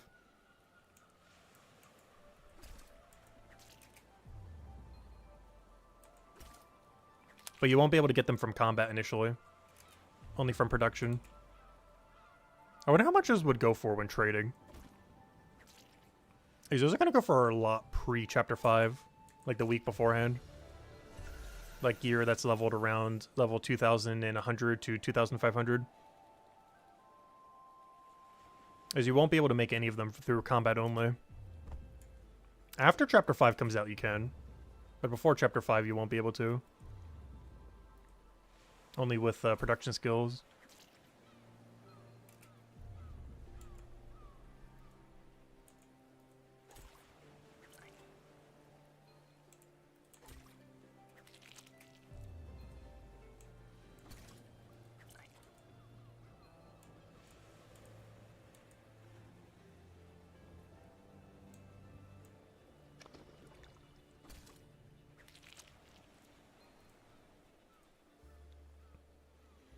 So we're getting so close to our goal.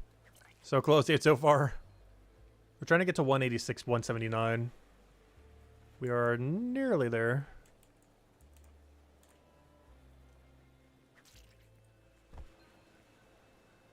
And of course the main goal of this stream is to get to 3,500 total. And then we finish Fisher Forger tomorrow. And then the combat pivot starts on Valentine's Day, this Friday. Because we are hard pivoting into basically just combat and maybe mining smithing. Though our mining smithing should cover us for a while. Our combat level after the merge is going to be anywhere from 500 to 700.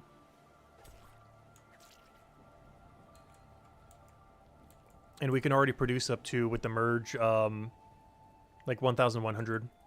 Actually, a little higher than that. Which, what would it be? I never actually done the math on it yet. What is 267 times 5? If I don't train it at all, 267 times 5. Wow, we can already make up to double our level. I can make up to level 1,335. Our level is going to be like 500 to 700 after the merge. And we can already make double that. So we should be good for a while, even if I don't have to train it directly. Obviously, that won't last us all the way to 2,000. But it does last us a while. That's another thing, too. We only need 400 to last us all the way to 500. Or, you know, to 2,000 combat, I mean. We technically don't need higher than 400. And then special attacks are based on the tier of the weapon. In which case we will. Oh, yeah, I wonder if they're going to change those tiers at all or not. Because that's going to be kind of awkward. Because what's the lowest level you can make, like, a tier 6 of this? Like, let's say I wanted a perfect bow, and I have 500 smithing right now.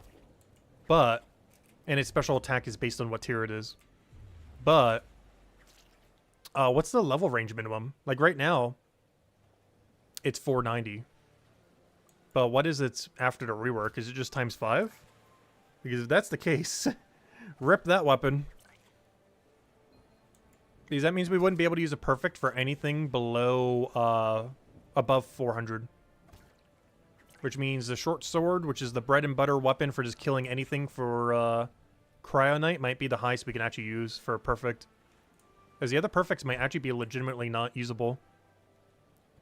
But they might just scale the level range different. But if they don't, you actually would not be able to use a perfect version of anything beyond this. You wouldn't be able to do javelin, longsword. Oh, sorry, that's a fire short sword. No, you don't get longsword. Wait, that's the wrong sword. No!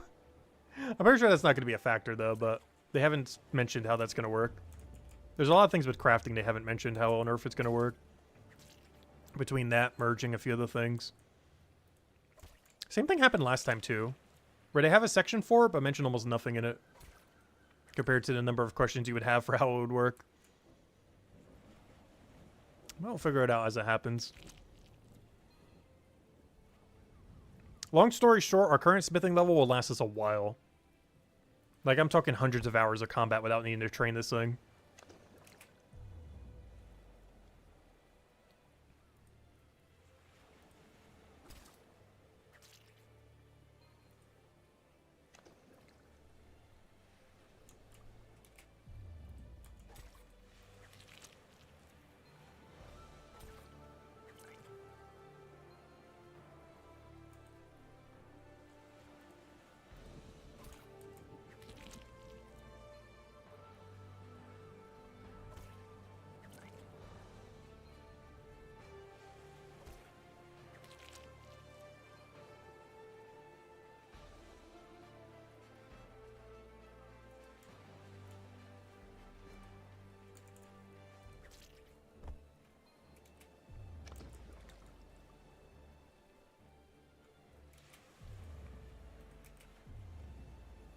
Oh, I just realized something else. I wonder how the tiers of armor is going to work after that. Because we might not be able to wear tier 5 armor anymore. Depending on how the level curve works for it as well. Because there's a lot of things we don't know in that regard. Because right now you can wear tier 6 with only one level like 400. But tier 6 after the rework could be like 1,800 something. And tier 5 would also be out my level range. So I wonder how that's going to work.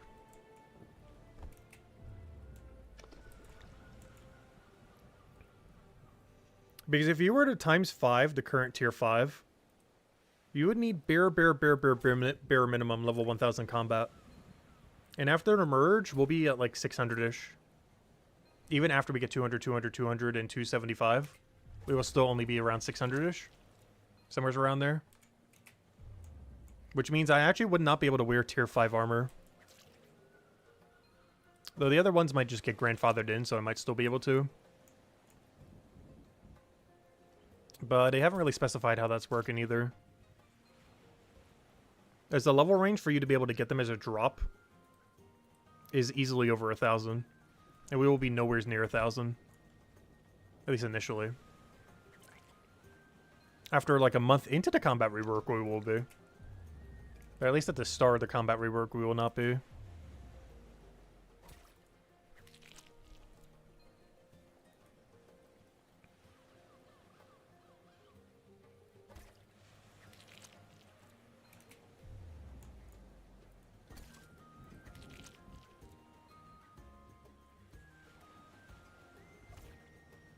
The combat merge will help you getting the drippy armor. Oh no, we'll have to see what the level ranges are. Because it might actually make it harder. Like a lot harder. Like a lot harder. But we'll have to wait and see.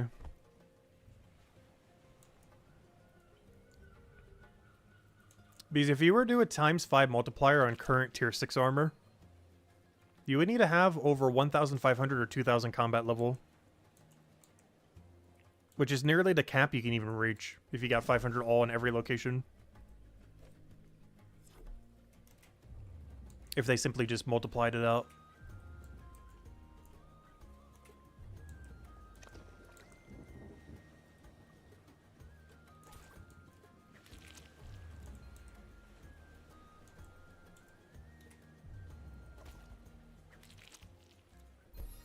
Up 183. 3 to go. And then we can see our glorious new XP rate in action.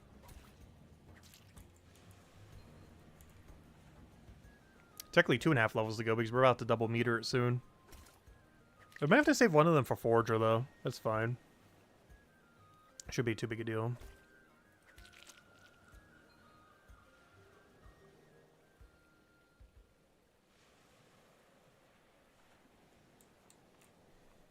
Ooh, some soup. I could go for some soup.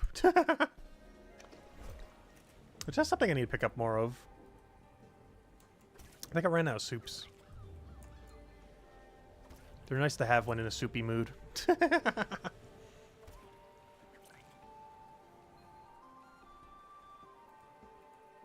Something I forgot to pick up when I was doing some food shopping for the Super Bowl.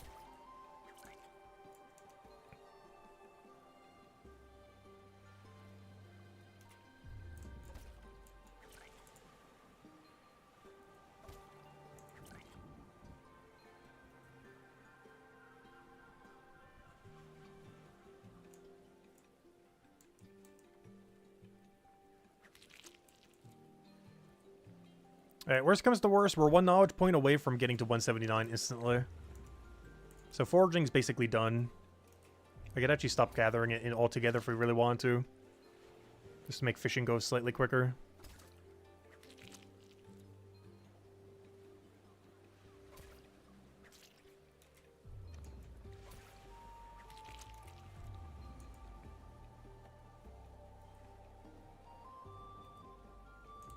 Alright, that's something I was joking about the other week because the price of eggs going up. Trying artificial eggs. I tried vegan alternatives for some things. Most of them are awful, though. I don't think I've ever tried vegan eggs yet. Now might be the time.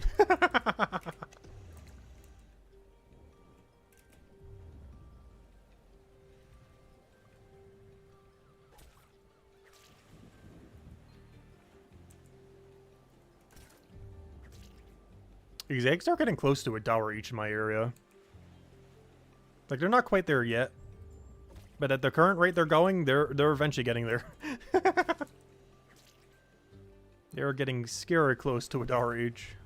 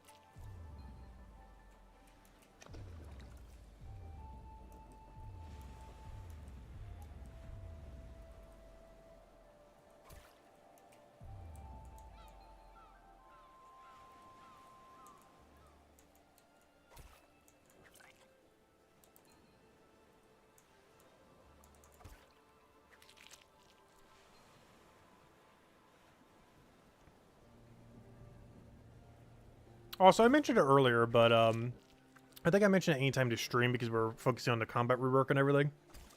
But our current AFK activity is alchemy. We're doing it all the way to 219 to maximize how many of that potion we can get. I forget if I mentioned that earlier. But yeah, we are going all in on 219 alchemy.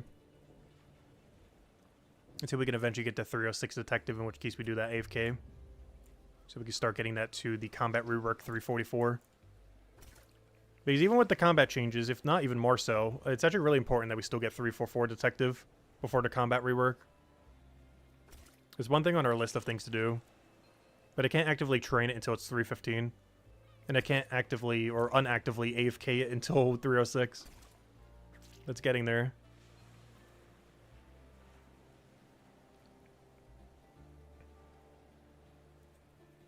It is technically getting buffed after the rework. What's kind of funny is it might actually be legitimately possible to AFK all the way to 2000 combat, or every combat off of just those. We'll have to see how that works down the line. But there's a non-zero chance that you can actually get 2000 combat, 2500 combat, 3000 combat by doing just Reagents. You'd eventually hit the point where your diminishing return would probably not be worth it. But at least up to 2000 it would kind of be worth it. 2500, 3000, 3500 and such down the line probably wouldn't be. Because diminishing return would probably be too low by then. But you can get away with doing 2000 for it for sure.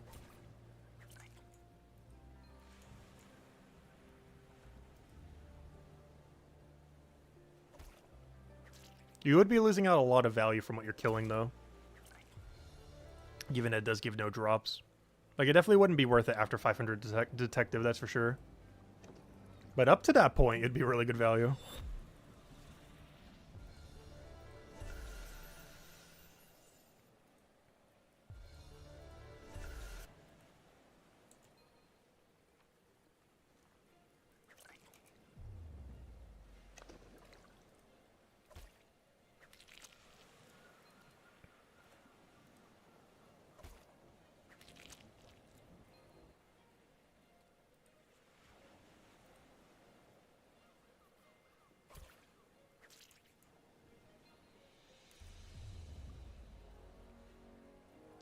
So 2.5 levels to go. We're nearly there.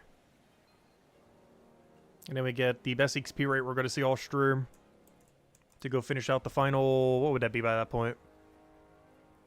The final 11 levels will be off the better XP rate. Because we'll have 179 Forger and 186 Fisher by then.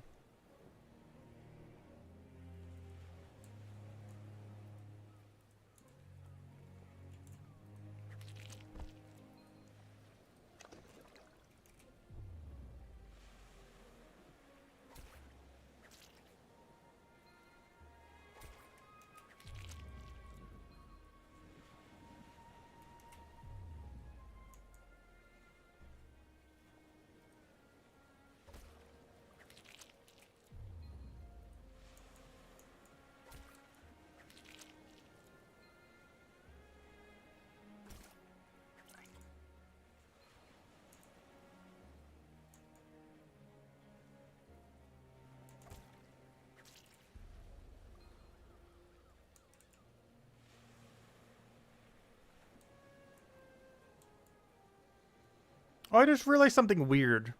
I didn't think about it just now. How will the shop in Chapter 4 work? After the rework.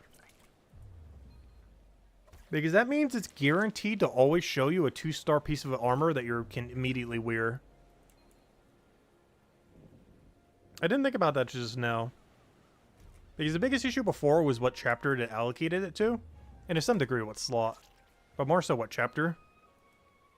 But that's not a factor anymore. So whenever it offers you a piece of gear, it'll always be showing you a 2-star piece of gear that is really worthwhile using. Which means basically anything that isn't a 2-star is kind of bad.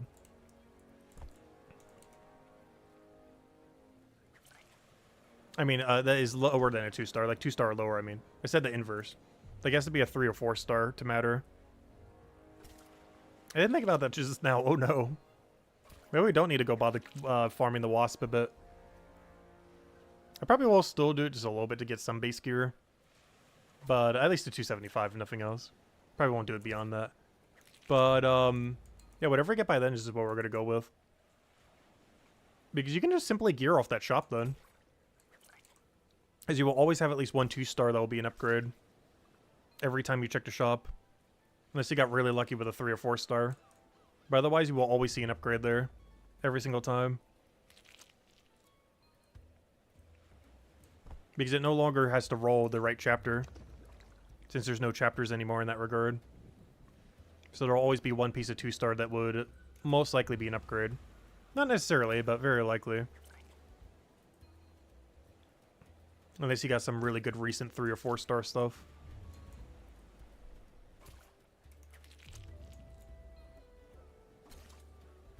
Which means we basically have to check that shop every 4 hours going forward.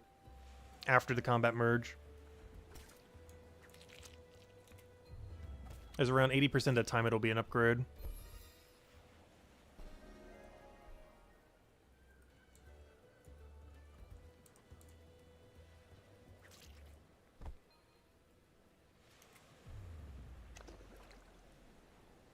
At least initial anyways. That would go down as you keep getting more and more pieces, of course. Unless you're just constantly doing combat. In which case it depends on how lucky or unlucky you're getting. Or if you're even doing normal combat. Because of course you could just be spamming raid dens as well.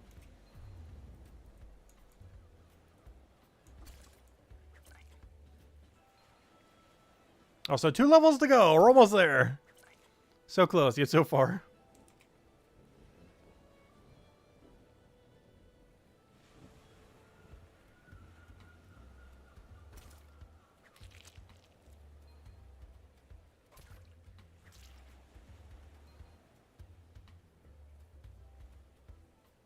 I still feel like I'm slightly confused with how stripping works, though. That's like the main thing with all the changes. I'm still, like, not 100% sure how it works. Because is stripping based on your combat level, then? Because you'd still be able to go cheese your strips, then. You just might not have to do something that's slightly worse combat. Or are you forced to have to do each strip?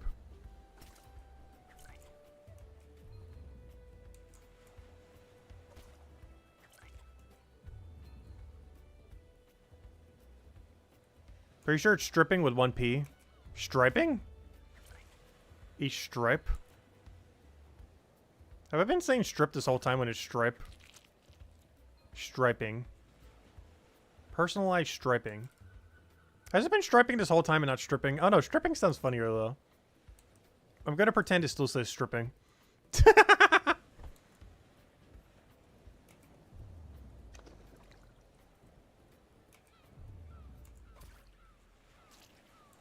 Oh, that's sad. It probably does say striping, doesn't it? Stripping would have been so much more fun.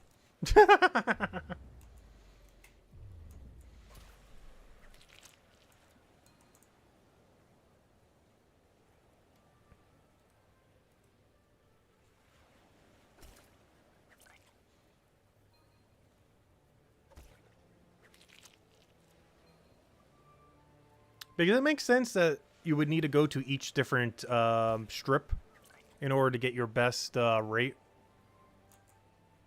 But the thing that I'm not sure on is, can you still farm the previous ones to progress it? Because there might be some rare circumstances where that is better. The main instances being raid dens in Chapter 4. And if something in the other areas is way better to be fighting. Because you need a material from it. Like for alchemy or something.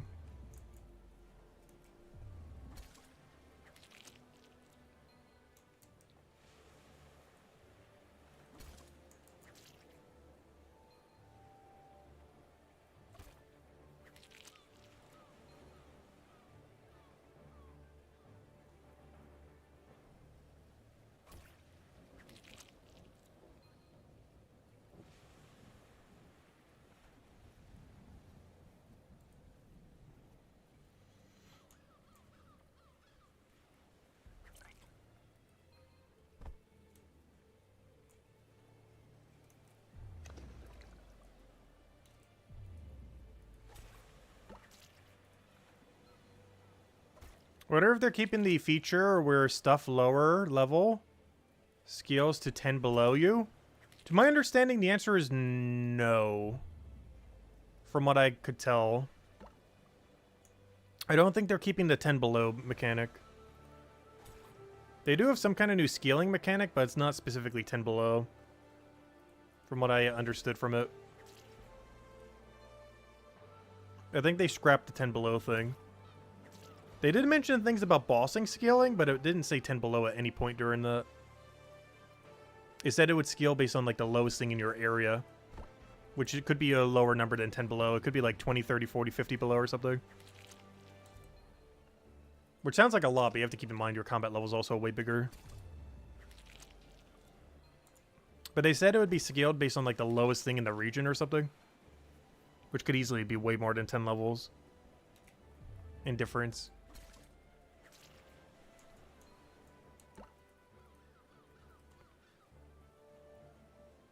Yeah, to my understanding, there's no EXP penalty anymore. Like, at all. Which means there might be some rare circumstances where you'd kill something weaker. But I'll have to wait and see. Because there's nothing that mentions it in either regard. Like there being a penalty or the other thing. The only thing they mentioned is how quest bosses would scale off your like lowest strip or something in the region. Like it would take into account what strip you're on for the region.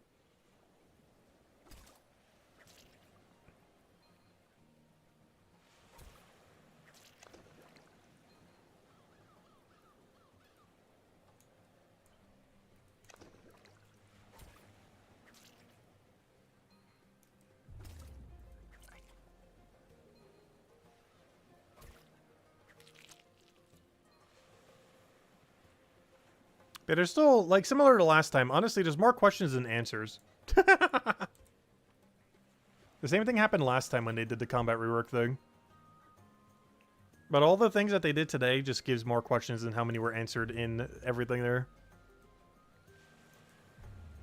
That's at least, like, the 7th one, if not more. That don't have a definitive answer at the moment.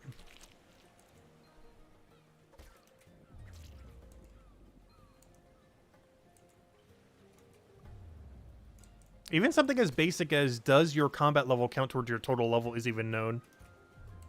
Because at no point do they specify it.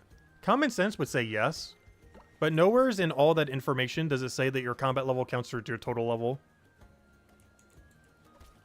Obviously the assumption would be, duh, of course it does. But it nowhere states that it does.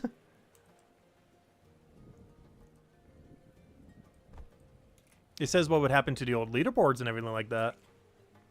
But nowhere does it say, yes, your combat level counts towards your total level. My assumption would be yes, obviously it does. But it doesn't say that it does.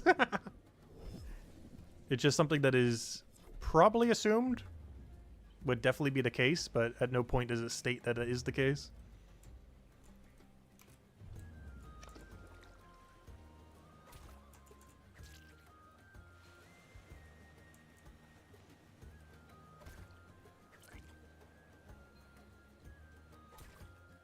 You're feeling kind of stressed now? Oh no, I wouldn't stress over it. I don't really mind what they do with it. Honestly, anything's an improvement compared to now.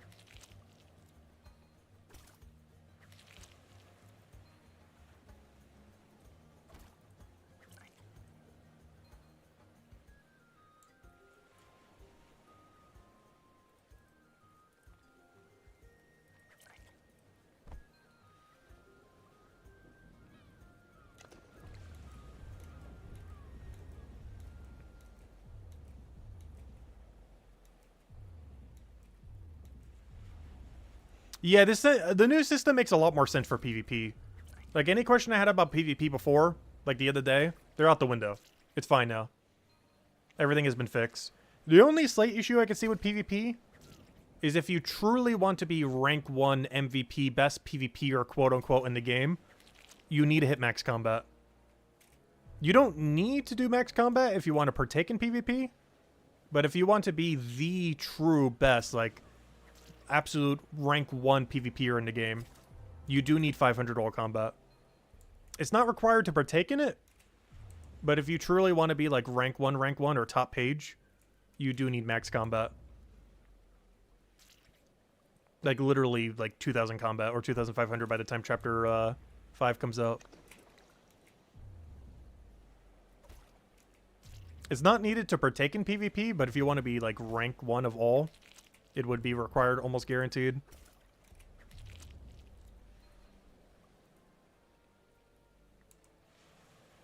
But the way that the lower brackets will work in the PvP leagues, it won't be that big a deal if you have lower. As PvP leagues will probably also be separated by level quite a bit. With only the highest PvP league obviously being max combat. But you likely wouldn't be able to farm a lower league to get to the higher league. It depends how they separate leaderboard.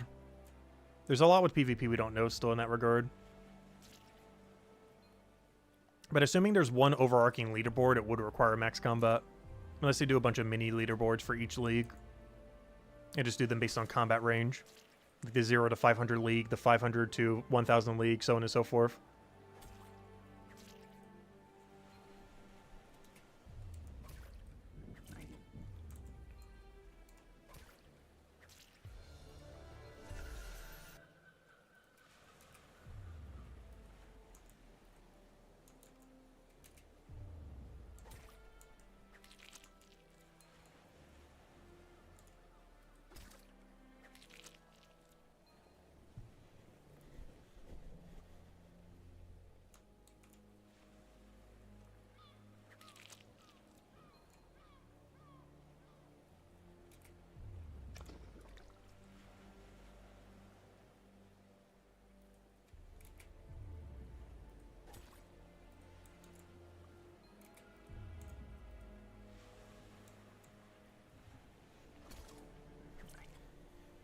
Imagine if they balance combat. Oh gosh, I hope they don't give combat XP for doing PvP. There'd be any number of exploits in that regard. I wouldn't mind if it gave some based on duration of the battle. But it definitely has to be not based on per kill.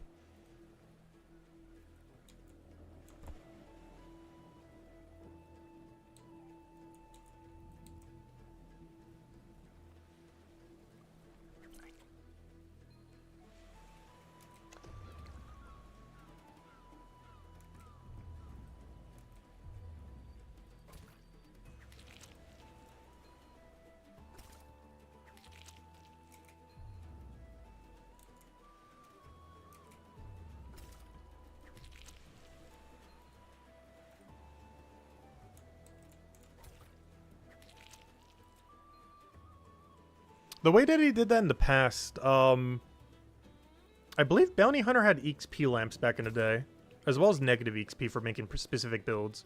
But I don't think that's relevant for Brighter Shores. But I believe Bounty Hunter did have XP gains, where the Bounty Hunter points that you got, like back in the day in like 2007, 8, whenever that was, I believe you could exchange some of your points from your kills into EXP towards your combat. Where you didn't really gain that much XP, if any at all, from the activity itself. But the points you got allocated from the activity could be spent on XP for combat. Or for the other rewards. But we don't know what kind of reward system they're going to do for PvP. We know it's going to be like a staking-like system, but we don't know if they're doing anything beyond that. Because we know there's going to be a PvP league, aka also a leaderboard, and maybe an MMR system to some degree. And we know that you'll be able to stake for currency. But we don't know any reward beyond that. Beyond the rank and a currency reward. We don't know if you'll get XP rewards. We don't know if you'll be able to get item rewards. If you get item rewards, are they purely cosmetic? Or will they be PvP specific? Or can they be used anywhere? There's a lot we don't know about it.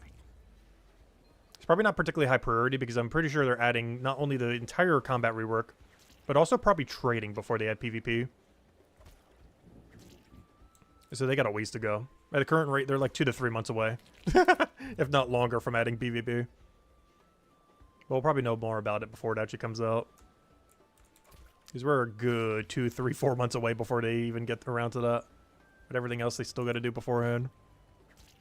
Because I'm pretty sure trading would exist before they would bother with PvP. And obviously the full combat rework will probably be implemented before then as well. It kind of has to be.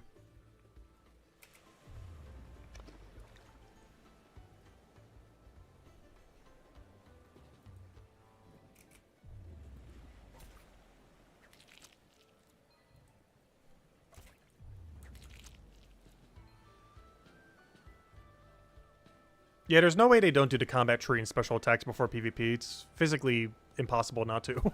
Like, they literally have to. Otherwise, PvP is just pure RNG. Though it's still going to be pretty RNG heavy, though, even with special attacks and the skill tree. Just because how damage rolls work. where there is skill to it, but sometimes you'll just lose to pure luck.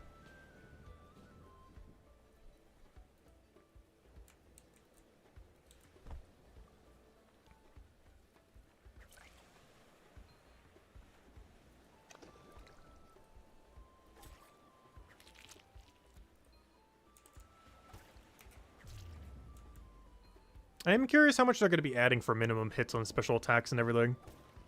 I'm really hoping they go really minimum hit heavy. There's one issue Old School RuneScape had for the longest time that they've made some changes to overall. But it's really random due to how minimum hits work, or lack thereof. There's almost nothing has it. But it seems like they're going a little bit heavier on minimum hits for Brighter Shores, so there's less variability with stuff. Also, so special attacks don't feel bad, because nothing would be worse than hitting like a 1 with a special attack. But they were already mentioning some things with minimum hits in the previous combat rework. They didn't mention anything about it in this combat rework. But it does look like special attacks and even the skill tree might have things incorporating minimum hits.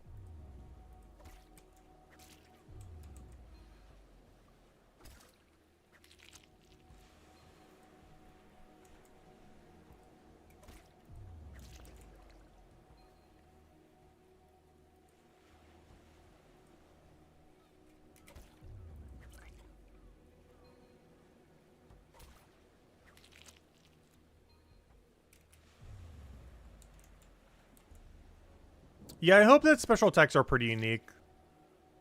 I assume they would be. I wouldn't even be surprised if it gets stuff like knockback or movement in special attacks as well.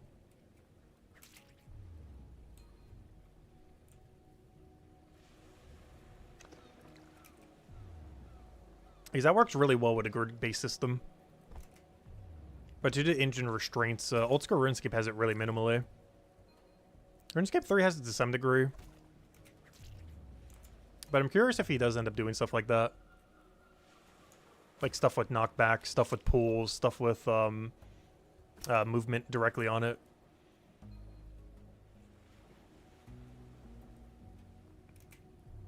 Because I would love if the longsword on Crown Knight had knockback, as well as the rapier having movement dashing forward. While also doing damage, of course.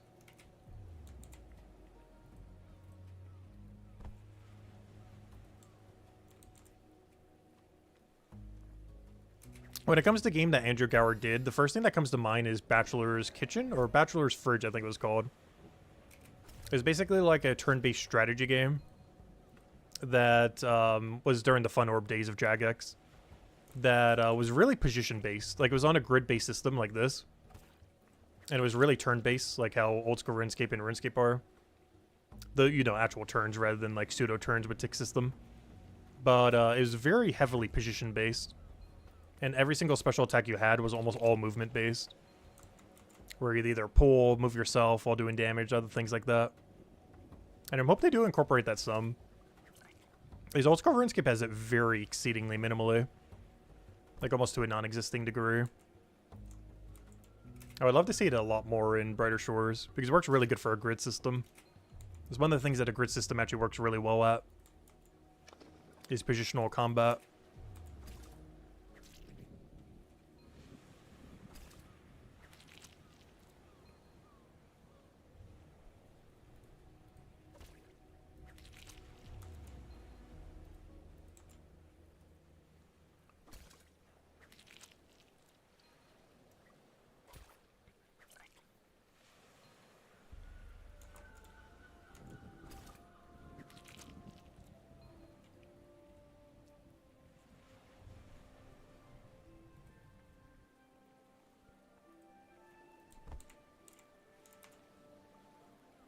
Also, I'm still hoping the Frost 2 hand for Cryonite has a freeze effect.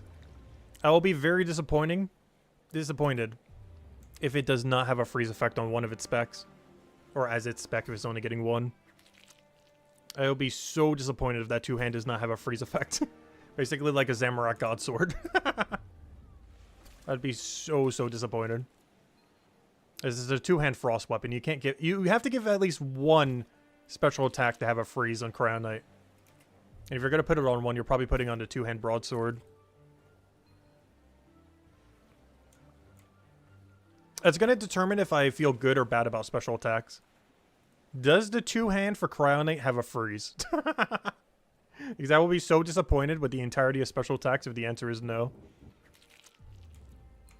I can live without the Rapier having a dash or something else not having like a knockback or something. But I'm not sure if I can survive without the 2-hand for Cryonite having a freeze effect.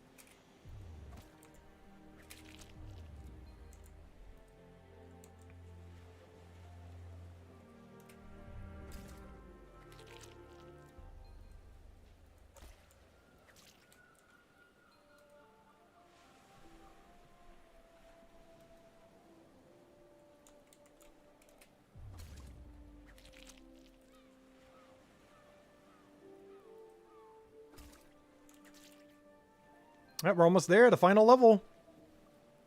Not 185, but 186. Nearly there. I say that because we're about to double boost soon. Oh yeah, stop taking the Forger now. We hit 179. We don't need to do any forging anymore. After we go bank these, we don't need to do it again. And just focus on fishing only. Till we hit 186 then. Just to get our XP as quickly as possible. So we can finally move on to Eel Puffer. I mean, not Eel Puffer, I mean Eel Periwinkle. They both start with P, so they're the same word. Periwinkle, Puffer, same difference.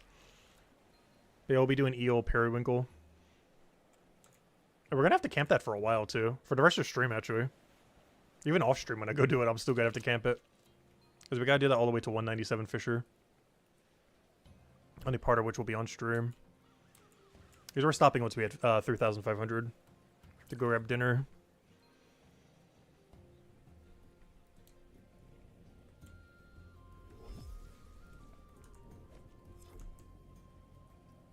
Alright, now we do fishing only until we max. And by max, I mean 186.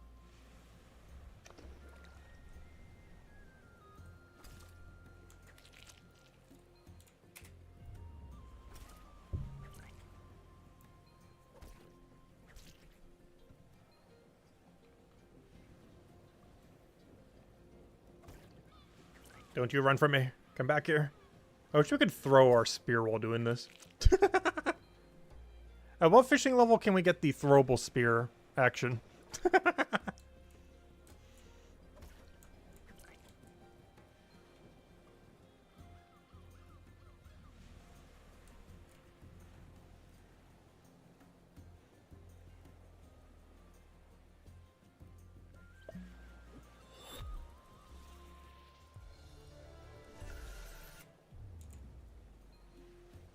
Alright, one level to go.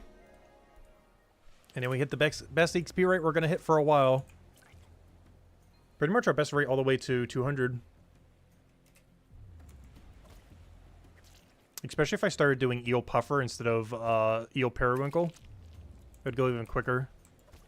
Which I might start doing after we get Forger up enough. Because I only have to do Periwinkle for 6 levels, but I have to do Eel for 11 levels. So we'd eventually reach a point where I could start doing Eel Puffer.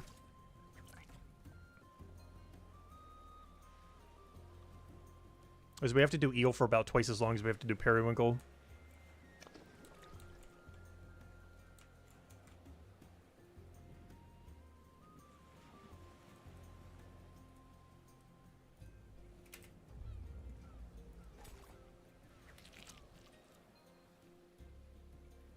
We hope we get a new weapon types. We might eventually. I assume that would come in through bossing and stuff like that. Or whatever they're doing for Chapter 6. We don't know what that's going to be quite yet. But I feel like it's either going to be Chapter 6 or bossing that mostly fix that. Like new weapon types in general for each class. Or potentially even weapons that could be used across any class. Like almost like classless weapons in a sense. Because currently there is no classless weapon in the game other than like some of the guard equipment you get in Chapter 1. But beyond that, we don't really have proper classless items in the game yet. At least not ones you can craft or get from bosses or anything like that. Because I could definitely see that being reward space down the line. Like class neutral weaponry. That's actually good and not just like the basic guard equipment you get at the start of the game.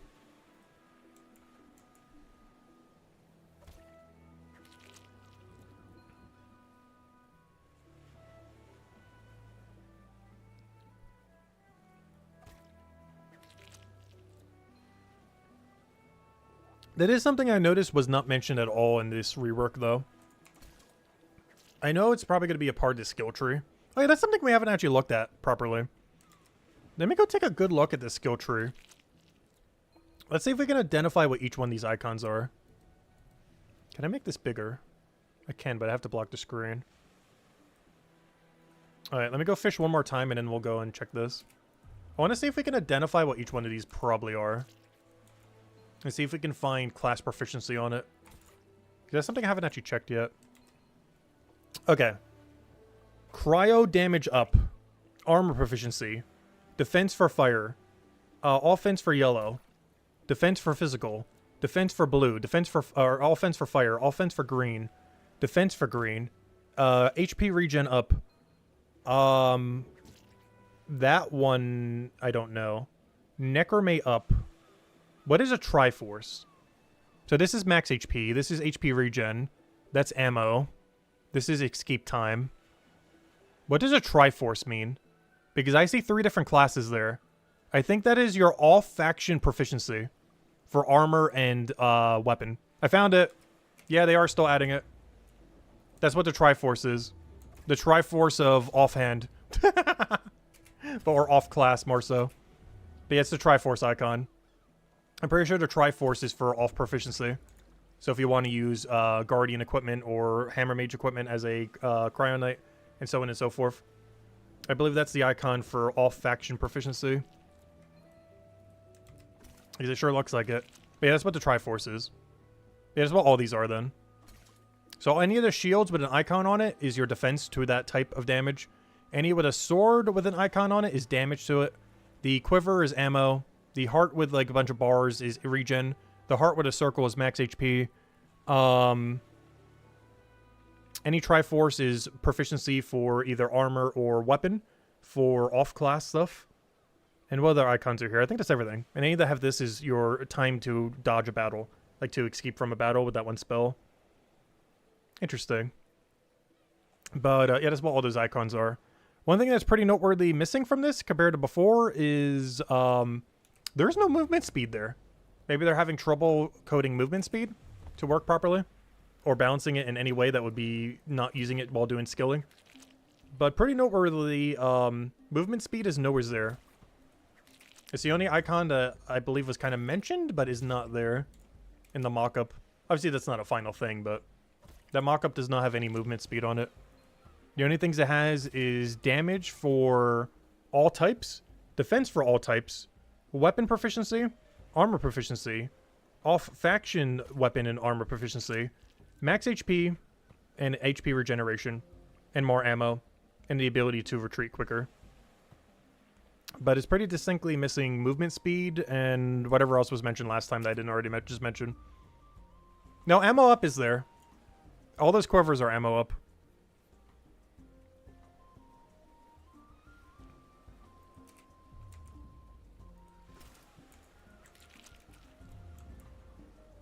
Or assumably they're ammo up. It could be anything, of course.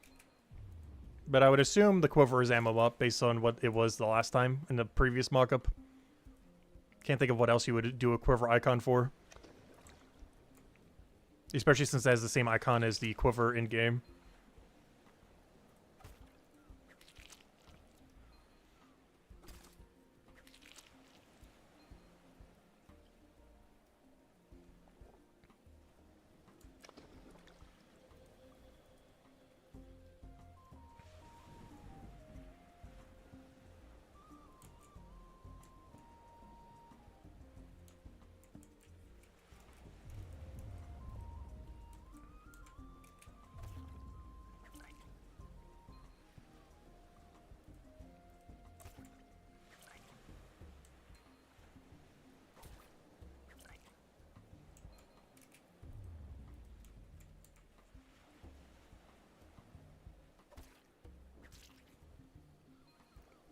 But yeah, I really want to use the crossbows from Guardian as well. It's one of my favorite things with Guardian is all the crossbows it has. I still feel like it has the best looking range weapons out of any of them. I do overall enjoy what Crown Knight has though. Out of any set of everything, in totality, I do prefer Crown Knight the most. Guardian probably the second most, and Hammer Mage probably the least.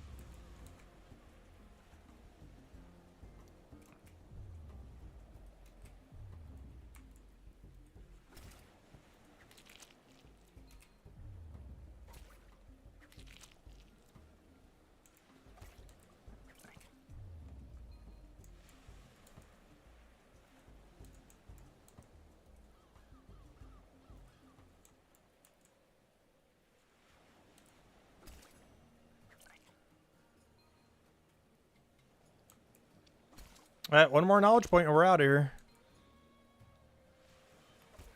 We can finally start training fishing and foraging again. Even though we haven't stopped, but we can actually get a good EXP rate that isn't abysmal. Like our EXP rate for both, I think, go up by like 20-30% or something. Actually, let me go check. I'm actually curious what that comes out to.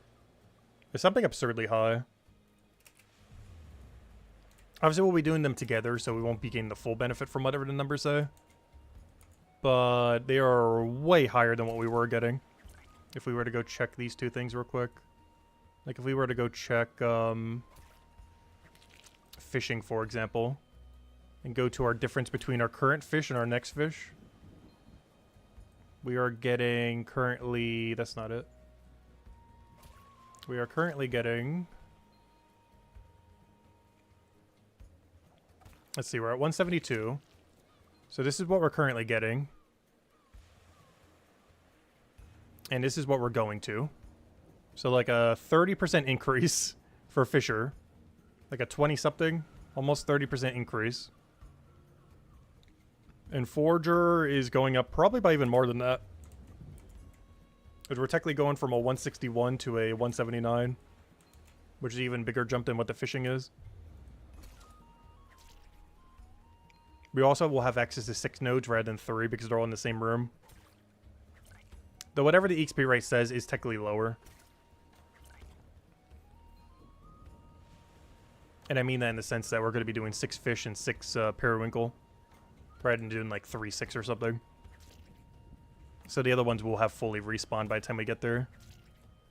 So we're not doing whatever the max EXP rate is, but we will be getting both of them up simultaneously.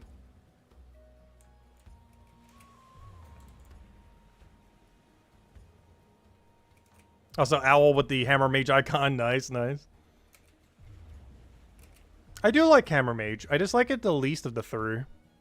I do like Hammer Mage, though.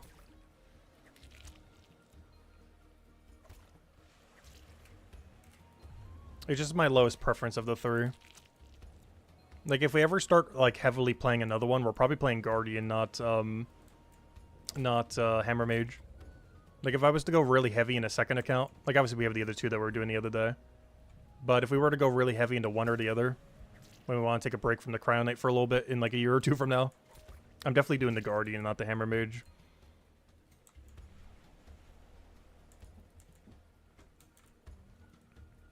Also because Guardian equipment's probably still going to be worth more.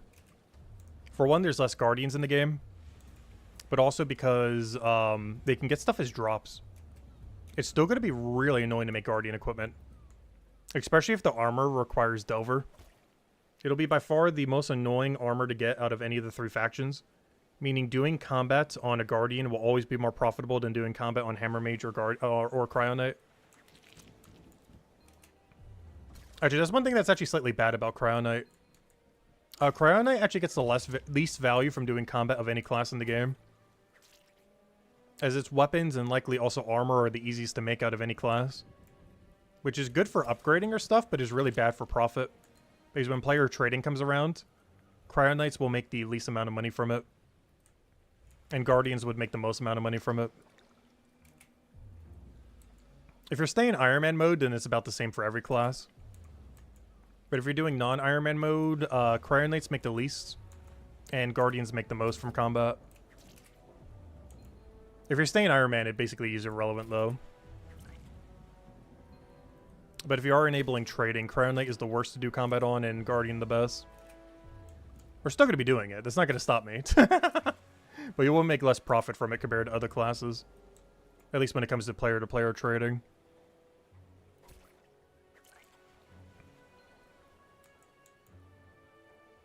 Seek emotes, thank you.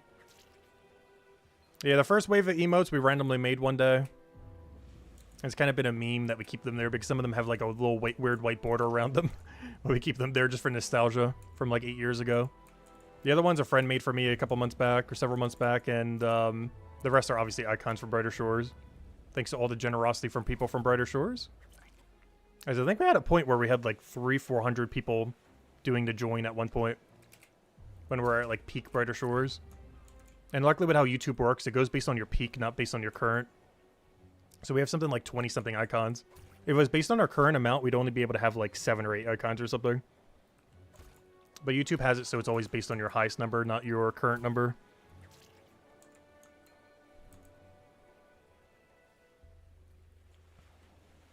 I'm not sure how it works on Twitch.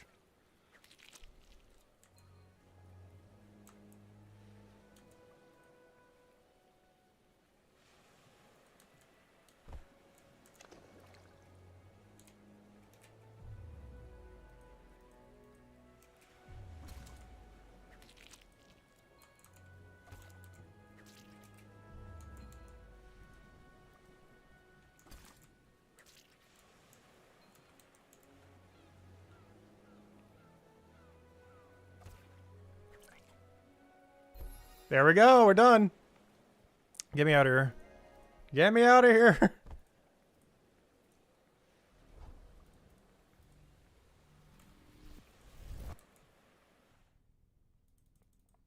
Oh yeah, I forgot. I don't have normal movement on. I should probably go do that. Otherwise that will drive me crazy. Let me go turn on normal movement.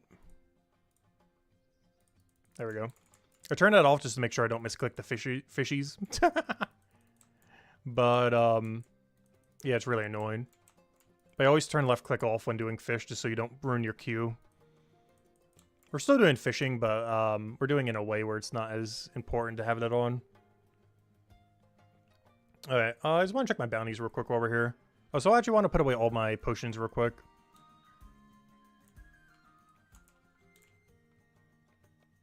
Alright, anything good here? Kind of. Is it time to go do the 208 Forger grind? The game's trying to tell me to go get 208 Forger. It really wants me to go get 208 Forger. I haven't been convinced yet. Actually, what's that other one there? I might take that one. It's not awful.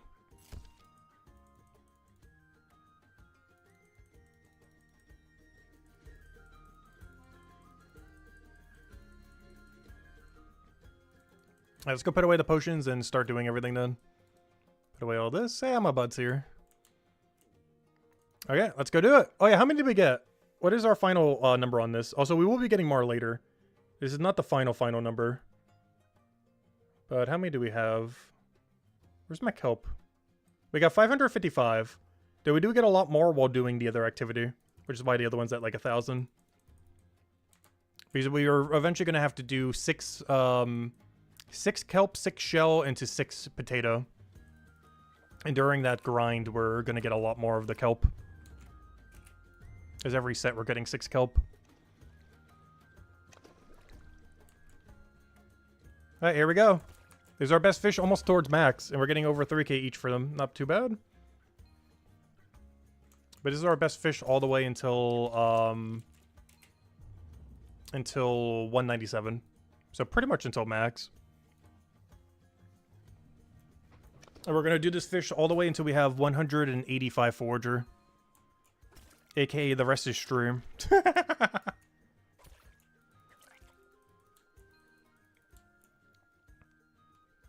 And then we come over here to Periwinkle. Then we grab all the Periwinkle.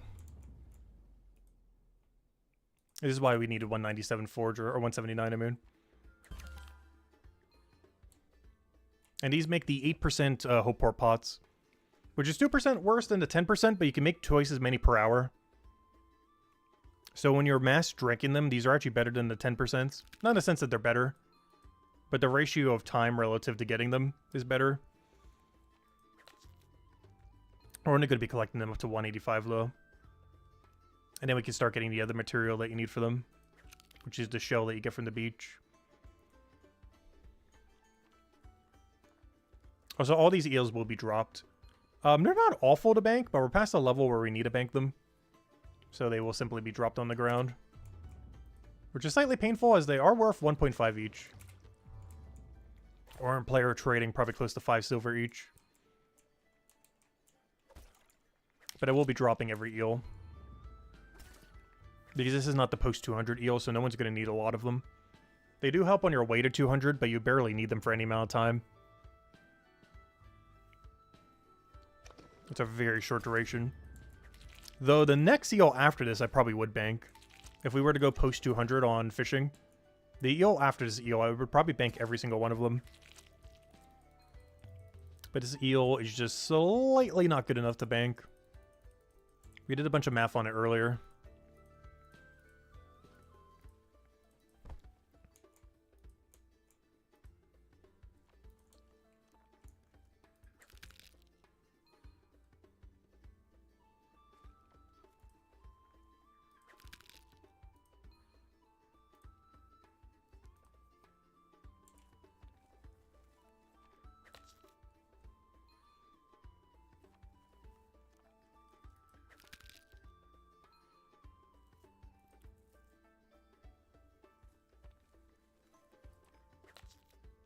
Oh, so you have to manual move on these two, otherwise you lose one tile and double tile.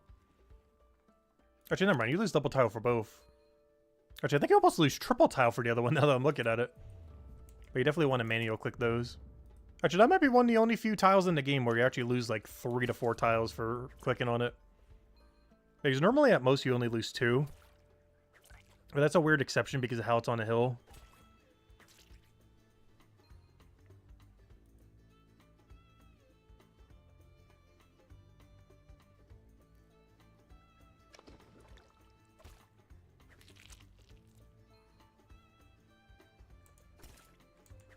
But it's a slightly slower fishing XP than what we're getting, even though it's like almost 1k more XP each. But it's just because we're spending more time doing foraging. We also have to go slightly further for the bank, but it's 100% worth banking these. I forgot how much they cost from the shop, but it's enough that they are 100% worth it. Let me double check. How much is a periwinkle?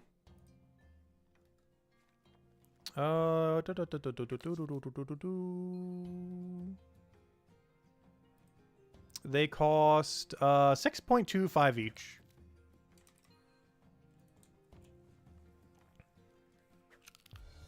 And we are getting them for the price of free. Other than a little bit of banking time.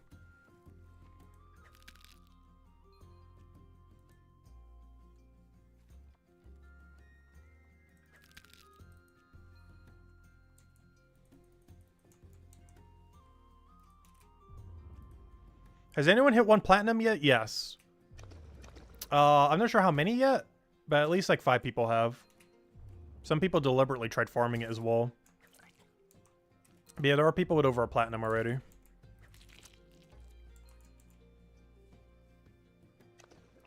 Though most people who went for it went out their way to get it.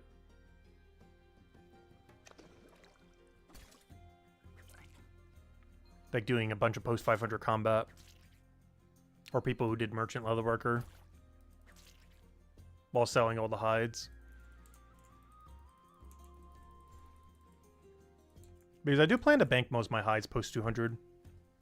The only reason I haven't so far is because our money situation was pretty bad. But we're getting to the point where we don't really need money for much.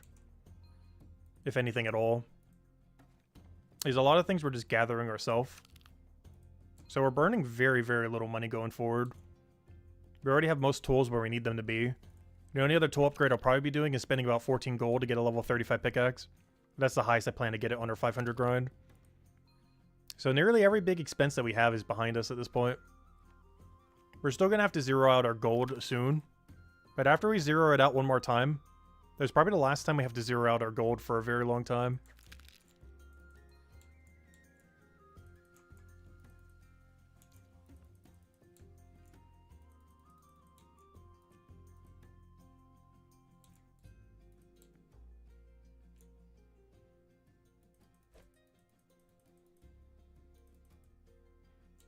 So I don't have any of the potions on me so that we can just grab the 10% whenever we need it.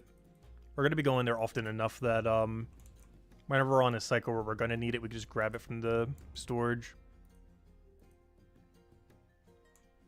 It's almost like having a potion belt without having a potion belt.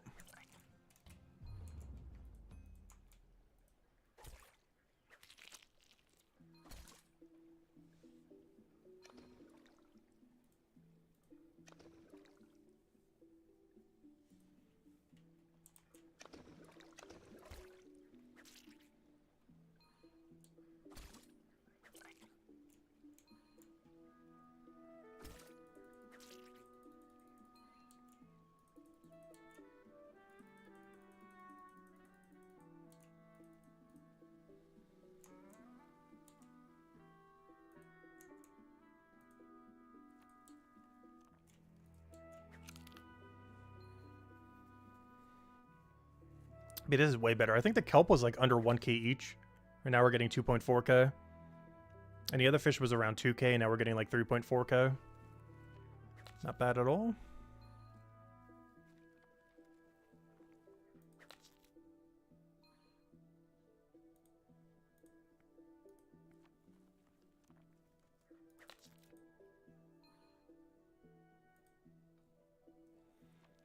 The thing I want to go check, does the thing count towards this?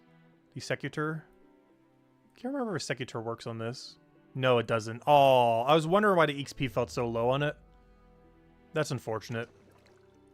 The shell does get boosted, and the potato does get boosted. This is actually the last foraging item we have to do that does not get boosted. Periwinkle has no tool that makes it go higher, whereas both shell and potato get boosted by trowel, which is also getting another upgrade at 192. But unfortunately, Periwinkle does not get boosted by anything. I was wondering why the XP felt so much worse than the fish. But it's because we were getting 30% boosted on the fish, but 0% boosted on the Periwinkle.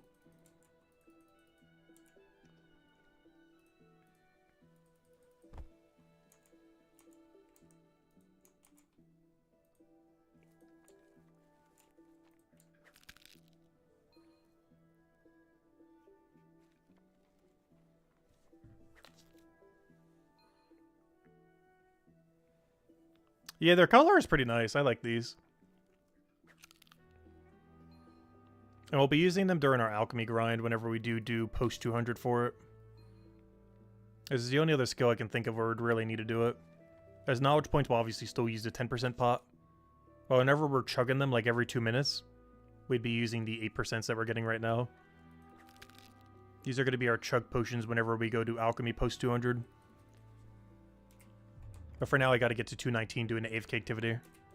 But after that, we can start chugging them for alchemy if we ever want to get it up. Or should only take like another week or two, probably 2 weeks. We should have around 219 alchemy. Then if we want to, we could actually train alchemy again. I'm not sure if we will immediately, but we'll be at the point where we could if we wanted to. In about 2.5 weeks from now.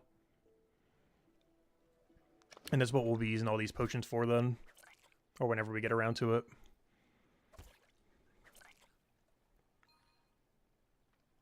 Is when you're synergizing with alchemy, I think we would drink about 15 to 20 of them an hour. But you don't drink them perfectly every single time. But you do drink them quite a lot. But it runs through about 15 to 20 of these an hour. For an 8% perpetual bonus to alchemy.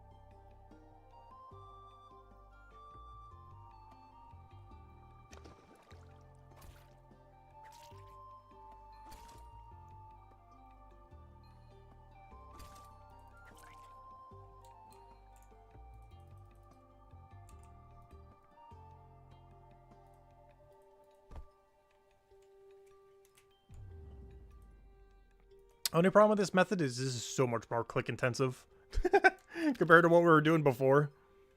So much more click intensive. But it's way better XP per hour overall between the two.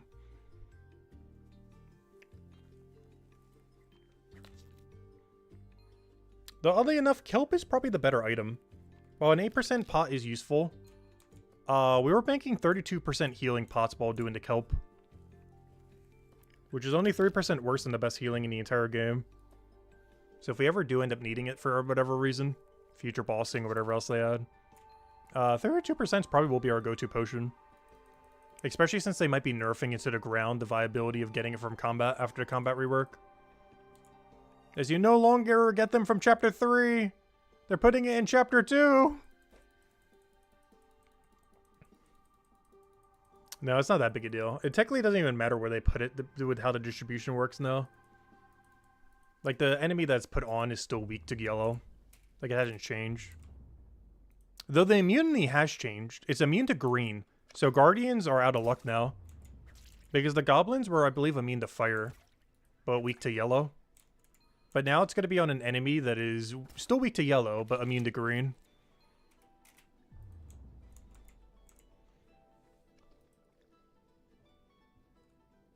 The other thing that ruins it even more... Well, I guess it wouldn't because of how the merge works.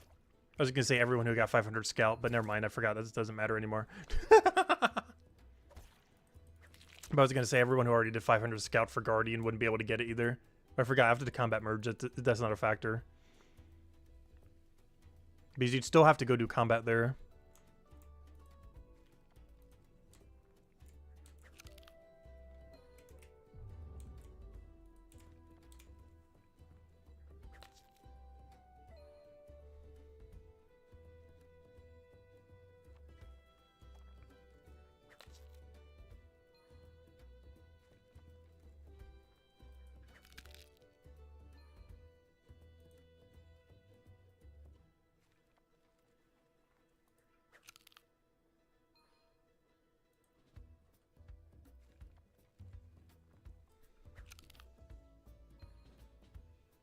But yeah, we're making really good time on maxing here.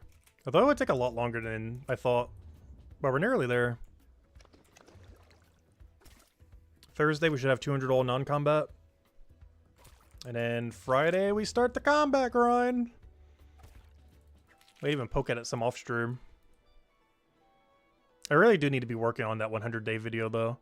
It's one of those things that because its scope's so high I'll probably keep putting off. I want to try getting it out by Saturday, though. I haven't worked on it too much yet.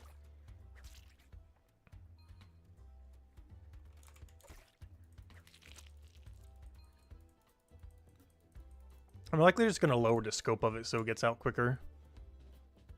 So we can go back to grinding.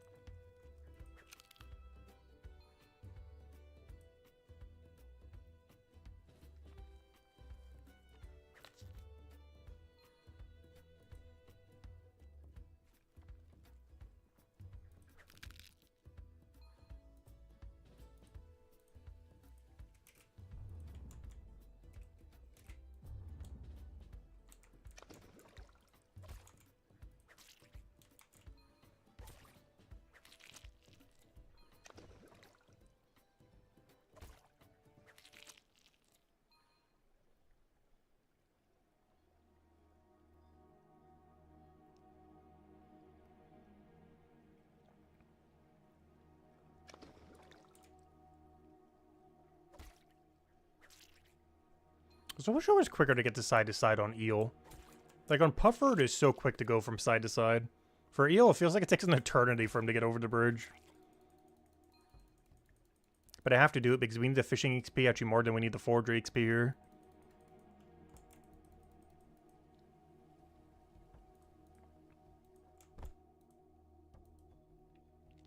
Because we need 11 fishing level, but only 6 foraging. And even though fishing is giving us more XP right now, it's not going to give us that much more XP. Like, doing what we're doing right now, we should gain about, like, 8 fishing levels? 7 or 8 in the time that it'll take. Well, then again, we're throwing knowledge into it. So we should gain, like, 9 or 10 fishing levels in the time that we get 6 forager. Which actually, that kind of works out then. I'll still have to camp eels a little bit later tonight, but that's fine. The main goal right now, of course, as we mentioned, is 3,500 total. Is our main goal right now.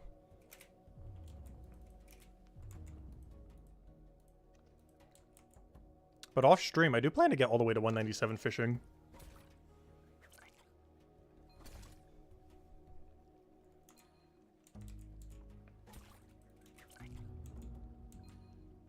The rest of the forager grind to 185 will probably be on stream though. And obviously the final few levels for Fisher. Because tomorrow's going to be another 200 there. Which I think we last did with what? Woodcutter Carpentry? I think was our last 200. It's actually insane because I just now realized the number of skills that we've actually done that way is, I think, now 4. Because obviously we did Detective and Watch Person the same day, as would be expected. Oops, why did I do that in the wrong order? Oh, wrong. Double wrong order. But, because, yeah, Detective and Watch Person was done the same day. Woodcutting Forager done the same day. We're going to end up getting Fisher Forager done the same day. Alright, so I guess we only did it 3 times then. Because I didn't do Mining Smithing the same day. So we only did it 3 times then. 2 of them make sense. The one that doesn't really make sense, technically to some degree, is Fisher Forager. But it kind of makes sense because they're both the 2 gathering skills from this chapter. Same reason why Woodcutter Gather would actually make sense as well if you got both of them in the same day. It's just double gather profession rather than gather into production. And the main reason for that is mostly because Fisher does not really feed directly into Chef. Nor does Alchemy for the most part. Like, Alchemy does, obviously. Like, Forager's giving us Alchemy XP. But it doesn't give you all of your Alchemy XP. It only fills some of the holes. It doesn't do, like, the whole skill. Like, you can't train to 500 Alchemy off of 500 Forager. That would never happen. It can help you get there, but it's not going to train you all the way to max.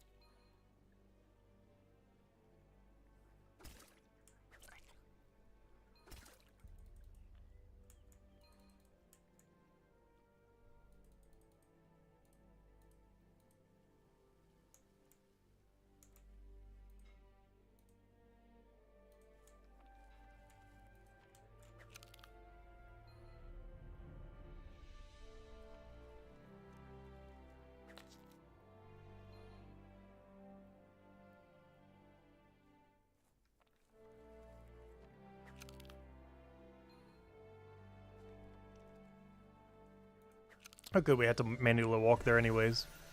And it works perfectly with the little bit of knowledge there. 187. Nice. 13 to go.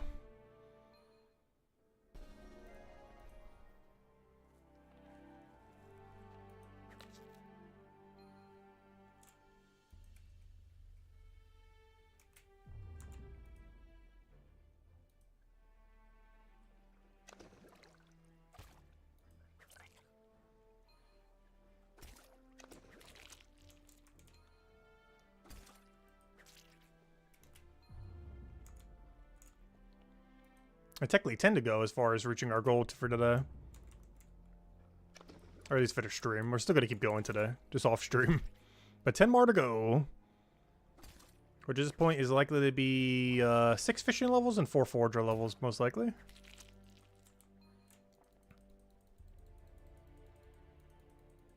Which is still slightly short, though, in foraging. But we'll fix that later. Worst comes to worst, I just periwinkle AFK for like half an hour. I guess slightly higher than half an hour since we will be banking them all. If I do that for an hour, it'll easily get it whatever we still need to 185.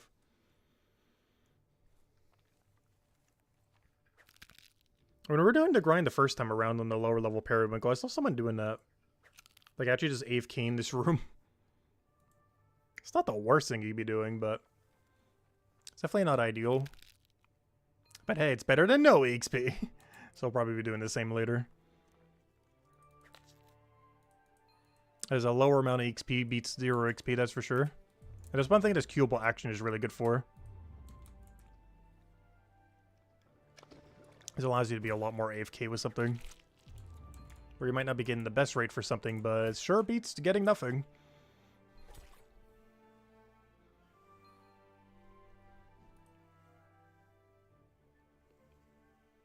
Hey, Poking is here.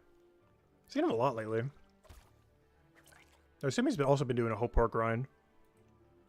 Because I've seen him so much the last week.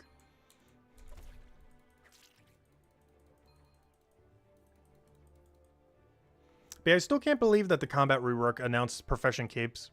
Like, you know, for an entire chapter. I still can't get over that. It's kind of funny. I know a lot of people have been wanting that, including ourselves. But they did the thing. The only issue with it is that means you need 500 all Chronopolis to get Dragon Cape. It's something I was eventually going to do. But we might need to expedite it a little. Because instead of 500 there, you got to get all 4. The 500. Which means there's only 2 people in the game who can currently even wield that cape. Casey and Old Schooled. Soon to be more, though. Oh, no, sorry, 3 people. Sanhai also got it. Oh, yeah, Miles ES was mentioned that earlier. Oh, so speaking of which, Miles ES is next. And then eventually Cheezus. And then a billion other people.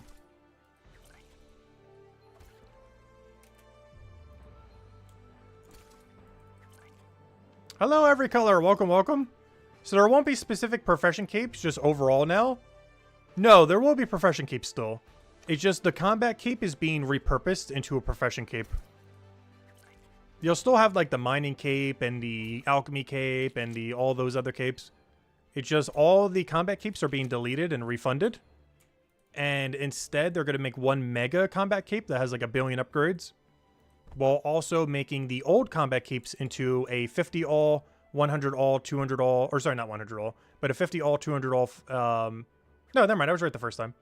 A 50 all, 100 all, 200 all, and 500 all profession cape for the entire chapter. But no, all the other ones are still going to be intact. It's just they're going to be getting rid of the one for combat and making it for the whole chapter instead. So if you want to have that really cool dragon cape for Chronopolis, you need to have all 4 of them, the 500. But you still can have your 500 detective cape and your 500 leatherworker and your 500 merchant cape. Those will still exist. But there won't be a 500 watch person any cape anymore. Because it's being combined into combat. That cape is being repurposed as the chapter cape instead. Which means the hardest cape to get in the entire game will be the 500 all Mind of Matubin cape. I'll be wearing the 200 all one. After the update. We'll be getting rid of the mining one and going for Mine Fighter. Or whatever you want to call that. The 200 all for that cape, I guess. But, yeah, we'll be retiring the miner cape then. But I will be going for the 500 all Dragon Cape eventually as our true cape. I may replace that out for 500 all Stonewall Hill if we actually do 500 all Stonewall Hill. As the incentive to do so has definitely gone up with that. But after combat rework, we'll rock 200 all Mind of Matubin. As we'll definitely have, well, never mind. We don't even need to have the combat up by then. Even if I don't have 200 Mind Fighter, we still can get it. Because Mind Fighter doesn't exist to the degree that it does anymore after that update. Because that'd be the hardest one that we can currently wield out of any of them. And we could technically get it for every chapter then. Even if we did no combat right now, I can actually get the 200 all cape for every chapter. At this exact moment in time if the update was like tomorrow. Because combat's unassociated with it after the update. So yeah, we could actually get it for every chapter. The 200 all for every chapter cape. I'm only going to be getting for Mines of Batubin though.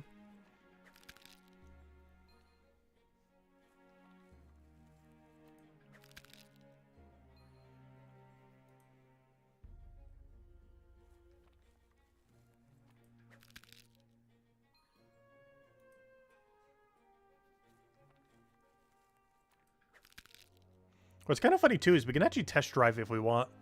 They said that you get a full refund on it. So if we don't mind having 3 gold locked up in a cape that's going to get auto-refunded, we can actually start rocking it right now if we really wanted to. As the money for it gets immediately refunded. Actually, I wonder if it even refunds it if you have the requirement to wield it. Because we have the requirement to wield it. Like, you know, after it's converted to the new system.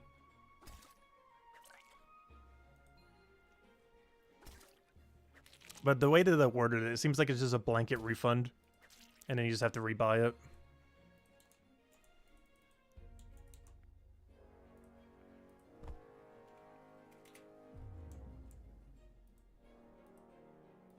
I still wish all keeps would just 100% sell back to them, though. So you can switch them out whenever you want. Though once they have them as a transmog, it would make more sense. But currently there aren't. Hopefully it'll do that at some point soon. That as well as keep effects. I'm curious what they would do with that down the line. It's definitely not coming anytime soon. But I'm curious to see what they end up ultimately doing with it. As they have mentioned in the past that they're going to likely make them all into transmogs. As well as eventually give perks to each cape. The ones I'm most curious about now is what will area keeps look like? Or not look like, we already know what they look like. But what will the effect of them look like? Because obviously we already know what they look like, it's just the combat keeps now. But the effect of them, we don't know what on earth those would be. Would it just be all of them combined, the effect of them? Or something completely different?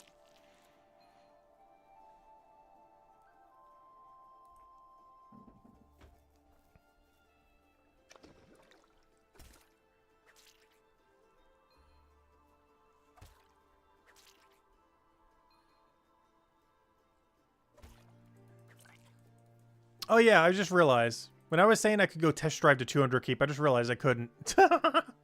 Is even though I can get the 200 Mines of Batubin keep after the update, I forgot, duh. I don't have 200 Mind Fighter. I actually can't get it now. Even if I wanted to. Which is kind of ironic. Because I can't get it right now, but if the combat update was like literally tomorrow, I could. Because Mind Fighter is no longer associated with getting it.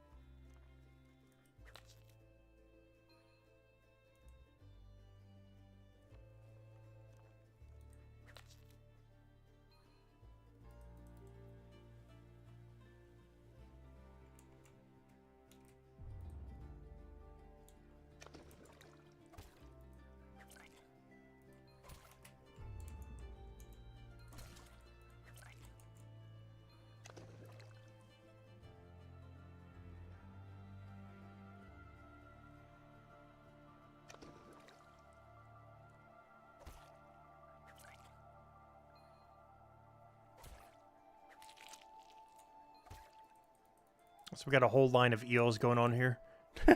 I must extend the eel line. Alright, let's get the very far location.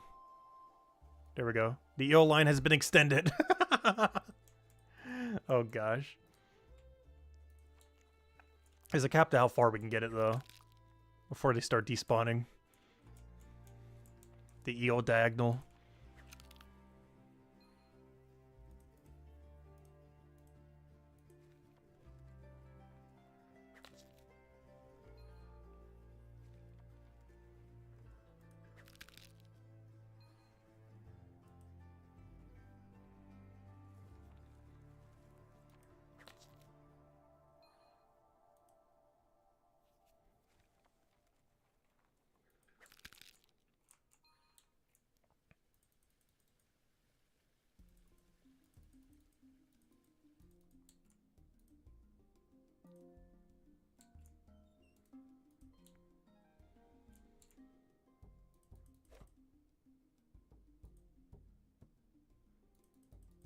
Nintendo. Let's go keep getting our fishies. Still getting a lot more of them. And of course, the entire time I will be dumping it into Fisher. Though, I'm not sure what I do after I had 200 Fisher. I'm not sure if I should dump it into Forager or not. Because I kind of want a lot of the supplies that we get up to 200 for Forager.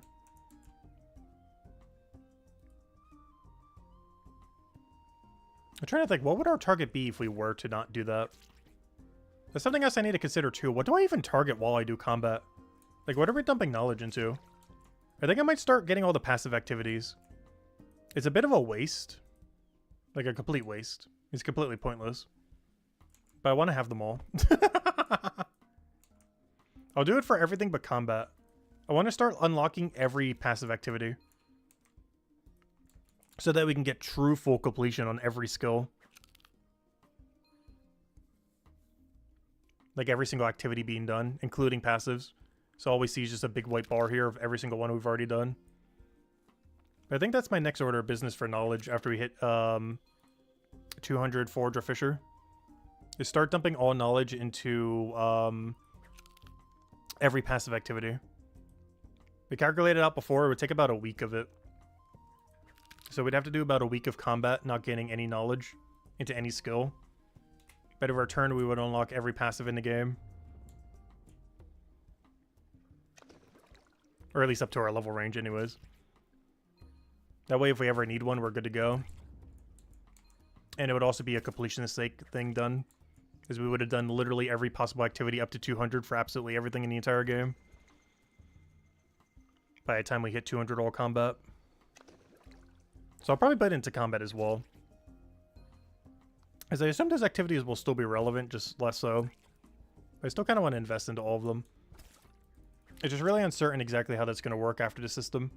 Because how would they possibly re-give you back those points? Oh no, maybe I don't. I wish they would clarify that. Because I don't quite understand what's happening to knowledge on combat. Because the way that it will work should be quite a bit different after the rework. Or they could do is just refund everyone who has any amount of points in them. But then how does that work? You're going to have like a 50,000, 5,000, 6,000, 7,000 meter right there.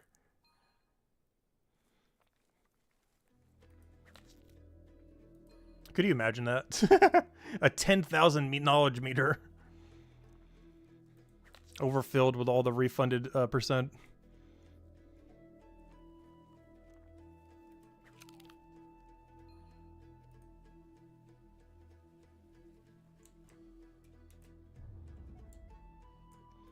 Well, they're not adding a combat tree immediately. The first update's not going to have a combat tree at all. Based on what they currently said today, the first update's going to look almost exactly like it does right now. Like, as far as how you progress through it, it'll be different. But the actual act of doing combat is unchanged going into the first update that they're doing. It's just the entire progression system and all of them being combined together being done the first time around. But the actual act of combat would be completely unnoticeable if you just hide your stats. Like, it would physically look exactly the same and play out exactly the same. But the skill tree is not being added to Wave 2 of the combat rework.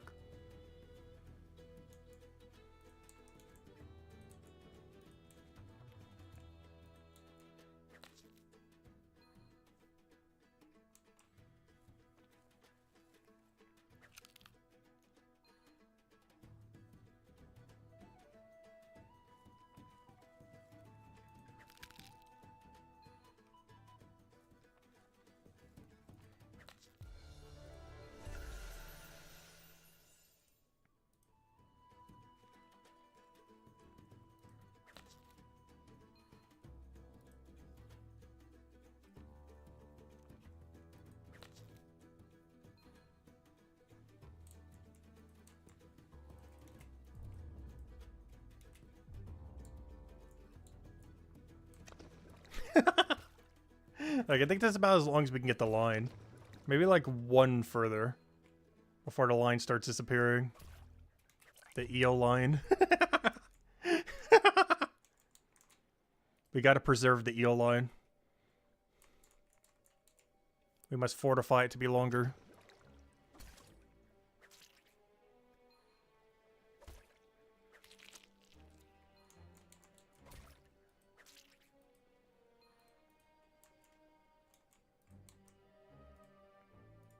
No, I missed.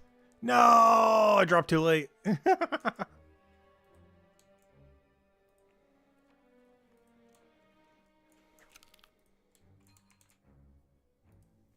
Oh, well, it'll eventually despawn and we can fix it. That just helps fortify one of the segments of it. Of the eel line. We can only get it like one more segment further without going out of our way and wasting time.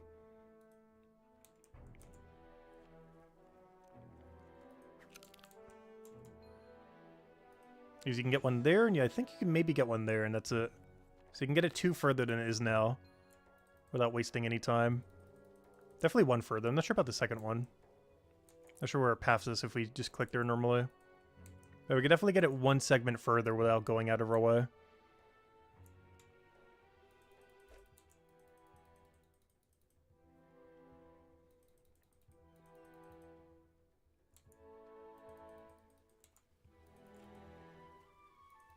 I know when the segments died.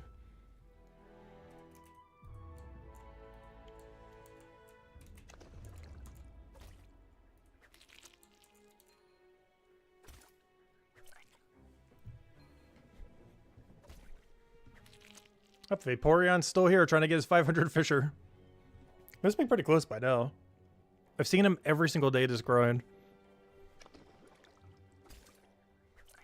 The post 200 does take a while though.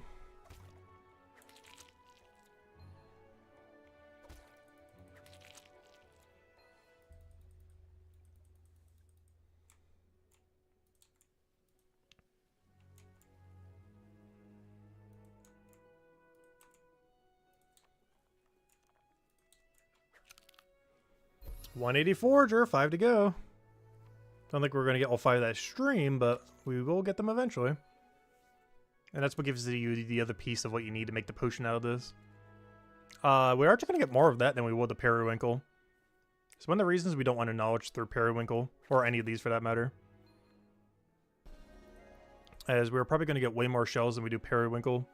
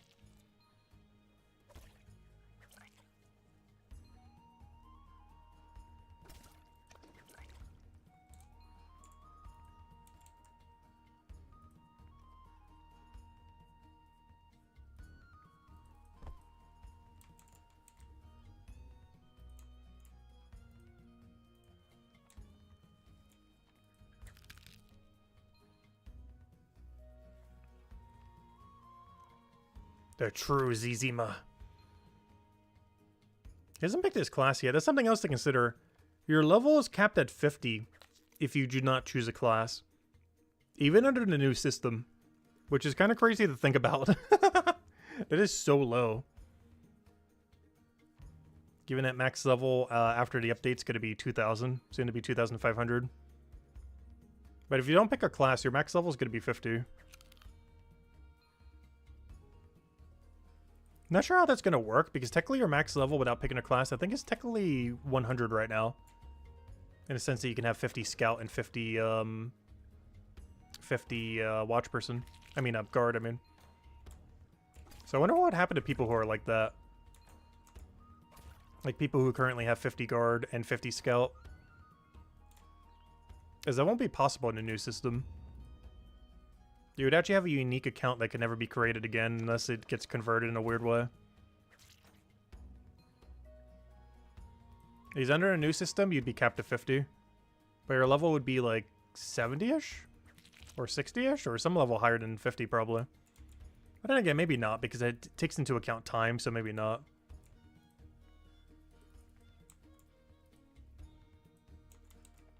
Because even if you have 50 in both, it might count as a level that's lower than 50. Because we don't know what formula it's being plugged into yet. Not sure if they're even going to share it, or a calculator for it. Because right now, we have no way to calculate out what level will be after rework. Because they showed the formula for what our gear will be, but we don't know what one of the numbers that we need to plug into it even is. As well as what number our combat level would even be when averaging them based on time. Something hopefully that they'll do before the rework. Just so we know ahead of time. But there's a chance they don't.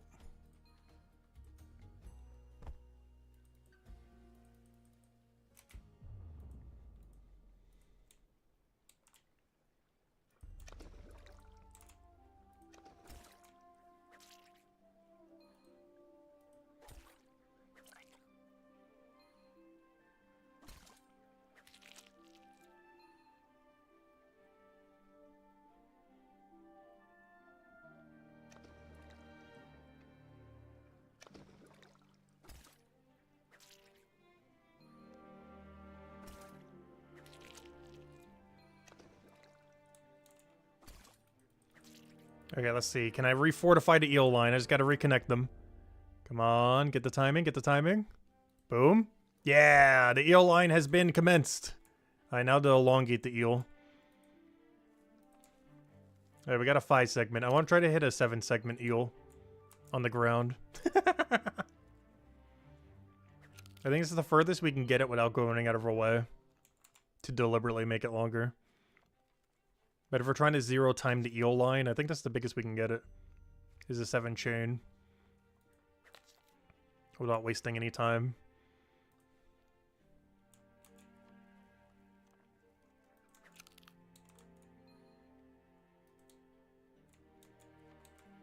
Oh no, one of the segments died. Come back! I need you.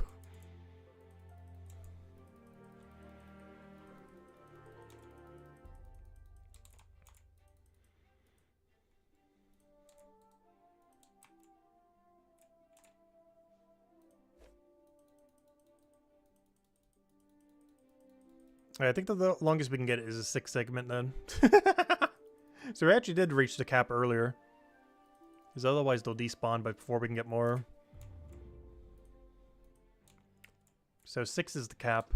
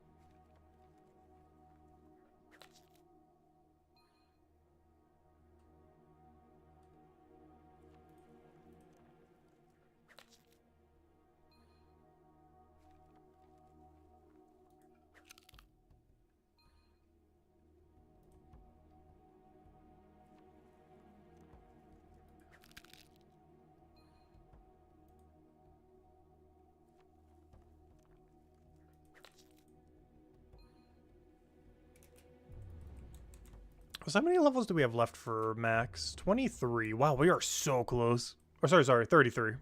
Forgot the 10 there. 33. Still so close, though. But then we gotta do all combats. They're forcing us to have to do combat before the combat rework.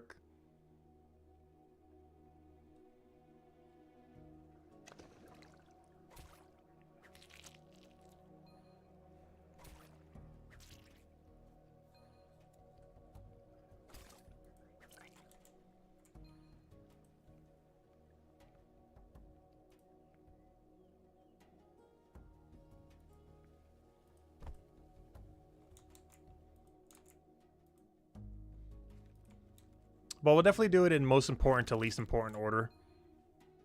Mind Fighter, Guard, Scout, in that order.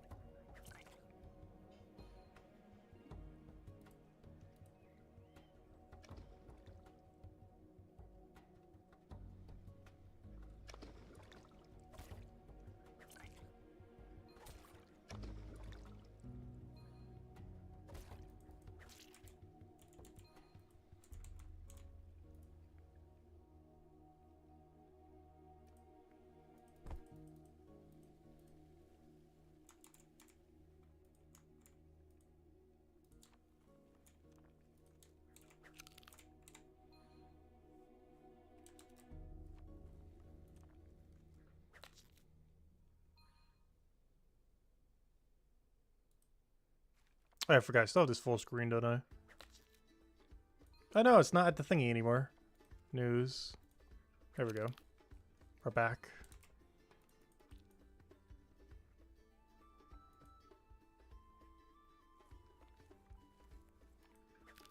I feel like the way that this was put out was a lot easier to understand, even though there's still some questions not answered. I feel like at the end of reading it last time, it left some confusion. Whereas everything kind of makes sense, but even though there's still a few questions not really answered here.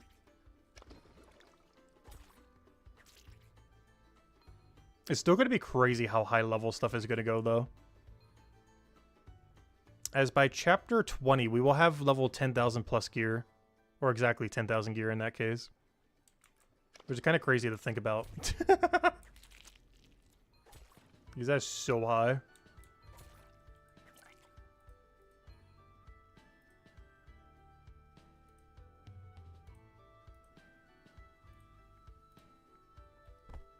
Oh no, I did a weird diagonal. Did that on the wrong tile.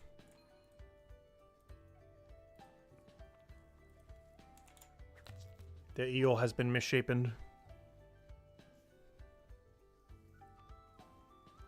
I gotta remember to grab a 10% here, which we will be dumping on Fisher for every single one. Until it's maxed, in which case I guess I'm dumping it into passives then. As I do not plan to Knowledge Forger. I say that now, maybe I will by the end.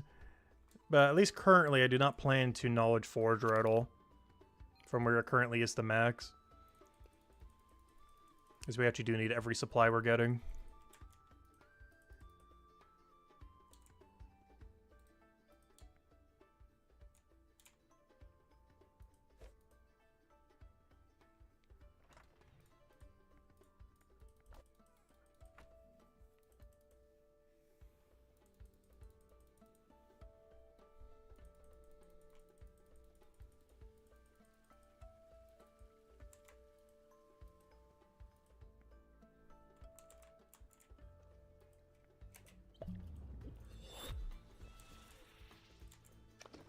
Oh, I hate when I do that. Click on the bridge instead of the eel. What's even worse is when you do the Q and click on the civilian instead. That's the worst case scenario. The civilian click. Because then it just holds up your entire queue.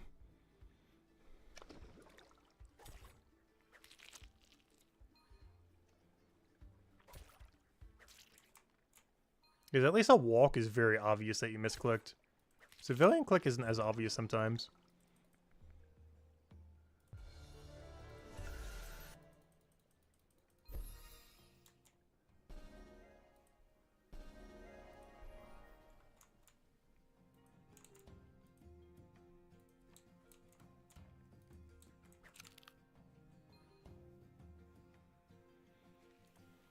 Oh yeah, that reminds me. I never did put up the monument. We've had the monument for 173 for a while. I was waiting till on stream to go and activate it. I guess we'll do it for when we get 200. I'll do the last monument upgrade. Pre-200. We'll save it for when we actually get 200. I do it on like a random potato there. To celebrate finally having 200 all non-combat. And now we slowly start working on 200 all for real.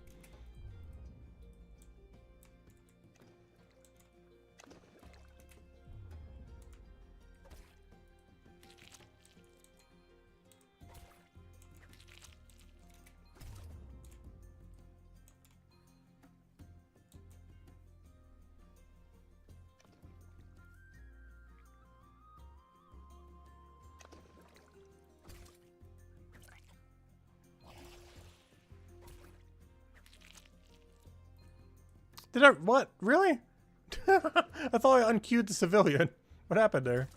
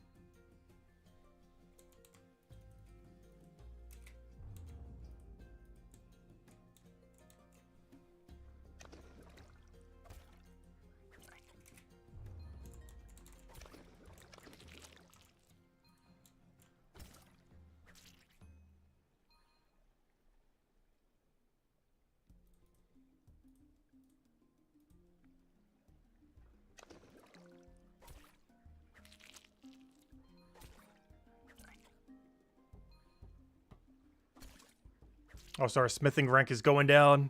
Yeah, I think we're giving up on getting rank 20 smithing, by the way. Rip any chance we had at that. Because even though I still need to do the mining smithing grind, we're not doing it for a little while. Are you going to try a spot on legacy leaderboards with one of the combat professions? No. I think every single one is taken, are they not? I don't think there's a single one you can even go for. Because guard is taken. Let me try the other two. I think it's physically impossible to even do. As I'm pretty sure there's already over 20 people for every single one. Almost. But those people will get it before then. But yeah, every single one is taken. The only thing we can realistically do it for is top 20 smithing. But we're going to be tangenting into so many skills, I don't think we're going to bother. We also don't need to have a smithing level for a very, very, very long time. Because before we were planning for a plus 60 setup, well, before we were planning a plus 0, then it was plus 60, but now it's times 5. Do you know how long times 5 smithing lasts us? It's probably enough to last us for like 2 more months of combat, is how much a times 5 smithing does for us at our current level. Like, that lasts for a very, very long time.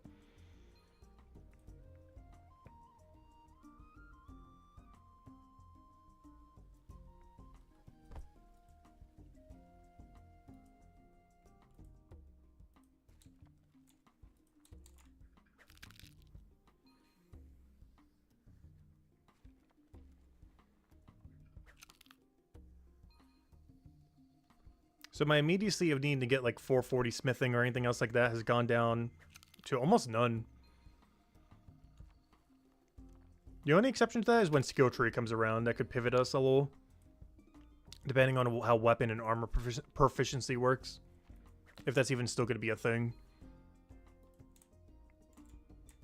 Because based on what I could tell from the skill tree, it was still on it for some reason. even though the new combat system technically doesn't need it to function. But it seems like it still had icons that were representing them on the mock-up image. So I'm not sure what that means. Because technically with the new system, you do not need weapon or armor proficiency anymore. At least not to the degree that you would need a skill tree for it. But they were still on the skill tree for some reason. Could have just been a mistake or something. But their images were still on the skill tree for some reason.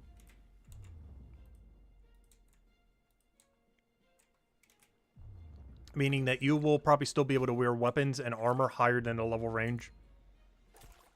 If you don't mind allocating some of your skill tree towards it. Which would always be worth it for weapon. Armor, maybe not. But it will always be worth it for weapon.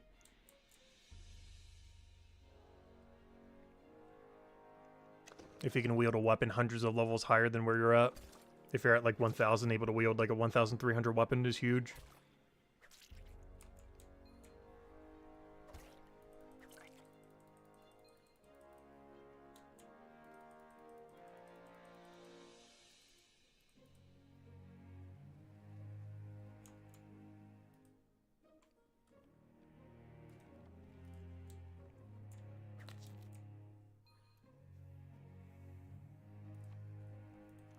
Oh yeah, now that crafted weapons are marked, I wonder how much extra effort it would require, since every item is identified separately anyways.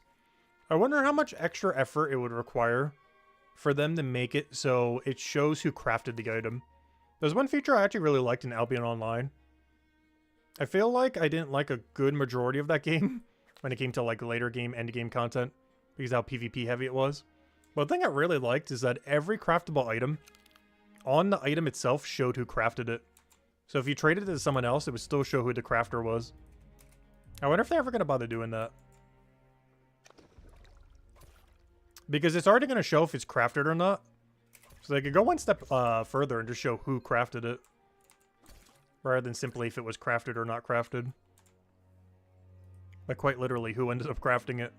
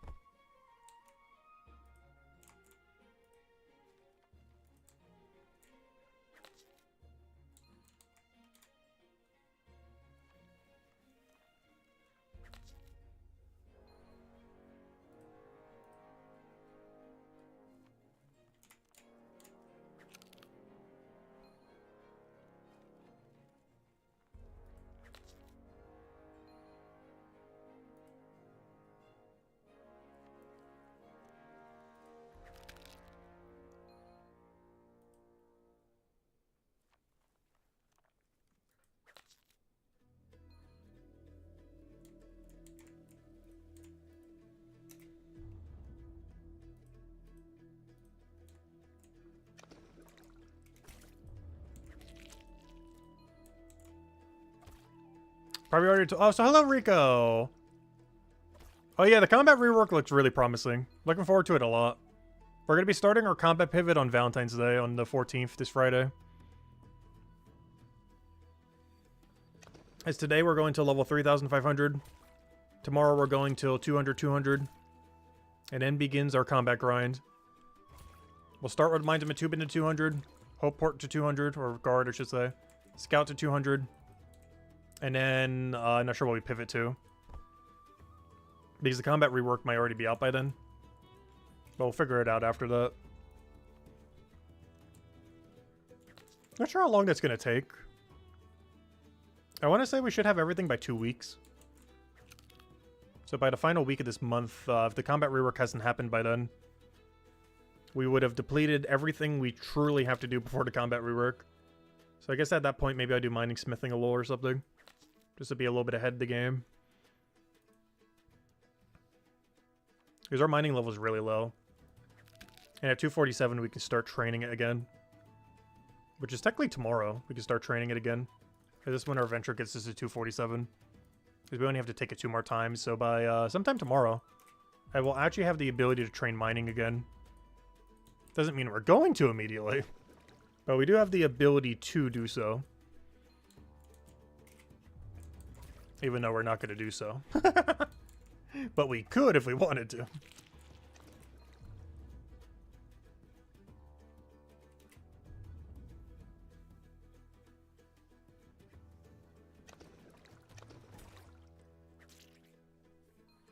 Yeah, having the same gear for all episodes is going to make it really easy. You're barely ever going to even make anything. Like, you still can, but your need to do so is going to be so much lower. The only thing that you would really need to craft for is special attack weapons. As it's very unlikely you'll get the exact weapon you need from combat. But everything else, like armor maker, everything else like that, you're barely even going to need anymore. As your gear just keeps going up and up and up and carries with you. It's only really specific spec weapons are you really going to need to go out of your way for. Or whatever the best overall DPS weapon is for any class. But beyond that, yeah, everything else you could just deal with normal drops and be fine. The entire way to max combat.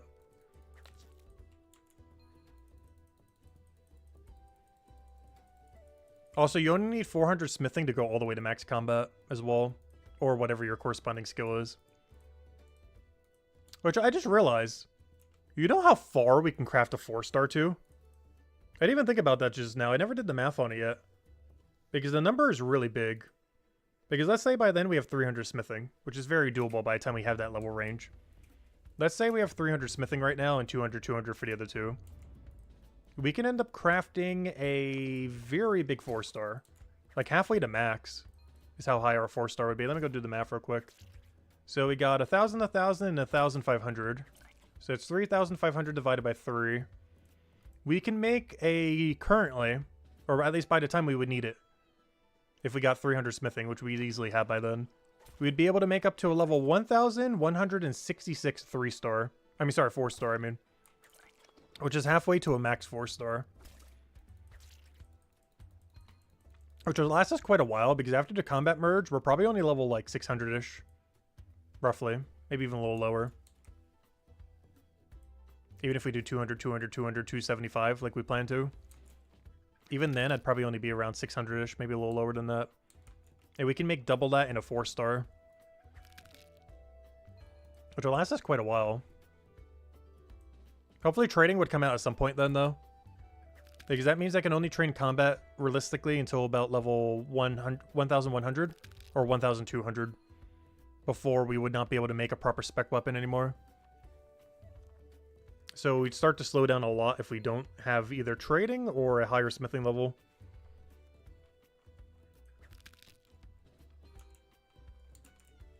And or bone rate and stonemason level. Because now those two have become a little bit more viable to get to. At least pre-trading anyways.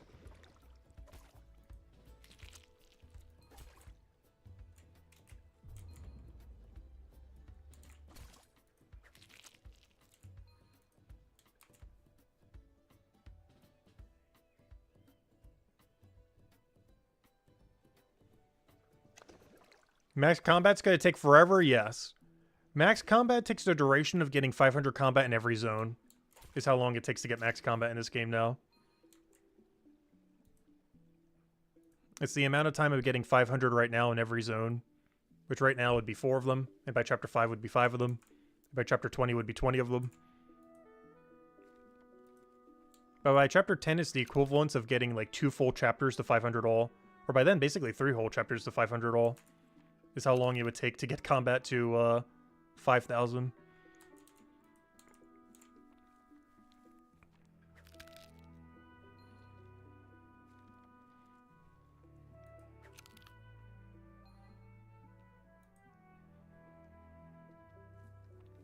I do plan to do it though. I do plan to get max combat now that they did it like that. The only thing that's going to be weird is what are you supposed to do after you reach max combat? Because there's nothing to kill. Like, you know what I mean. There's no bosses, there's no raids or anything.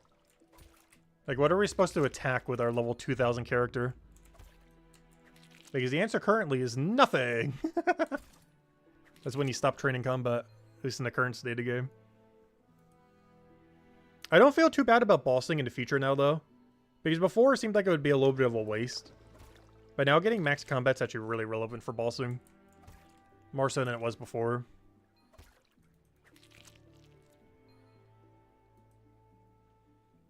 Yeah, next episode you'd be able to go to 2,500.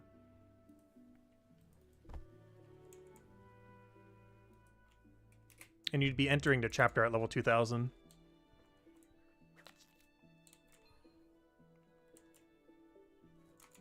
Well, assuming you did 500 all, of course.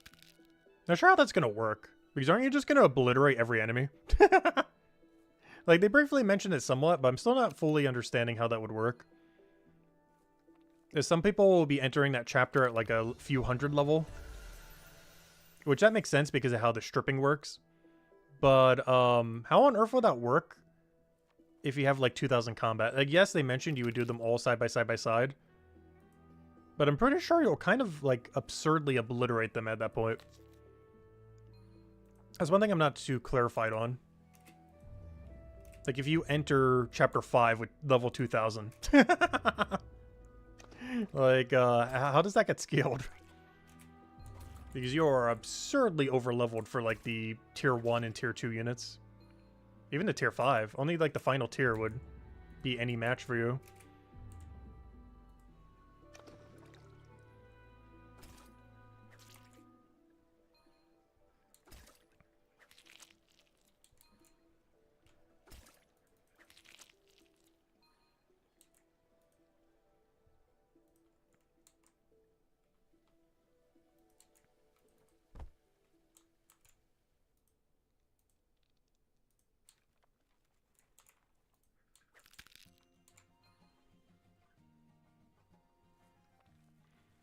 They will take best gear overall after update, right? Like, say your legs are best in Chronopolis, topping Hopeport. No, you get to keep all your stuff. Storage will likely change in some way that it's just one big mega storage. But no, you should be keeping all your gear going into next, into the update. It'll likely just be one big storage box rather than like a billion mini boxes. Might even have more storage overall as well. But no, you should be able to keep all gear you currently have. Like, anything you have banked should still be there after the update. It's going to get rescaled based on the formula that they have there. But you should keep all gear you have currently in your bank. It'll just be one big mega storage rather than a bunch of mini ones.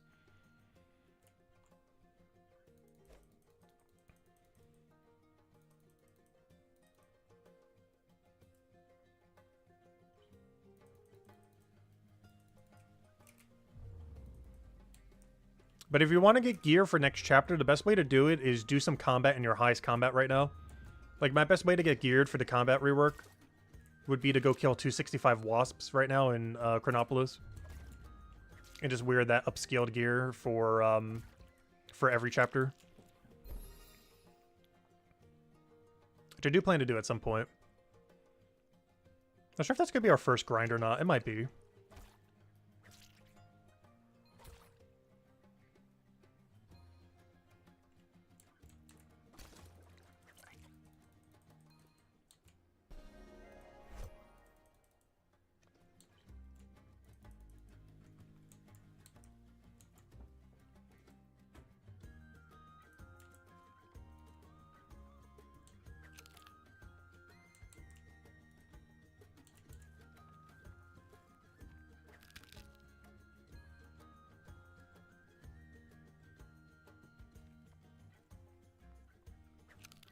Alright, 7 levels to go for 3,500 milestone.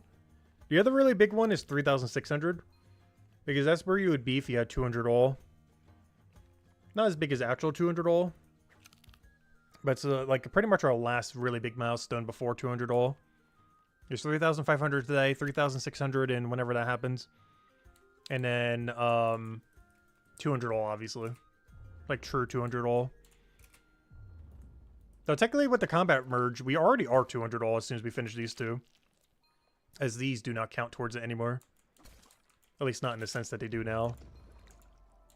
I still out of principle want to go do them though. Also because how the merging formula works. It'd probably still be beneficial to.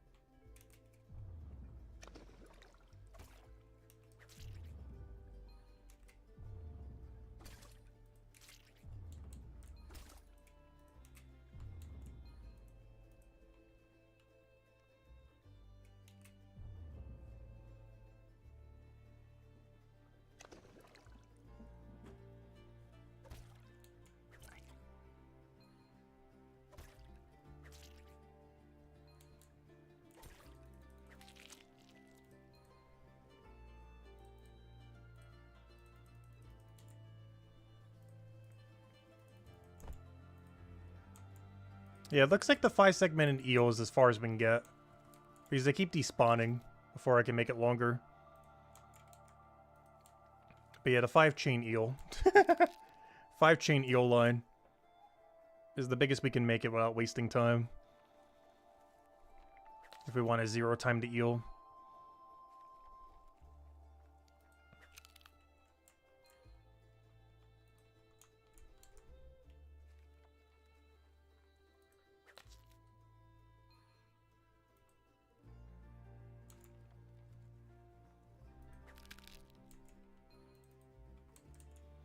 So for someone looking to train combat, should we now go Hopeport, then Hope Forest, then Mine?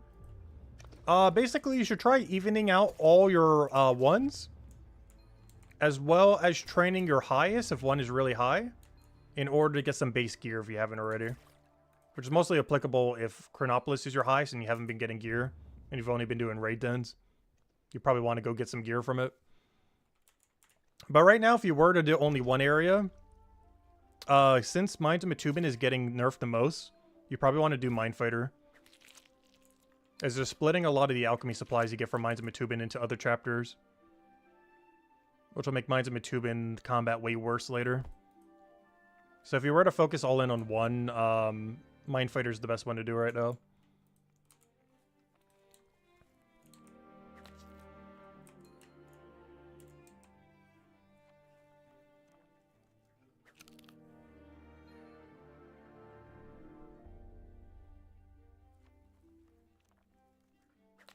Which is the first combat we will be starting with as well.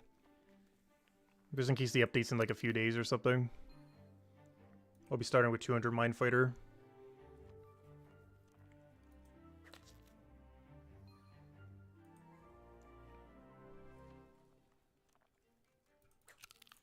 Honestly, I'm even considering doing Minefighter only.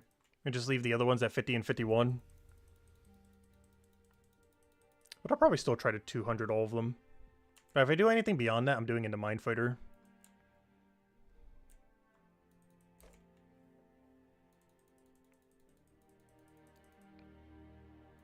Though realistically, by that point, I'm probably doing mining smithing instead. If the update's still not out by then.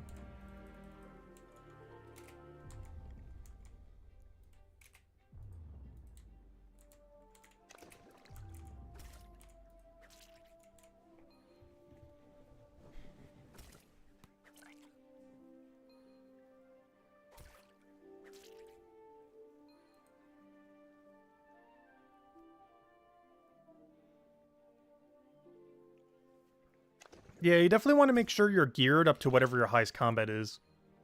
So whatever your highest combat is in any zone, if you have not farmed gear for it yet, you probably should. This is mostly only applicable if you've been doing raid dens in Chapter 4. But you definitely want to go and get gear for whatever level you have up to.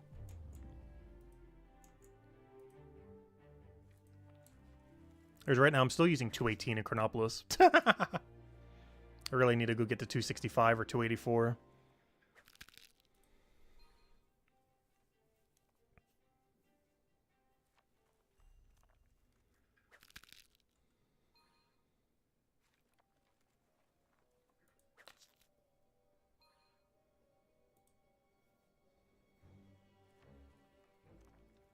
Yeah, we're probably going to have to do it for a while. We got to do the Wasp for at least 4 levels. And if we don't get lucky, I might have to go make a really good rapier and start killing the 284s. I'm even considering doing that before the Mindfighter grind. Like when Valentine's Day hits. Just because of how important it would be to get that gear. In case the update's in like a few days or a week or two. If it's in a week or two, that should be fine. But if it's in like a week or less, I need to prioritize doing all the more important ones first. Which is basically first get gear from Chronopolis. Then go get 200 Mindfighter. Then go get 200 in the other two. This is likely priority order.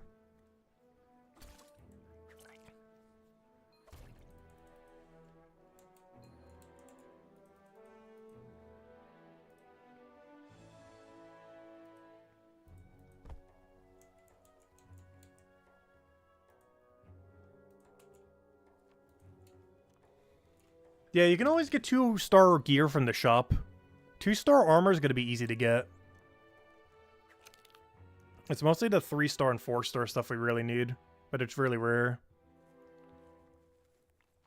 As with the new system, there will always be at least 1 2-star armor that you can wield in the shop. That's around your level range in Chronopolis. Because that shop gets a huge buff after the rework. Not because it's changing at all, but assuming it does exactly what it does now. The fact that it won't be associated to a chapter is really, really beneficial for it.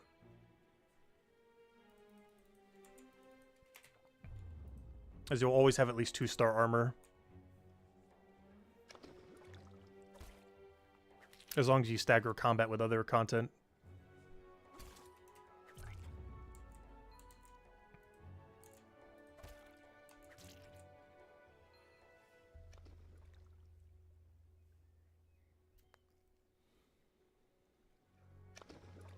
I don't know, the shop's already pretty expensive to buy from. I feel like even the current prices for it are pretty pricey. Like, buying a 2-star there at my level range for Chronopolis is something like 300 silver, I think, or something? Something absurdly high. Haven't in a while, so I forget the number. But I think it's like 250, 300, 350 silver or something? At level 270-ish. Which is the equivalence of, which I'm not sure what that would be in the other system, though. Because we don't know where they're rescaling it to. But I assume the shop would be priced pretty similarly. Relative to the level range.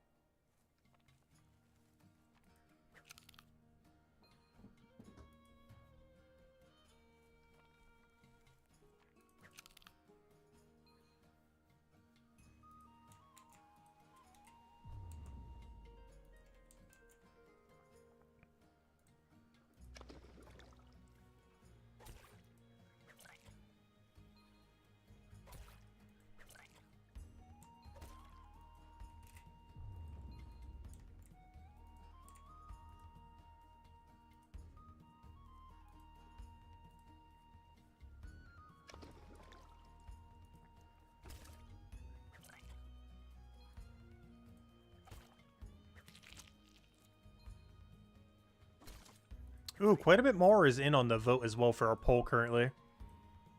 So 38 votes are in. What's the poll at? Let's see. We have 53% on people liking the update, 34% on it being adequate, and 13% of not a fan. This is where the breakdown is currently distributed.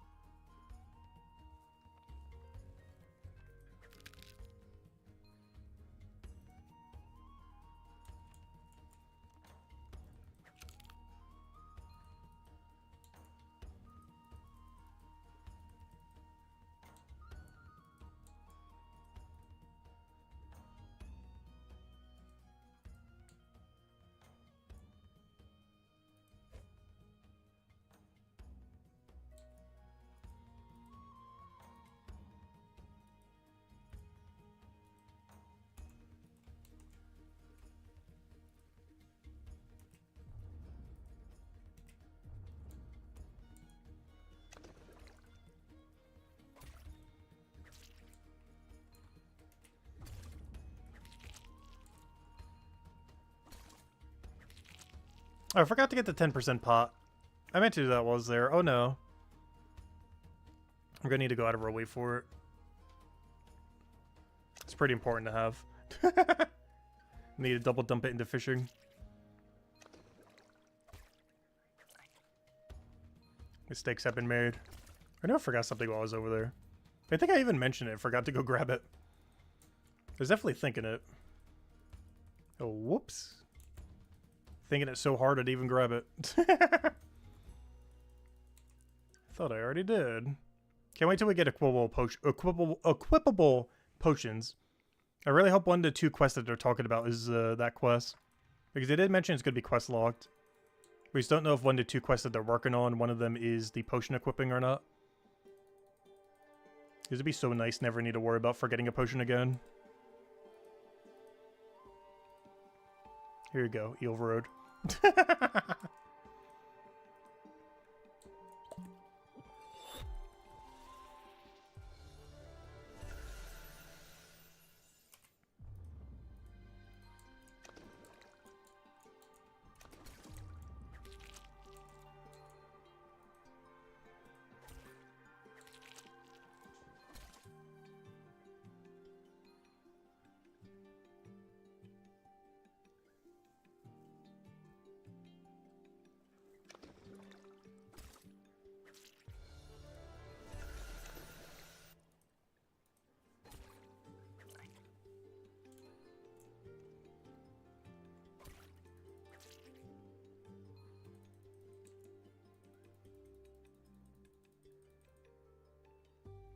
At this point, it should just take a little under 2 hours now.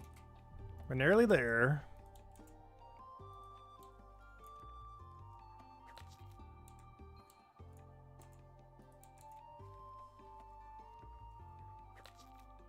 And then, of course, tomorrow we finish it. And who knows, maybe we'll even peek at the combat grind a little bit tomorrow. We'll see.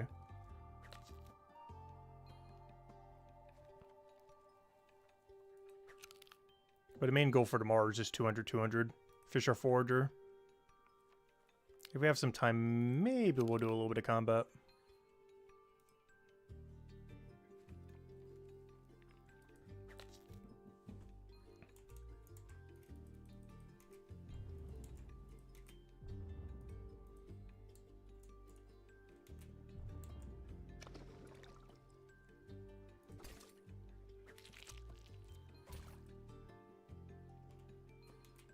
Yeah, low-level gear with that equation, it is definitely worth keeping every 3-star you have, regardless what level it is. I might even go fill my entire bank up with them and try to get, like, perfect rolls or something.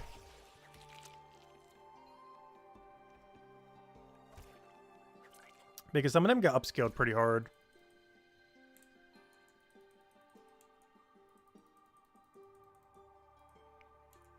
Especially if you have a really even distribution.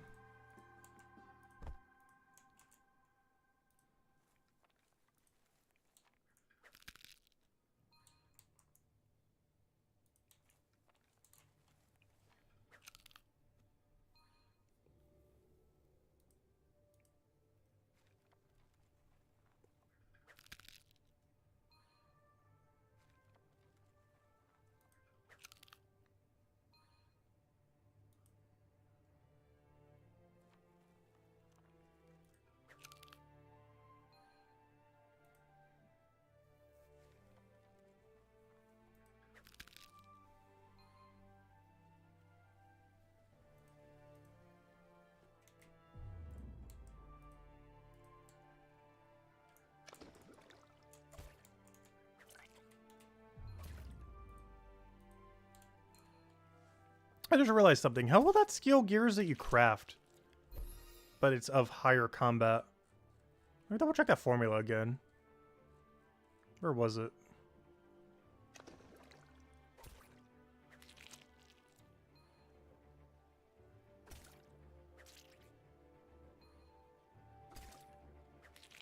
No, that doesn't scale it as much. That's one thing that's really weird. You actually get gypped really hard. I just realized something. If you have a really high crafting level, you actually get gypped super hard on the new system. Because let's say you hypothetically made a level 500 weapon right now in the current state of the game. A level 500 3-star. But you've barely done any combat. It is actually overall way weaker under the new system compared to how strong it is now.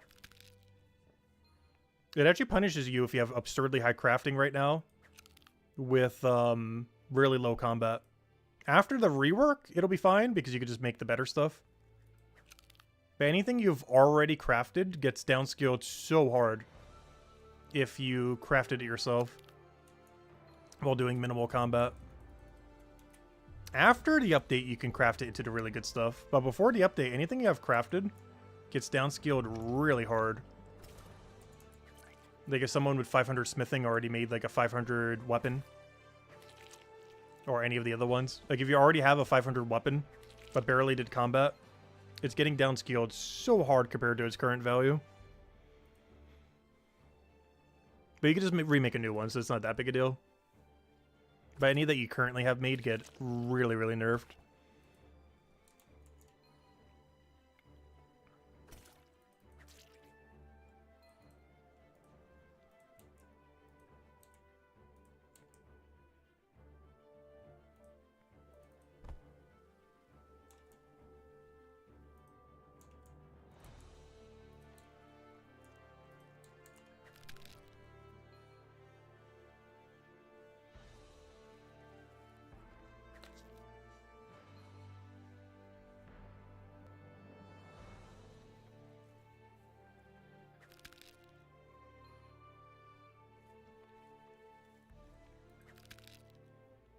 I just realized something. I don't need to go get 40 combats on my ults anymore.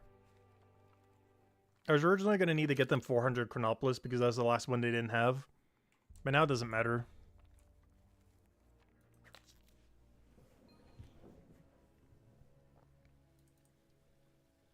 Though there is one thing that is kind of funny though. Due to how it scales, theoretically, if you at the start of the game made an account and kept it AFK in combat from day 1 until now, in just one zone, that would have been your best route to have an ult with a really good combat level. Because you'd be punished really hard if you evenly distribute it. Because of how post 200 works for how much XP you would gain. So if you had an ult with the highest combat min-max for what we know now, the best route would have been what we were actually originally doing, but then stopped doing. Which was just have an account that gets 500 guard. Would have been the way to go. As an account that AFK to 500 guard would be way better than an account that AFK to like 100 all or 150 all.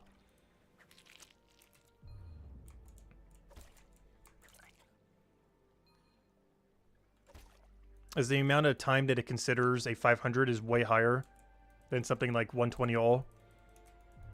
Even though they both would have AFK'd for about the same amount of time.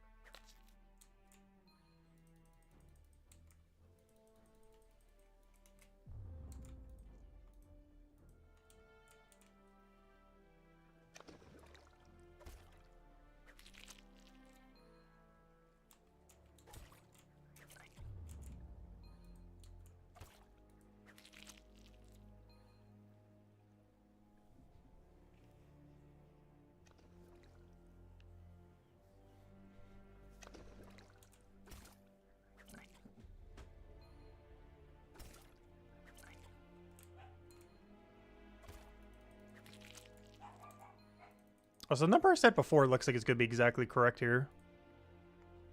We said we'd have 193 Fisher and 193 or 183 Forger. Oops, don't cue the chair. Yeah, 193 Fisher and 183 Forge is what we should end at today. I might grind a little bit off stream, but I think today I'm mostly going to be grinding 20 all on that other account from yesterday that we didn't finish. As it still hasn't finished because it ran out of money. Actually, both my alts need to go do merchant or something. They are both dirt poor. They don't even have enough to do their AFK for 24 hours. I think one of them has like 10 hours worth and the other one has like 12 hours worth. And that's every last cent they have. Well, I want to go get them both the money they need and finishing them at 20 all. The other account they didn't finish. That's probably what I'll work on tonight then. And then finish the 200-200 tomorrow for Fisher Forager. I might get us to our next threshold though, just so we're not doing exactly what we're doing right now at the first thing tomorrow. Next threshold would be 197 and 185. 197 Fisher for the final fish, and 185 Forager for the third to last Forager, I believe. This tomorrow's going to be pretty Forager heavy. As we should only need to fish for like an hour or two tomorrow.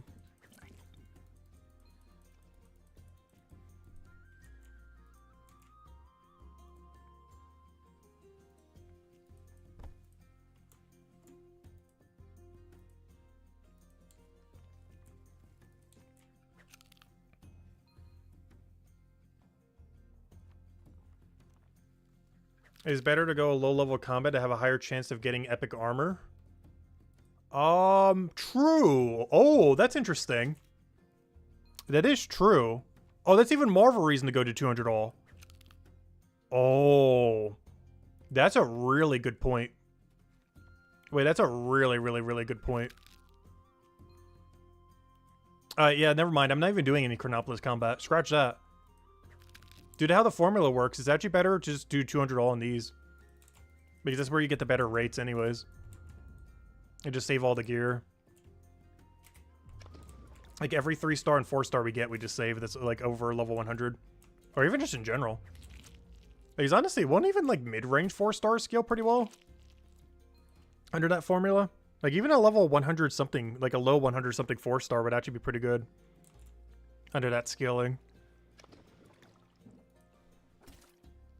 Relative to like a 2-star. Because a 2-star 270 might be nothing compared to like a 4-star 150-ish with how the upscale will work.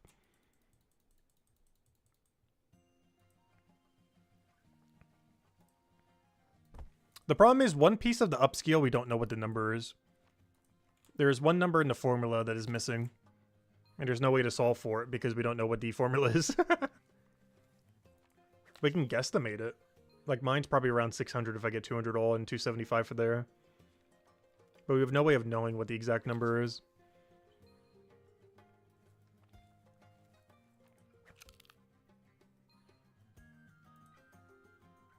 Is my combat level going into the combat rework will be anywhere from 450 to 700. But we have no clue what the formula is, so we have no clue which one of those numbers it is.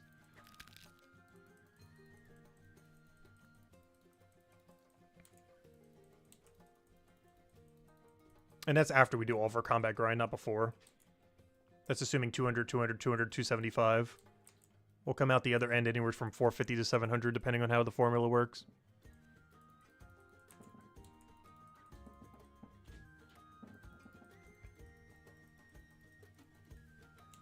Yeah, I wish I still had that helm.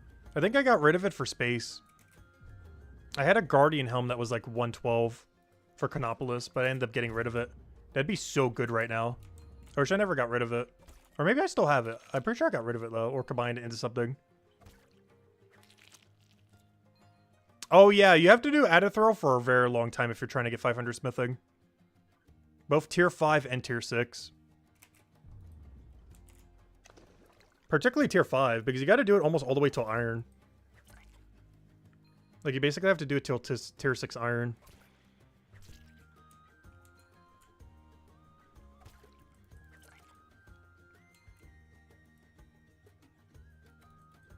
But yeah, let me double check something real quick. What is my gear situation looking like right now? Alright, zone 1, nothing too relevant. Couple 3-stars, couple 4-stars. See, be interesting to see exactly where they scale to. Same as chapter 2, nothing too relevant. Like, a lot of these weapons are probably too low. Oh, 4-star boot, though, at that level. Once again, nothing too relevant. Maybe that shield? I do have a guardian weapon of 2 kinds. Yeah, I got rid of it. No! I got rid of the 1 guardian helm. I had like a 112 3-star guardian helm. That would have been so good for fusing. That was locked to Chronopolis. I ended up getting rid of it for space at one point. I did keep the 149 4-star helm, though. Which is probably really relevant. I did keep this because it was the highest helm of all the... We got 3 different 4-star helms, by the way. But this was the highest level one, so I did keep that. So that's good. So this is probably my best in slot helm. My best in slot shield. Obviously, my best in slot weapons. And that's about it. Everything else in every other chapter probably doesn't go high enough. But yeah, that's about it. This is my helm. This is my shield. My weapon. Soon to be better weapon after the new crafting system and everything, though. We can craft really high in the new crafting system. Like, absurdly high compared to now. Like, it doesn't matter what my level is, I'll be able to make a 4-star weapon and shield for it. So the shield doesn't really matter that much. Nor the weapons that we have there. The only thing that matters is armor. Between now and then. If it's not armor, it's not worth banking. But I gotta keep every 3-star armor we get for any other class going forward. Don't fuse it into anything. Don't touch them at all. Just let them sit there. But I gotta start keeping every 3-star armor we get for any class that isn't our own. Because we're gonna have the combat rework before the trading rework. Or the addition of trading. So whatever we get is all we have until trading comes out. Or until Armor Maker comes out. Though trading is guaranteed coming out before Armor Maker does. I say that, maybe not. We'll find out. But I would assume we're getting trading before Chapter 5.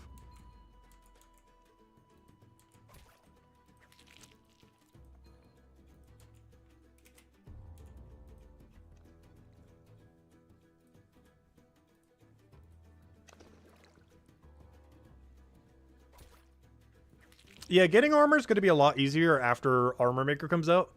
The only big issue with Armor Maker is you're going to need to level it really high to keep up with your level. Like, if you go really hard on combat before Armor Maker comes out, you're going to need a ridiculously high Armor Maker level. As the second you enter that area, you're basically going to need to have a 500 Armor Maker to support you all the way to the end of that area. Like, you immediately need 500 Armor Maker pretty much. Well, you immediately need 400 Armor Maker if you go in with all 500. But then beyond that, you would then need 500 Armor Maker. Like, it's such a high priority to get up. My plan for Chapter 5 is, we're going to try to go for 500 all.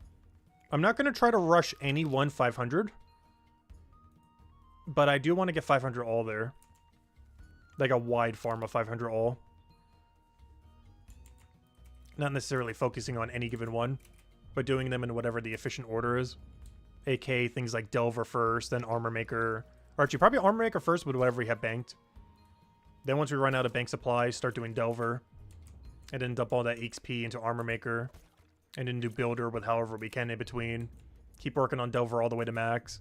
Then get Builder to max. And depending on what drops you get from combat, we either throw in some combat there or save combat for last. It really comes down to if you get armor material and or builder material from doing combat. Combat would be the easiest of them to do. Yeah, combat and Delver would be the easiest too. The biggest issue is we won't have access to good armor. Is the only big concern I could really see doing in that order. Because my armor is probably really under-geared for that area by then. Unless I, like, power farm beforehand. But even then, we're still going to fall behind. Like, if I'm still running, like, 2,000 armor when we're at, like, 2,300, it's not going to be that good. But no, we'll have to wait and see. It really comes down to what the combat tree and everything else is. It also comes down to what the drop table from every enemy is. Like, is it actually dropping builder and armor supplies, or is it dropping just, like, alchemy supplies, which we don't care about as much? But I do plan to 500 all Chapter 5 and Chapter 4. But my order in which I'll be doing them is Combat Max first, then Chronopolis Max, then Chapter 5 Max, assuming there's enough time to even do that. We don't exactly know when Chapter 5 is coming out. So there might not be enough time to do every grind we want to go do. Though max combat might be a little bit lower priority. We'll have to see. I definitely want to mess around with it a bunch. I'm just not sure if I want to max it immediately. Definitely not after the first rework, that's for sure. After the first merge, I am not immediately maxing it. We need special attacks and skill tree first. I actually plan to do very minimal extra combat after the combat comes out. Which might sound weird, but it's mostly because we don't have everything that makes it quick. So there's no point in power for grinding it. Because if they're doing the merge but not adding a skill tree nor the special attacks, then no speed has actually been gained. If anything, it might actually make some level ranges slower to train. Potentially. It's not until special attacks and skill tree does it get better. So after the first update, if they're doing it exactly how they mentioned it so far, I'm probably barely going to do any extra combat then. I'll do it some, because it'll be a flashy new update to mess around with for a day or a few days. But that's not when we actually do the power grind to 500 all, or to 2000 combat more so. It wouldn't be until way later, which would give us time to start working on Chronopolis and everything. As if we truly went all in on Chronopolis, we can get Merchant done in 2 weeks. If we completely no-lifed Merchant for 2 weeks and somehow had the mental fortitude to make it through, we would come out the other end with 500 Merchant in a 2-week duration. That is very unrealistic to do. However, time-wise, there's enough time to do it in 2 weeks.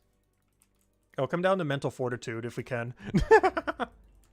But as far as time, we play enough that if we did nothing but Merchant for 2 weeks, it would be 500. The problem is doing Merchant for 2 weeks straight.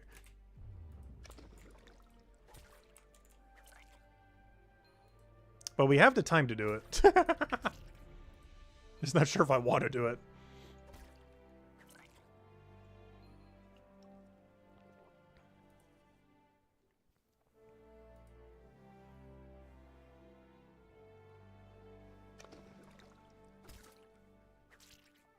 If we do that, I am dumping all knowledge from Merchant into Merchant. I don't care. I don't care how inefficient that is. If we do a 2-week grind of Merchant only, I am dumping every last knowledge point into Merchant.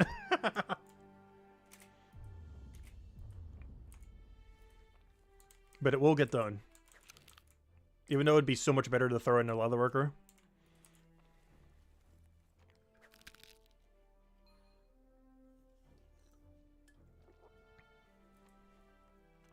That wouldn't be anytime soon, though, if we do that. We're talking like almost a month from now grind. If we were to do that for 2 weeks.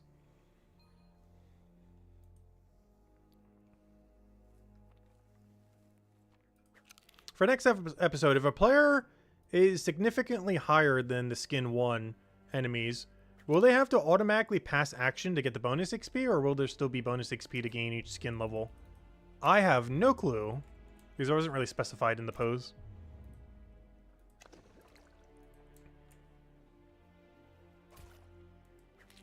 The original combat post, not the most recent one, but the very first one, they were actually going to remove pass action and put it on like the obelisk. That's not how it's working now, though.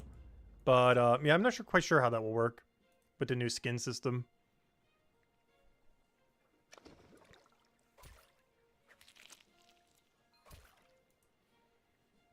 I don't believe the post really specified in one direction or another.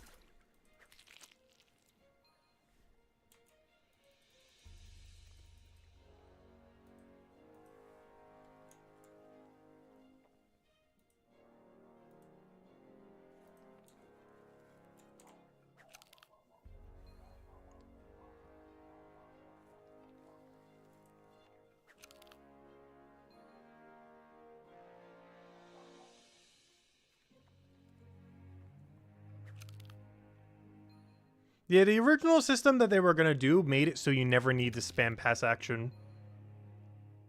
I assume this other system also makes it so you wouldn't need to.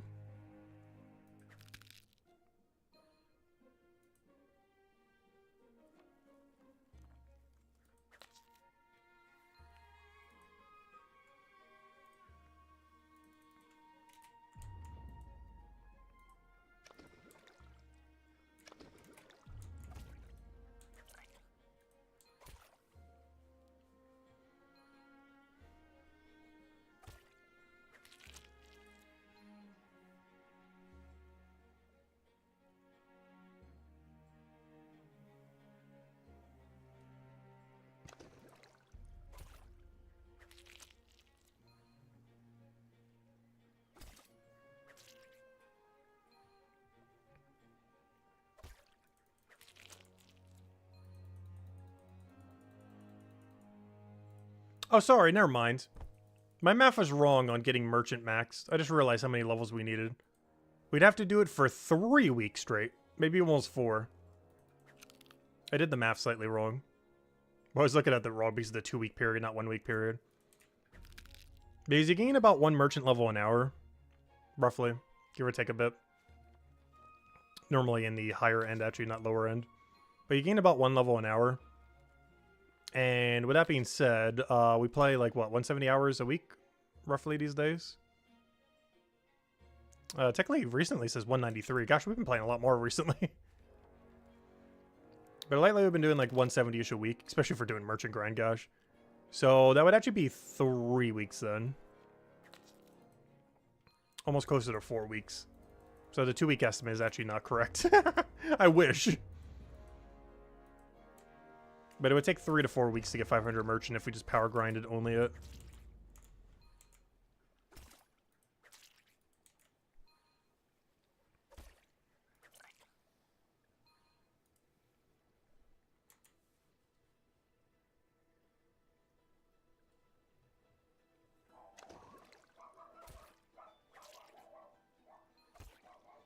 Which reminds me, who's that one girl that was called Dragon Girl? What rank was she? I want to see what her distribution is. Because you might need to go earn her cape back. Yeah, Dragon Girl was rank 2. Let's see. Oh, no! Oh! Oh, she's angry. Oh, that's hilarious. She did 500 combat without touching Detective to get the Dragon Cape. And now she needs to go re-earn her Dragon Cape. She has level 20 Leatherworker, level 20 Merchant, and 31 Detective. She needs to get 500, 500, 500. Oh, that's rough. I was gonna say, I could have sworn she had really low and everything else. Oh, that hurts. She's not happy today. She loses her Dragon Cape in a couple weeks. And has to go train 3 skills she's pretty much never touched to 500 to get it back.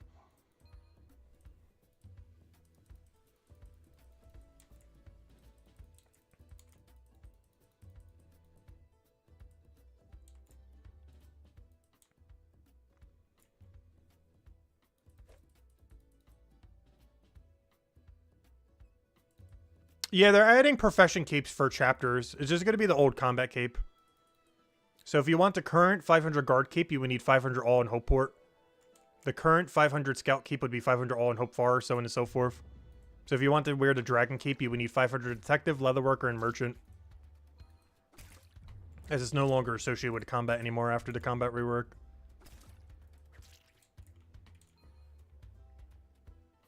Though, of course, you could also do a 50 all and 100 all and 200 all.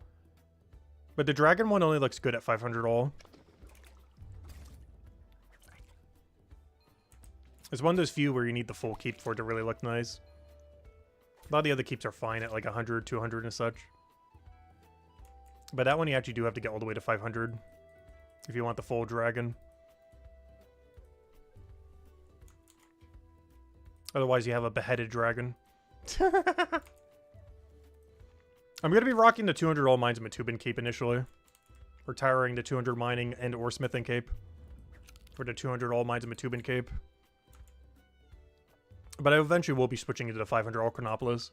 And then eventually switching into the 500 all Stonewall Hill.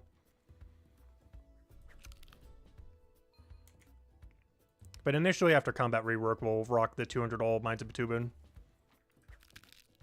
As it looks nice, and it's actually the hardest one to obtain out of any of the 3 or 4 200 capes we'll have. It's by far the most difficult of the 4.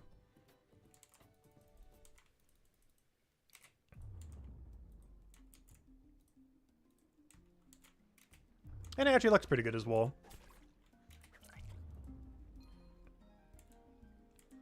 Only reason we've never really tried it on is because we don't have 200 Mind Fighter.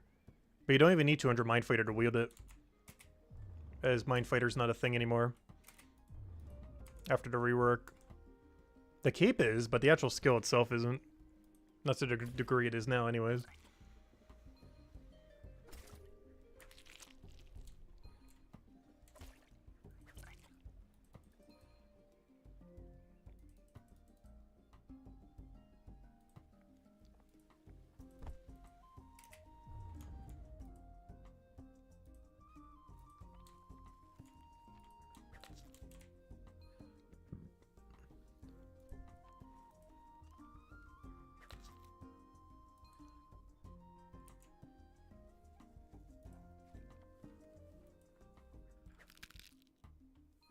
You wonder what the mine keep is going to look like? We already know. They're simply just the keeps that are for combat right now. They're going to be adding a new combat keep, and we don't know what that looks like. That's going to have like 1 billion upgrades. But the 200 all, 500 all keeps, they're just the same ones that are for combat right now.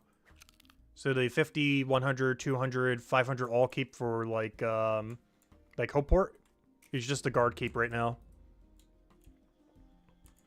And the one for Hope Farce is just the scout keep right now. And Mines of Matubin is the mine fighter cape. Chronopolis is the dragon one. But yeah, they're not making a new one for it. The only one they're making a new one for is combat. And it's getting like 1.5 billion tiers for some reason. Which, what did it say on the thing? Because whatever it was like 1 billion. I gotta check. News. How many upgrades does it have? It's way more than the normal 4, whatever it was. Leaderboards, weapons. Where's the cape? Somewhere here it says cape. Capes.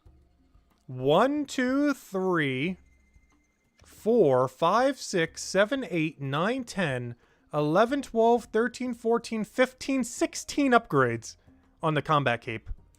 What on earth that thing's gonna look like, I have no clue, but it has 16 upgrades. Which is kind of insane. So I guess it makes sense. It's like 4 per category, but still. I have no clue what that keep's gonna look like. How would they even keep updating it? Like, imagine what that keep looks like by chapter 10. When it has 40 upgrades.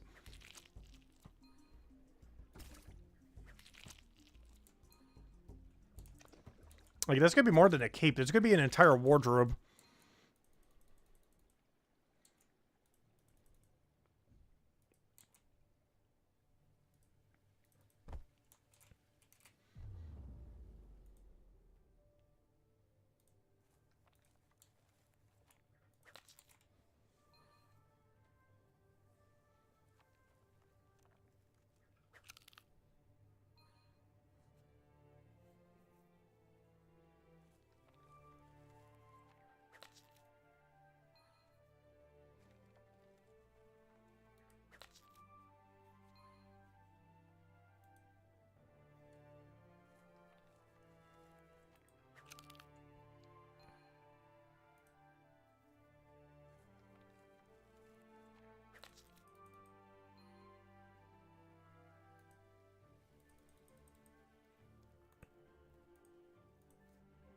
I just realized I gotta catch only 3 fish here.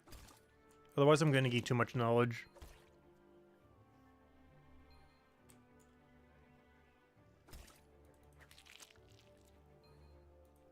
We'd also technically be doing this every time. Grab only 3 eel and then 6 periwinkle. If anything, I should almost be doing it the other way around. Where we grab like 4 periwinkle, but actually maybe we start doing that. 4 periwinkle, 6 eel. And just grab these 4. I might actually start doing that now that I think about it. Just so we can get back to the eel spawn quicker, because I need far more fishing XP than I need forager anyways. I might just start doing that then. I just take the top 4. Oh, was your stream behind? Yeah, that happens sometimes. That's the only problem with having playback. It's nice so people can actually check things like when we went over all the rework at the beginning of the stream. But it's also slightly bad because if you don't have the live button on, yeah, you might be any amount of time behind. But I'm going to start doing that. I'm going to get 4 periwinkle into 6 fish. It's actually going to work out a lot better. Because I need more fishing XP anyways. And it also makes it so we don't have to go for the very far 2 periwinkle. They're really annoying too.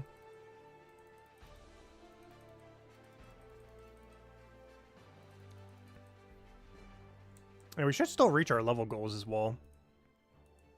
Though we might gain 1 extra fishing than expected, but that's fine. Gonna have to get them all eventually anyways.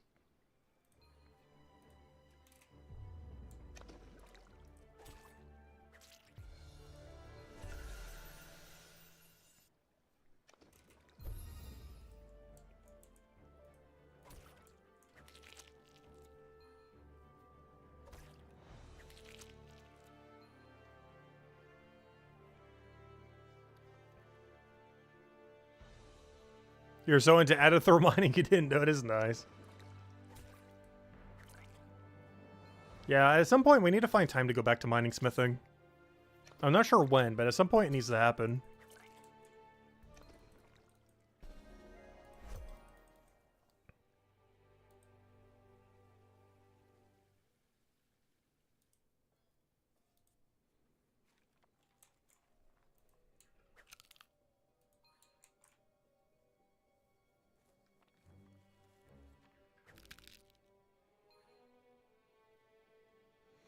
Yeah, Adithro is probably one of the more chill ones. I would say Iron is the most chill. But Adithro does have a pretty good gameplay loop.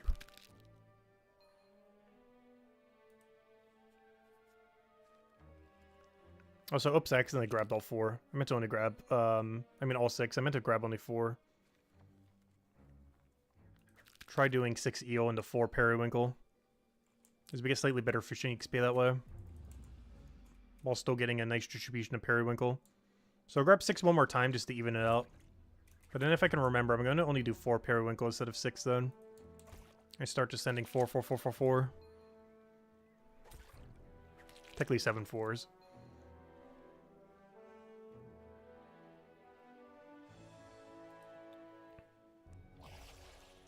Honestly, I kind of hate doing Flatniums. It's not as bad as Carbonies, but I would say it's the second worst. Iron is the best.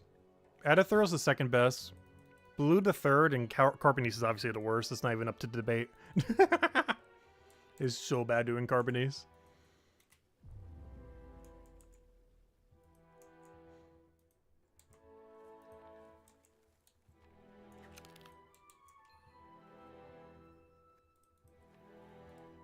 Hello, Tate. Welcome, welcome. Hope all's been well.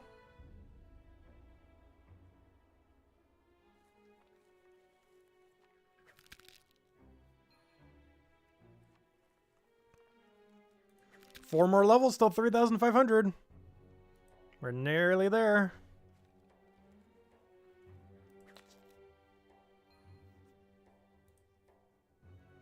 You're all confused on the thing? What are you confused about on it? I honestly personally felt like it was slightly less confusing this time. There's still some questions that are unanswered there. But I did personally find it a little bit less confusing compared to last time's thing.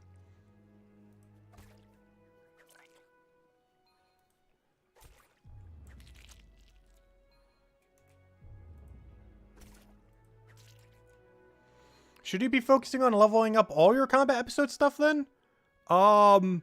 Doing pre-200 is really good right now.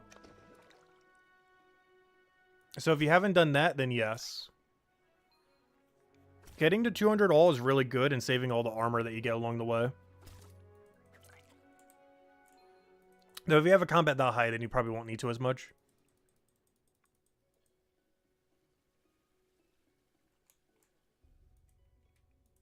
But if in doubt, if you haven't done base 200 yet, base 200 is probably the way to go before the combat rework. It's the biggest in-between of everything. And make sure to save all 3 and 4-star armor you get. Particularly for classes that aren't your own. As you'll need it to fuse it into better armor. But if in doubt, going 200 all combat's probably the best way to prep for next thing. It's our main goal that we're going for after tomorrow. Oops, I grabbed all of them again, didn't I? This isn't going too well. I'm just going to keep doing what we're doing, I guess. Because I keep having a habit of grabbing all of them. My brain doesn't know how to do only 4. So I'm just going to keep doing this 6 cycle. It's not that big a deal. We're going to need slightly more foraging XP than I want, but it's fine. I can just AFK the fish later. Or, you know, active AFK. I can just sit in this EO room and just click on them all. Not too big a deal. Because if I keep doing what I'm doing, I'm going to get 185 Forager before the Fisher level. Or maybe not, because I'm dumping all my knowledge into Fisher. We're just getting pretty close on it already. Because you only need 6 more fishing levels. Technically 5.5. Whereas we need like 1.5 Forager. I guess like 1 and a part. I don't know, let's keep doing the 6-6 method. Just so we don't have to adjust that all. Plus, doing the eels the other way around is kind of awkward because I only grab 3 eels the final time instead of 6. Because there won't be enough inventory if we keep doing 4, 4, 4, 4, 4 compared to 6, 6, 6, 6.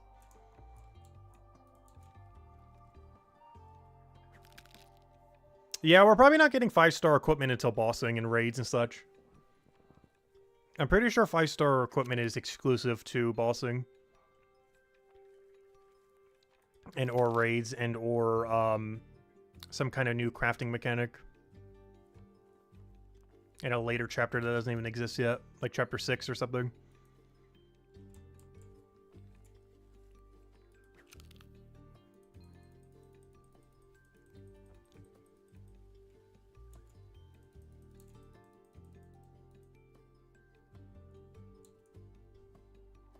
Hey, how much periwinkle are we up to? I want to check something.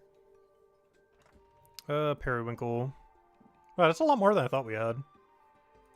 Though nowhere's near enough. Because if we get anywhere near as many shells this cycle as we did last time.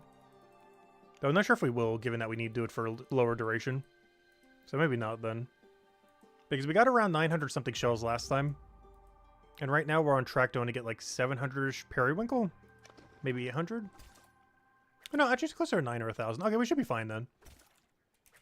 Never mind. The ratio should be fine. If anything, I might actually be low on shells. Because we get shells for, what? 6 levels. Oh no, we'll be fine. Because then we also get shells while doing potato. And only the last 3 levels need to be nettle. So yeah, never mind. We'll be perfectly fine on shells. If anything, we're going to have way too many.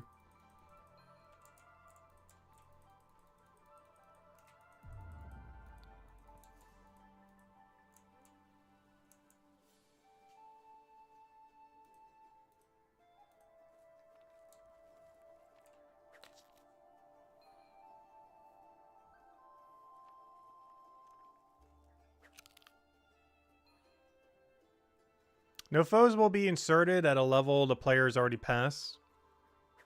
They will instead be inserted such that their combat level is just ahead of the player's combat. I read that as you would just skip the other skins.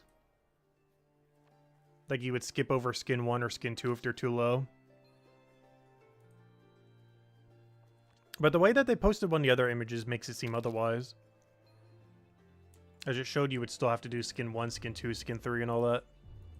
Even though you're past the point of needing to do them.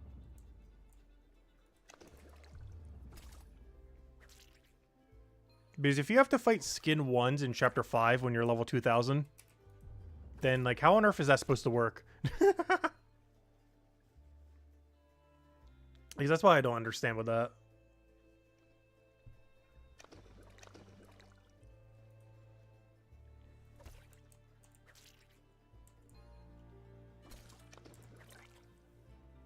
I also don't quite understand what the base level would be by that point as well. Like, would the base level still be pretty high by that chapter? Because it kind of would need to be.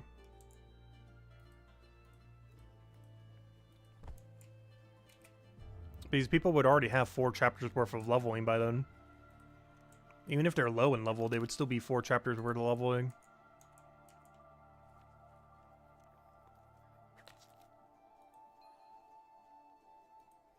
But I don't know, I'll figure something out.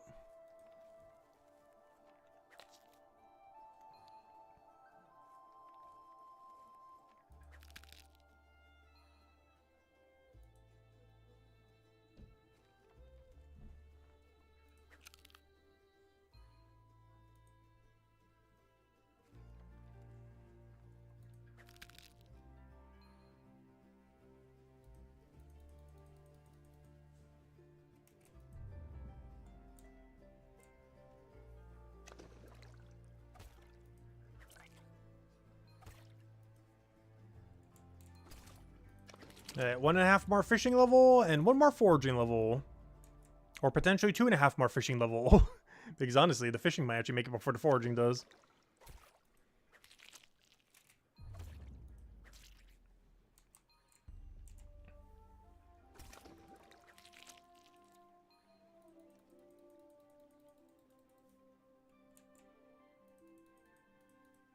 Yeah, we don't exactly know how they're going to be rebalancing the values. But yes, there is a chance you'd be making less from combat. If you have a 500 now and low combat and everything else, there's a chance you would actually make less than combat than you are now.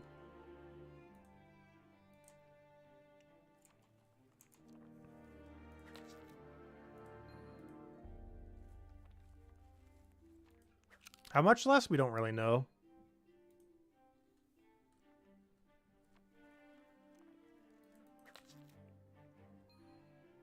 But something like a level distribution of like 500, 200, 200, 200. You'd probably be making less money from combat than if you just had 500 now. With whatever level that would bring you to.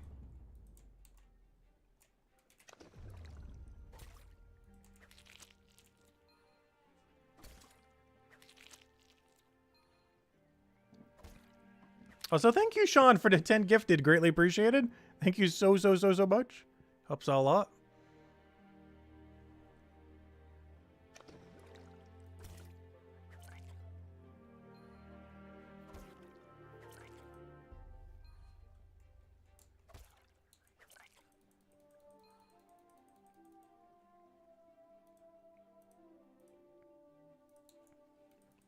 Yeah, thank you so much, Sean. Greatly appreciated. Congrats on the progress. Can you give you a quick rundown on what you've been doing over with the changes and opinions you have? Yeah, so the rundown on the rework. What even is it these days? Do I even have it up? Yeah, I do. Wait, this is the right one. So overall, if you haven't done 200 all combat, I would definitely advise doing so and saving all your armor, as it scales up pretty nicely under the new system. Overall, I like it a lot.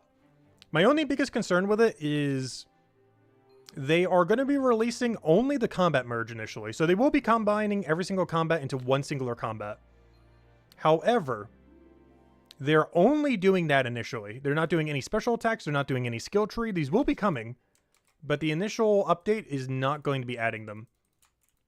So the speed at which you can kill is actually not increased at all after the new change. In some situations, you might actually be killing slower than you are now under the new system. However, all your gear will keep going from chapter to chapter. You no longer need to gear up for Hopeport, then gear up for Hope Forest, and so on and so forth. There will be no tuning anymore. You simply just go and make gear and or get gears as drops, and boom, you're good to go. Obelisk will no longer even be able to go tune items because that's not even a feature anymore. Instead, you will upgrade your tools at them. And instead, the tunement lady, or more so the merging lady, she will end up merging her stuff since it's not done in the Obelisk anymore. She'll be moved to Chapter 3, and you'll end up merging in Chapter 3 instead. If you have Lost and Found completed, she'll probably be somewhere in this area over here, I would assume. And you'd still be able to go merge into 4-star gear there, but you would no longer do that in Obelisk. Whenever you craft something, it'll be 5 times stronger than it is now. So if you have, let's say, 200 in your production skill, you'll be able to make up to a level 1000. Max level would be level 2000, since it's 500 from each chapter. And your level distribution will basically be an average of the amount of time it takes to get your levels.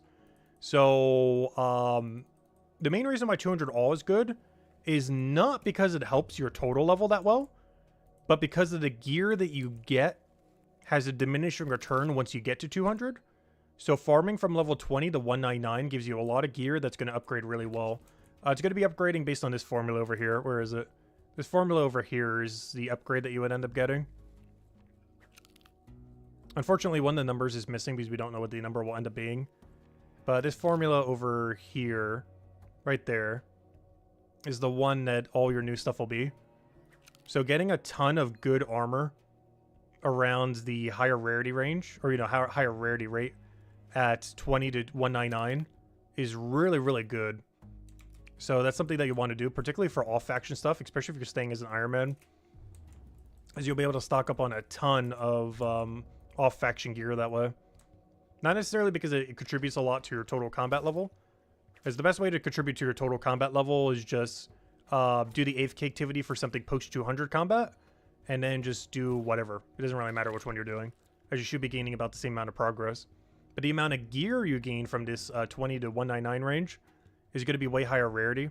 And the way that it gets affected by this formula, the base level of your gear does not actually matter that much. It more so matters the rarity of the gear.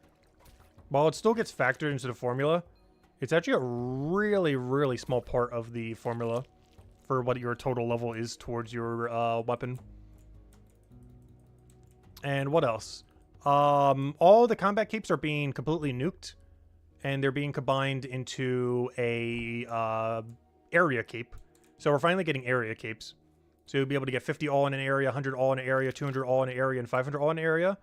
And it will no longer be associated to combat, but instead you'll end up getting that cape from having those level thresholds within the entire area. So if you really like, I don't know, let's say the 500 watch person dragon cape, you would actually need to get 500 merchant, 500 leatherworker, and 500 detective. You would no longer be able to get it with 500 watch person, as that skill would no longer exist. Beyond that, I don't know, is that pretty much everything? Skill trees coming later down the line. Leaderboards are going to make a legacy leaderboard, but there will just be one combined combat leaderboard then. But the individual skills will no longer be as they are. They're changing how some of the supplies are gathered. For example, the best healing pot is no longer in Chapter 3. It's actually going to be in Chapter 2. The best fear pot is no longer in Chapter 3. It's going to be in Chapter 4. AKA Chapter 3 is being nerfed into the ground for alchemy supplies. And beyond that, we mentioned that she's being moved to Mines Matubin. And I think that's most everything then. And gear is going to look really crazy because it's going to go into the thousands. Since max level is going to be 2,000 initially.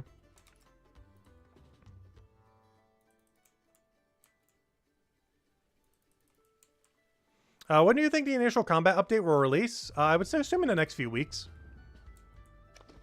I'm hoping not next week because I will be gone on Monday and Tuesday. I'm going to try to stream really late on Sunday night. And super late on Tuesday night. But have some construction being done on the house during that time. So it won't be around. So there is a possibility we have no stream on Monday and Tuesday that week. Next week. I'm still going to try to. And if I do, it's going to be really short. Same as Sunday stream. Is I basically have to pack this house as if I'm moving. Because anything touching the ground basically has to be off the ground for when the floor gets redone. From all the hurricane damage. But tomorrow we'll finish 200 all non-combat. And then Friday we start the combat grind. But yeah, does anyone still have any other questions about the thingy? Do let me know.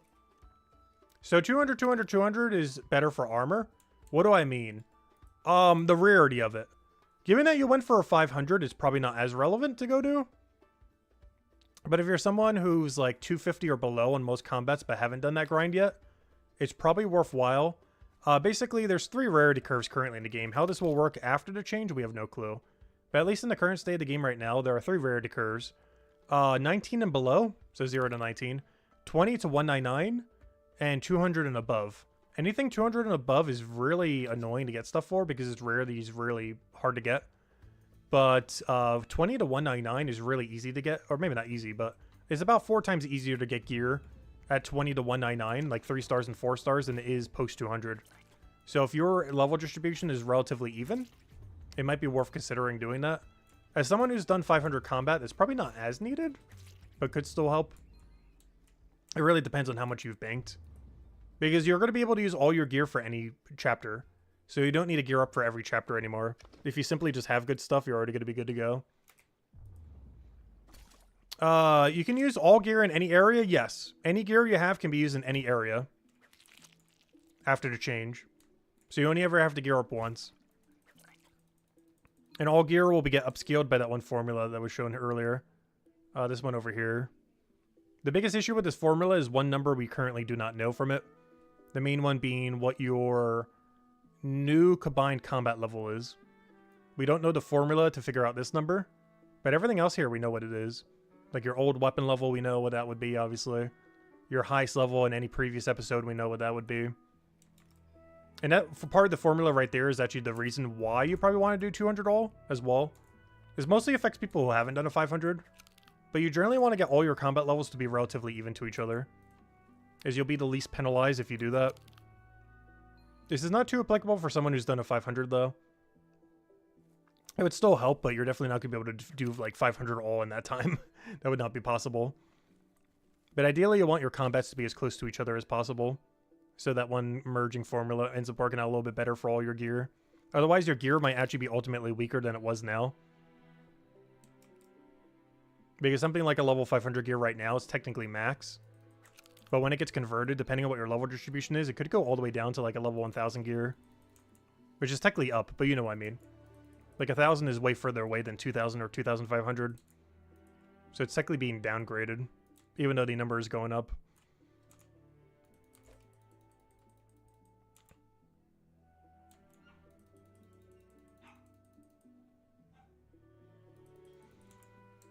If you're level 50 and then 2E, you have no combat, you can still use your level 50 gear. Yes. There's just going to be one overarching combat, so you'll be able to use whatever gear you have when it gets merged. But yeah, it doesn't matter how low you have some of the areas. If you have like 20, 20, 20, and like a 200 or something, you'd still be able to use your gear in any area.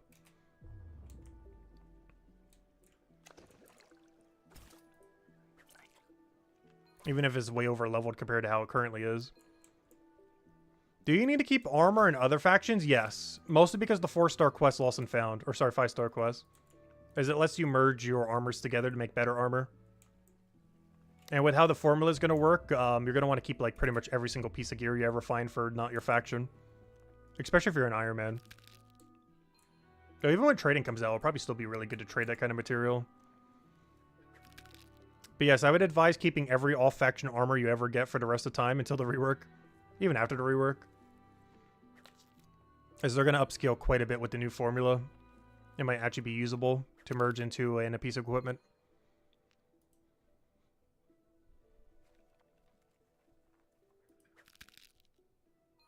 Will it make it easier to kill mobs? That's the weirdest thing. The answer is no. The first combat rework might actually make it harder to kill mobs depending on your situation. That's the only thing that's a little bit of a downside with this, and probably the main thing that I'm not a biggest fan of, is that they're only doing the combat merge first, seemingly with no special attacks and no skill tree. And if they end up doing this, there will be situations where not only will you potentially be weaker than you are now in some situations compared to now, as well as your gear potentially being weaker, like if you have a 500 and then have to go do the other areas. But I feel like newer players will get the wrong idea with the change as well. Like if a returning player comes in and sees, oh, they finally did the combat rework. But this is only like one part of like 2 or 3 parts of the combat rework. So some people might come back to the game thinking this is the entire combat rework and then realize that nothing has changed. Because the way that the game is going to be after this first combat rework is exactly the same as it is now. Like what you do right now, if you just ignore your levels, the gameplay is exactly the same. Like there is 0 change between now and after the merge. Like it is 1-to-1 the exact same system. It'll change down the line, but at least at the time of the update, it is 1-to-1 exactly what it is now. Which I could see being slightly problematic. As it actually changes not at all. It is 100% the exact same system. It's just everything around the system is being changed. But the actual combat is 1-to-1 what it is right now. Like the day we get the combat merge, you'll be doing the exact same combat as you currently are. Your gears will have different numbers. Your enemies will have different numbers. Your combat and progression will have different numbers. But the actual gameplay is 1-to-1 identical. At least at the first change of the combat rework. Once they add special attacks and skill tree, it would get better. But that's not what the first change is currently doing. Unless they end up doing it all at once and go back on that.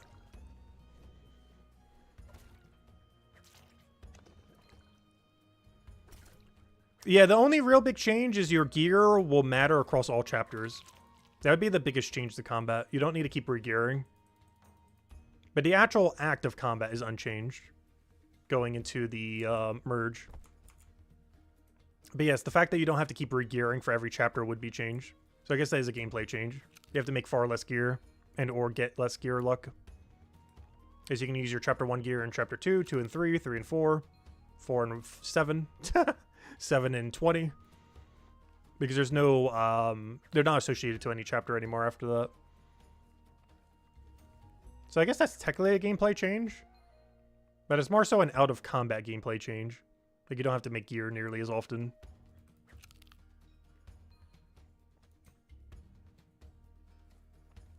Also, you're likely to be a lot less affected by bad luck when doing combat. As the difference between something like a 650 and a 700 is probably way less than the difference between a 50 and a 100 compared to the current system. I'm not sure if that's actually the case, but it's probably the case. Because a 50 level disparity now is way stronger than a 50 level disparity later. As far as the power difference between the weapon. Given that you already have so many levels.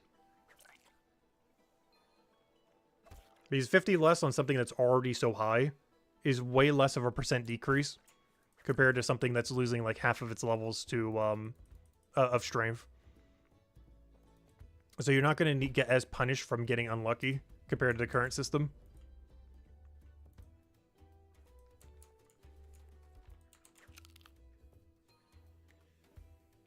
So to make gear worth less overall, as you will only need one set of gear. Somewhat. It will make some gear worth less. All crafted gear will sell for less. It'll actually be marked if it's crafted or not. So all crafted gear will automatically be worth less going forward compared to gear that's dropped from enemies. But on top of that, yes, if you have like a really high combat right now, you're probably making less money. Like if your highest combat is currently like 3, 4, 500, and all your other combats are relatively low, then you're actually going to be making less money from combat now than you probably were before.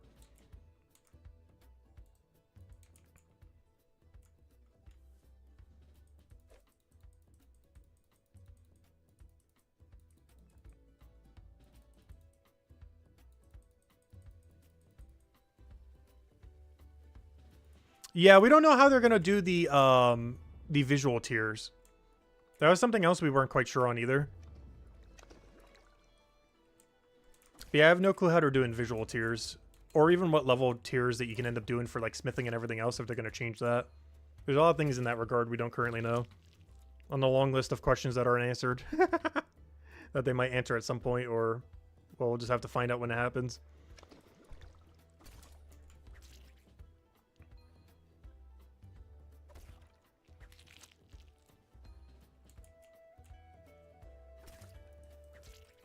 There's just a lot of stuff not answered in the post. I'm not sure if they've been answering on social media because I haven't been checking it at all today. Honestly, we almost need a Q&A just on the combat rework. When are they doing an AMA or a Q&A on the combat rework? I'm not sure if they will before it actually gets released.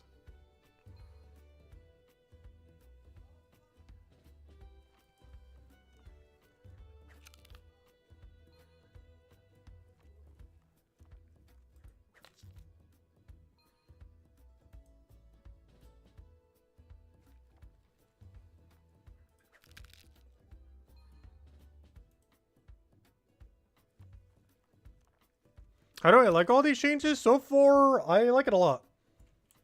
I just wish they would do all of it at once. Like, I understand why they're staggering it.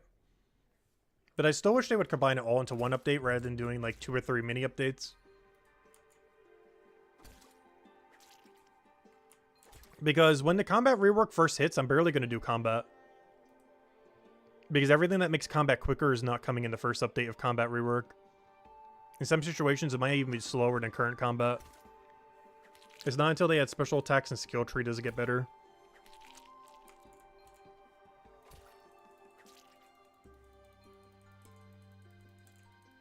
But I do like the direction that's going in. It's just initially, it's not going to be any better to do combat than it is now. Until they add all the other features to the game.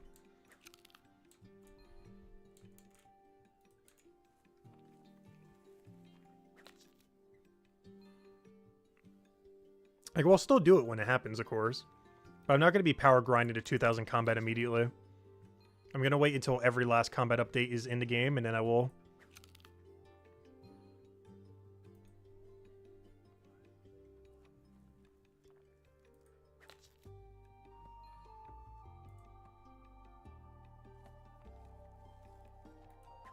But that could easily be like a month or 2 after the first combat update. Where we're in like a weird in-between. We're in like a half combat update.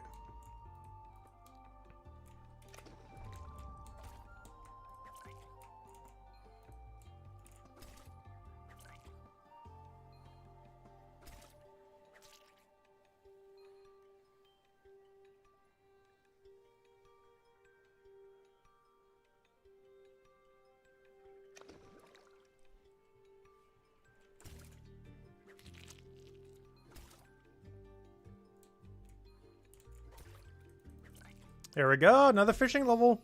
2 levels to go. Which is either going to be 2 fishing levels or fishing and a foraging. It's hard to tell.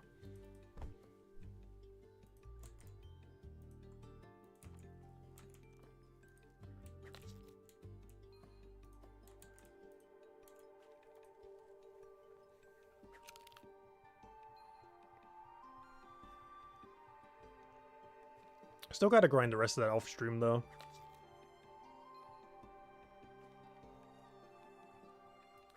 He's going into tomorrow. I want to have 197 Fisher and 185 Forger. But by the end of the stream, it should be 193 and 183. So we need, what, 4 fishing levels and 2 foraging levels off stream. That shouldn't be too bad. And then we'll finish the rest for 200 all non-combat tomorrow. And then starts the combat grind. We're finally doing combat. Do you think they will have a location TP? Such as you can bind an item or spell to TP to one area where you go talk to an NPC. You can set the TP as a home TP. And like a 15-minute cooldown. I'm not sure if they've ever had something like that. Because it might be broken for a couple things. If you could do it like almost anywhere.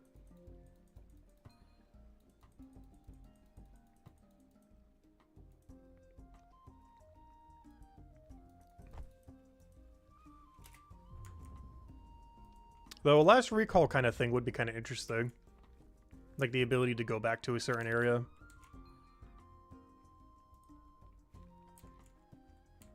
I always think of the first game I ever played with that. I think it was Ocarina of Time. I forget what it was called. But there's an ability in there that when you were in a dungeon, you could use a teleport instead of anywheres. And then if you recalled it, you would go back to that location. And of course, most notably, Old School RuneScape has a mechanic like that during leagues. Where you can recall back to where you were. I can see it being pretty useful, but it would have to have a really long cooldown. Like a really, really long cooldown. Like if they were to add that Brighter Shores, it would have to have like an hour cooldown or something. Because the shorter it is, the more broken it would be.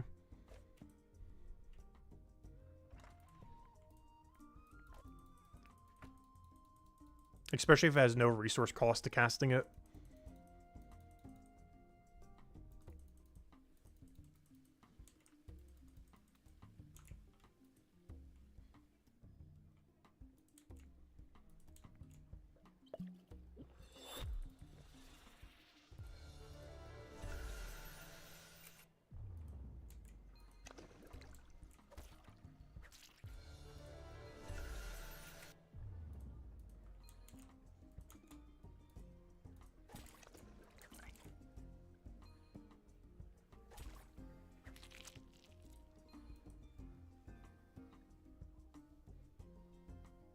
Alright, now we get to see the race. Which one gets there first? 183 Forager or 194 Fisher?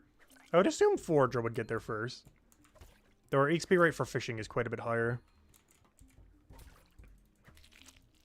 Due to the spear upgrade. There's the only bad thing about this Periwinkle. There's no tool that upgrades it, so it has 0% bonus. Whereas fishing is getting 30% right now.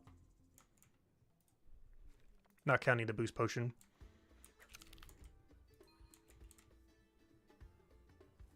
The changes to dens will give more XP, yes. Dens are being buffed through the roof. You could potentially train 2000 combat off a den only. I'm not sure if that will be fully possible.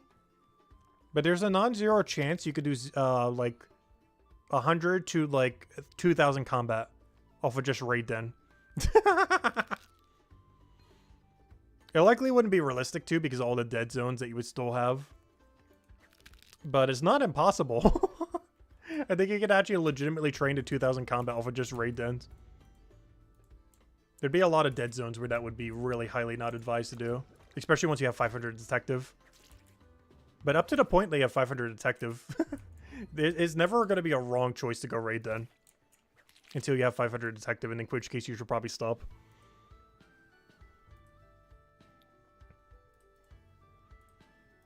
But yes, it should be higher XP range at literally every range compared to now.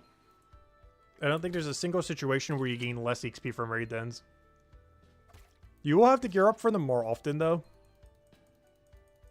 But I don't think there's a single situation where you get less XP than now. How would it work? They posted it in the thingy. They mentioned it right here. Let me go read it real quick.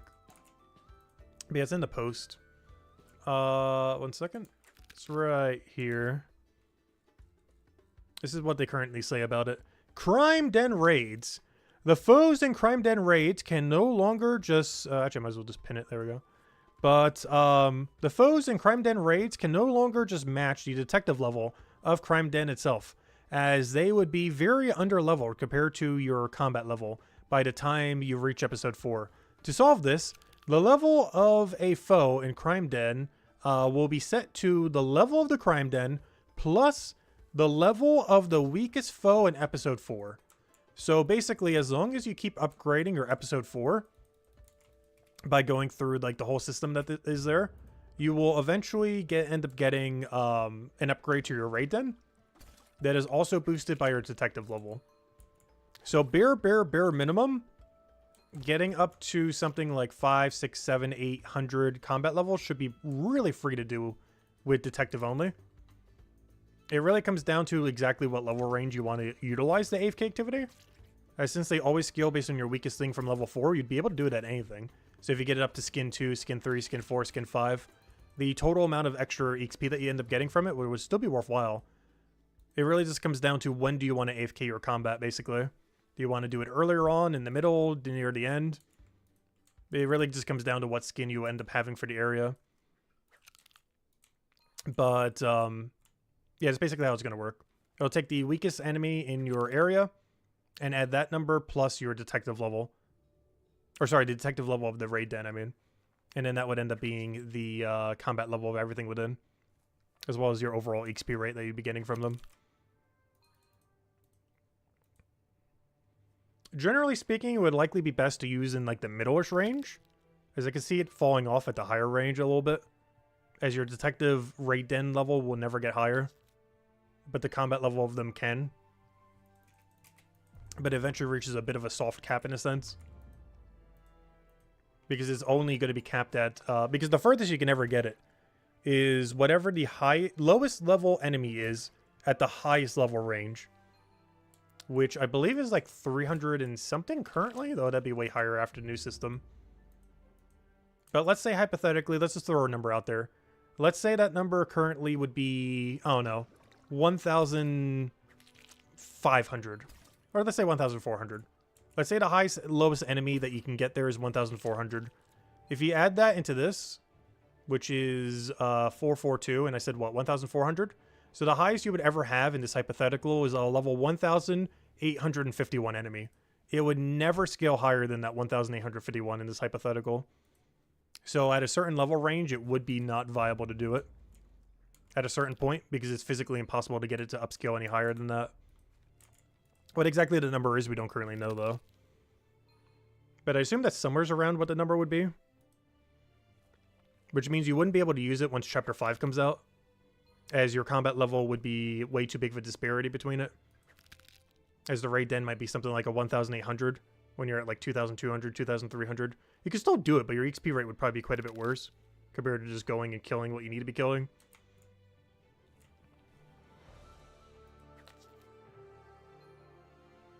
Yes, the skill tree will just be one big mega skill tree from what we currently understand. Keep in mind, the skill tree is not coming initially. The first patch that they plan to do, there will be no skill tree. There will be no special attacks. They will both be coming later down the line. But to our current understanding, there is just one big mega skill tree. But we'll have more info on that near when they actually do the change. As the first change that they're doing is not doing anything with a skill tree at all. It's just simply merging all the combats together and everything else that we mentioned. But special attacks and skill tree are not coming in the first wave of the combat change. So hello, Almighty. Welcome, welcome.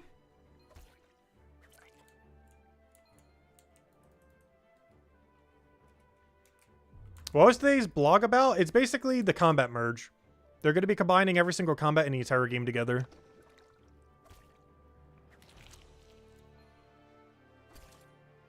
Any word when they're going to release it? No official word, but I assume in the next few weeks. Though no official word on the exact time. But I would assume sometime late February, early March. Could be sooner, could be later. Because as far as the first wave of the combat rework, it seems like they're pretty ready to release it. Like, it could be as early as like 2 days from now. It likely won't be, but it could be. It's likely closer to 2 weeks from now. But it could literally be 2 days from now. We don't know. Because I'm pretty sure that part of the update is nearly done. Like everything in the current blog. They're more so just trying to get feedback and everything.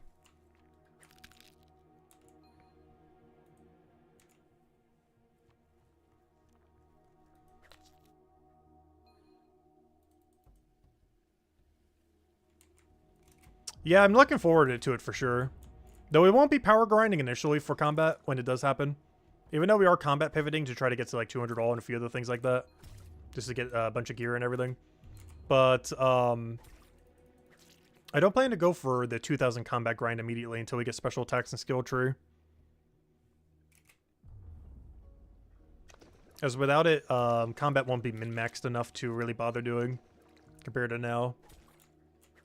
There's also some rare circumstances where combat is actually better to do now than after the update, which is the other reason why I want to try to do it some now. Because some gear will scale better if you do it now, as well as just some weird dead zones that might be harder to kill in general. With 28% healing pots, what minimum level do you think you can kill Forgotten Things boss? I did it at level 30 with 28%. And still had half of them remaining. If you use the chest safe spot. And that was with a plus 50 boost on the main color weapon. So whatever your class is. But, yeah, I did it at 30 using about 12 heal pots, I think. Like 10 to 12 or 8 to 12. I don't remember the exact number. We did it on Thanksgiving Day. So whatever that stream had for it. But, yeah, it took anywhere from like 8 to 12, 28% at level 30.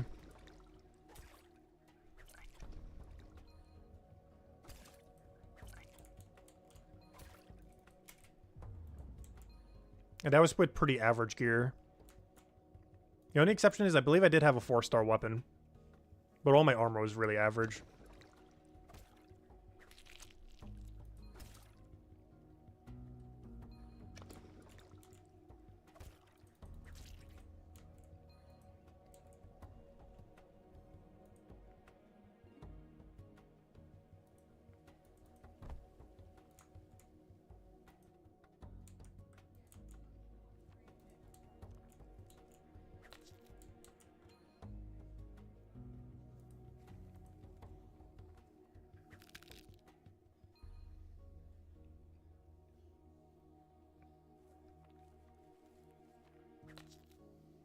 Oh, so we're almost there. 2 levels to go.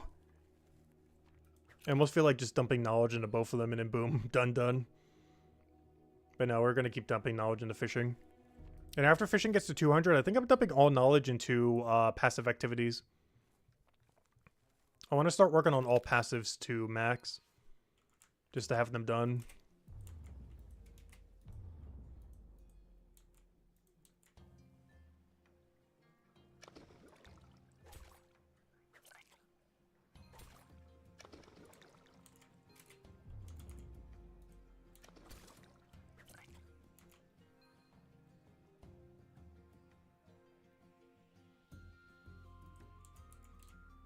Because when we hit 200 all, I want to have like true 200 all completion.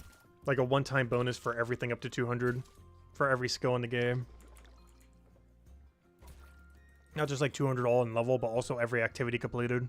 Including passives. Like true 200 all. If we're going to go for it, might as well go all out for it.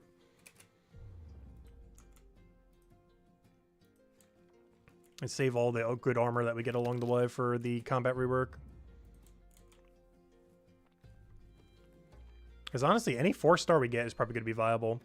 Any 4-star we get that's above level 100 is probably good enough to run if we don't already have a 4-star of it.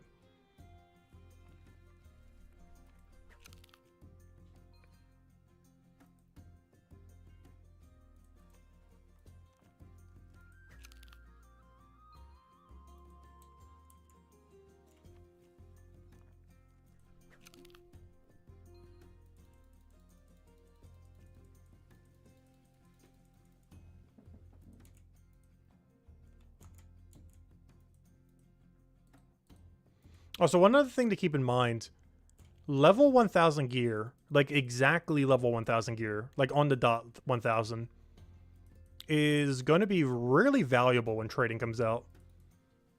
As this is the highest level gear free-to-play can use. Which means if someone buys membership for 1 month and then stocks up on gear, they'd be looking for all 1000 gear. So I can see that being a thing down the line when trading comes out. Not sure how many people would bother doing that. But it would be more than 0. As 1000 gear is the highest you can ever use in free-to-play. Full 1000. Anything above that's basically members gear. So a full set of 1000 4-star with like perfect percent. Probably pretty valuable in the trading market. When trading does come out.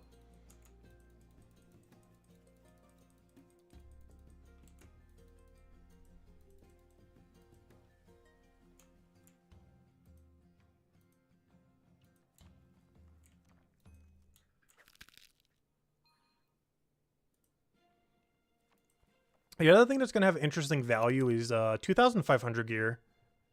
As 2500 is the highest you can use in next chapter. So any gear from 2100, or even just 2250, or sorry, 2050, I mean. Anything from 2050 to 2500 is going to have interesting value. You can only craft these. You cannot actually get them as drops. Unless you fuse already crafted items into them. As everything in that range, you can use for Stonewall Hill. Anything around the 2050 to 2500 range is basically Stonewall Hill equipment. But it requires having 400 plus production in any of the 3 productions to be able to do that. It's currently impossible to get anything above that for combat as well. As initially the best gear you're going to be able to get from combat is that absolute best 2000. Which is still good. But Stonewall Hill will go up to 2500. And only crafting will be able to go that high.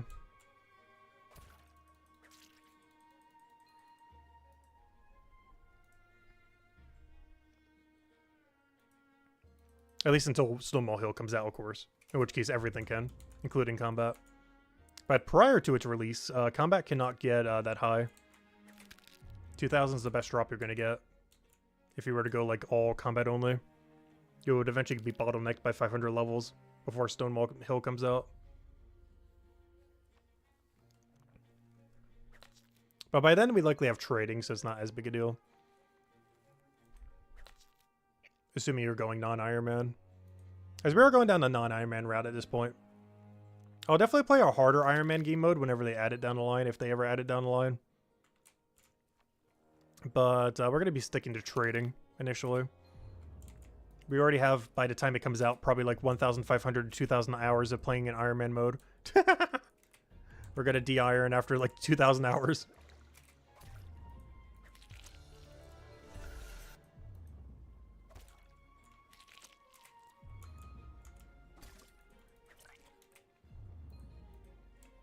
Which is actually kind of crazy that some people do that in old school RuneScape. I don't think I ever would. Because I know some people do that when their hardcore dies. Like, even if they have, like, 10,000 hours in the account, they'll de-iron if their hardcore dies.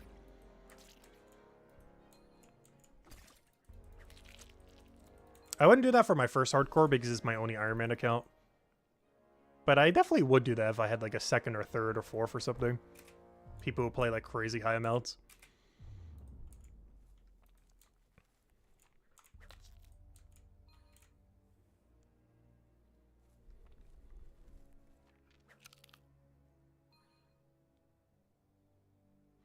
Oh yeah, you can also crouch next to the tree. That also works. Yeah, there's a lot of safe spots in that room. The chest generally works the best because you can also heal behind it. But almost everything in that room is a safe spot during the Forgotten Things quest. Because he stops moving once the fight starts. So if there's anywheres in the room where he doesn't have line of sight on you, it is a safe spot where you can just stand and never get attacked.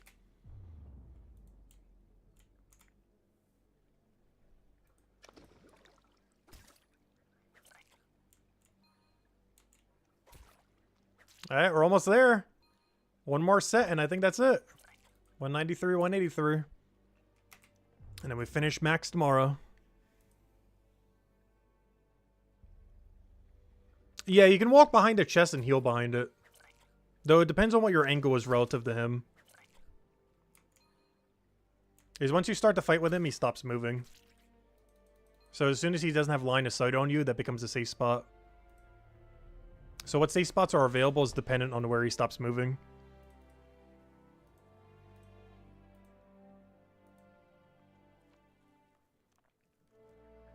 If you don't have a good location on him, you can just simply restart the fight.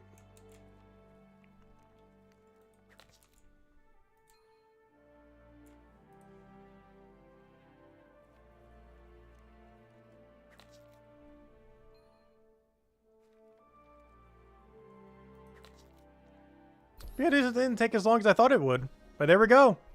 Level 3,500. Let's screenshot that, actually. There we go. It has been done. The goal for today have been achieved. And off stream, I'll get like 197 into 185. As well as trying to get base 20s on the other account because I still need to go finish that. But there we go. Nice. All right, let's go bring us to our AFK activity. Which, oddly enough, is right here. Because I've been doing the alchemy AFK, which is so nice. Because we're already here. It's so close to everything. Honestly, I need to unlock more alchemy AFKs later. Because this is so nice compared to other AFK locations. I'm so used to having to go to the smithing AFK. Which is in the middle of nowhere with a mile to go and sell everything. But here, you just go here, you bank it there, you grab it there. If you need to buy more, it's like a few steps away over there. And you're good to go. But anyways, guys, I'm going to go grab dinner. We will be back tomorrow, same time as per usual, around noon Eastern Standard Time. Tomorrow's goal is to finish 200 all non-combat, aka 200 all, because combat's going to be merged. So technically, true 200 all is achieved tomorrow, as combat's all being merged anyway. So theoretically, we have 200 all tomorrow, due to the changes happening to combat in SoonTM. But yeah, we'll finally be done with that. And then starting Friday, I guess we do a mini combat pivot, probably for a week, a few weeks. And start going pretty heavy. And it's also Valentine's Day. But, yeah, we'll start pivoting into combat. Probably start doing Mines of Matubin first. Maybe try getting some good gear from Chronopolis. At least a 245. I'll try killing the Wasp or something. And we'll go from there. Oh, yeah, also, the ending poll. We have 42 votes. What do you think of the new combat proposal for Brighter Shores as of today? 55% like it, 33% are think it's adequate, and 12% are not a fan. There we go. But anyways, guys, thank you so much for stopping by. Thank you, Sean, for the continued support. Greatly, greatly appreciated. Any other questions, anyone? Otherwise, I think we are going to be calling it here for now. And as we mentioned, we'll be back around noon Eastern Standard Time tomorrow and finish out the 200 all non-combat, aka 200 all, since they're all getting merged anyways. So, yeah, we'll go finish that out tomorrow and go from there. Anyways, guys, I hope you all have a wonderful week, and I'll catch you guys later. Goodbye, everyone. And thanks for watching.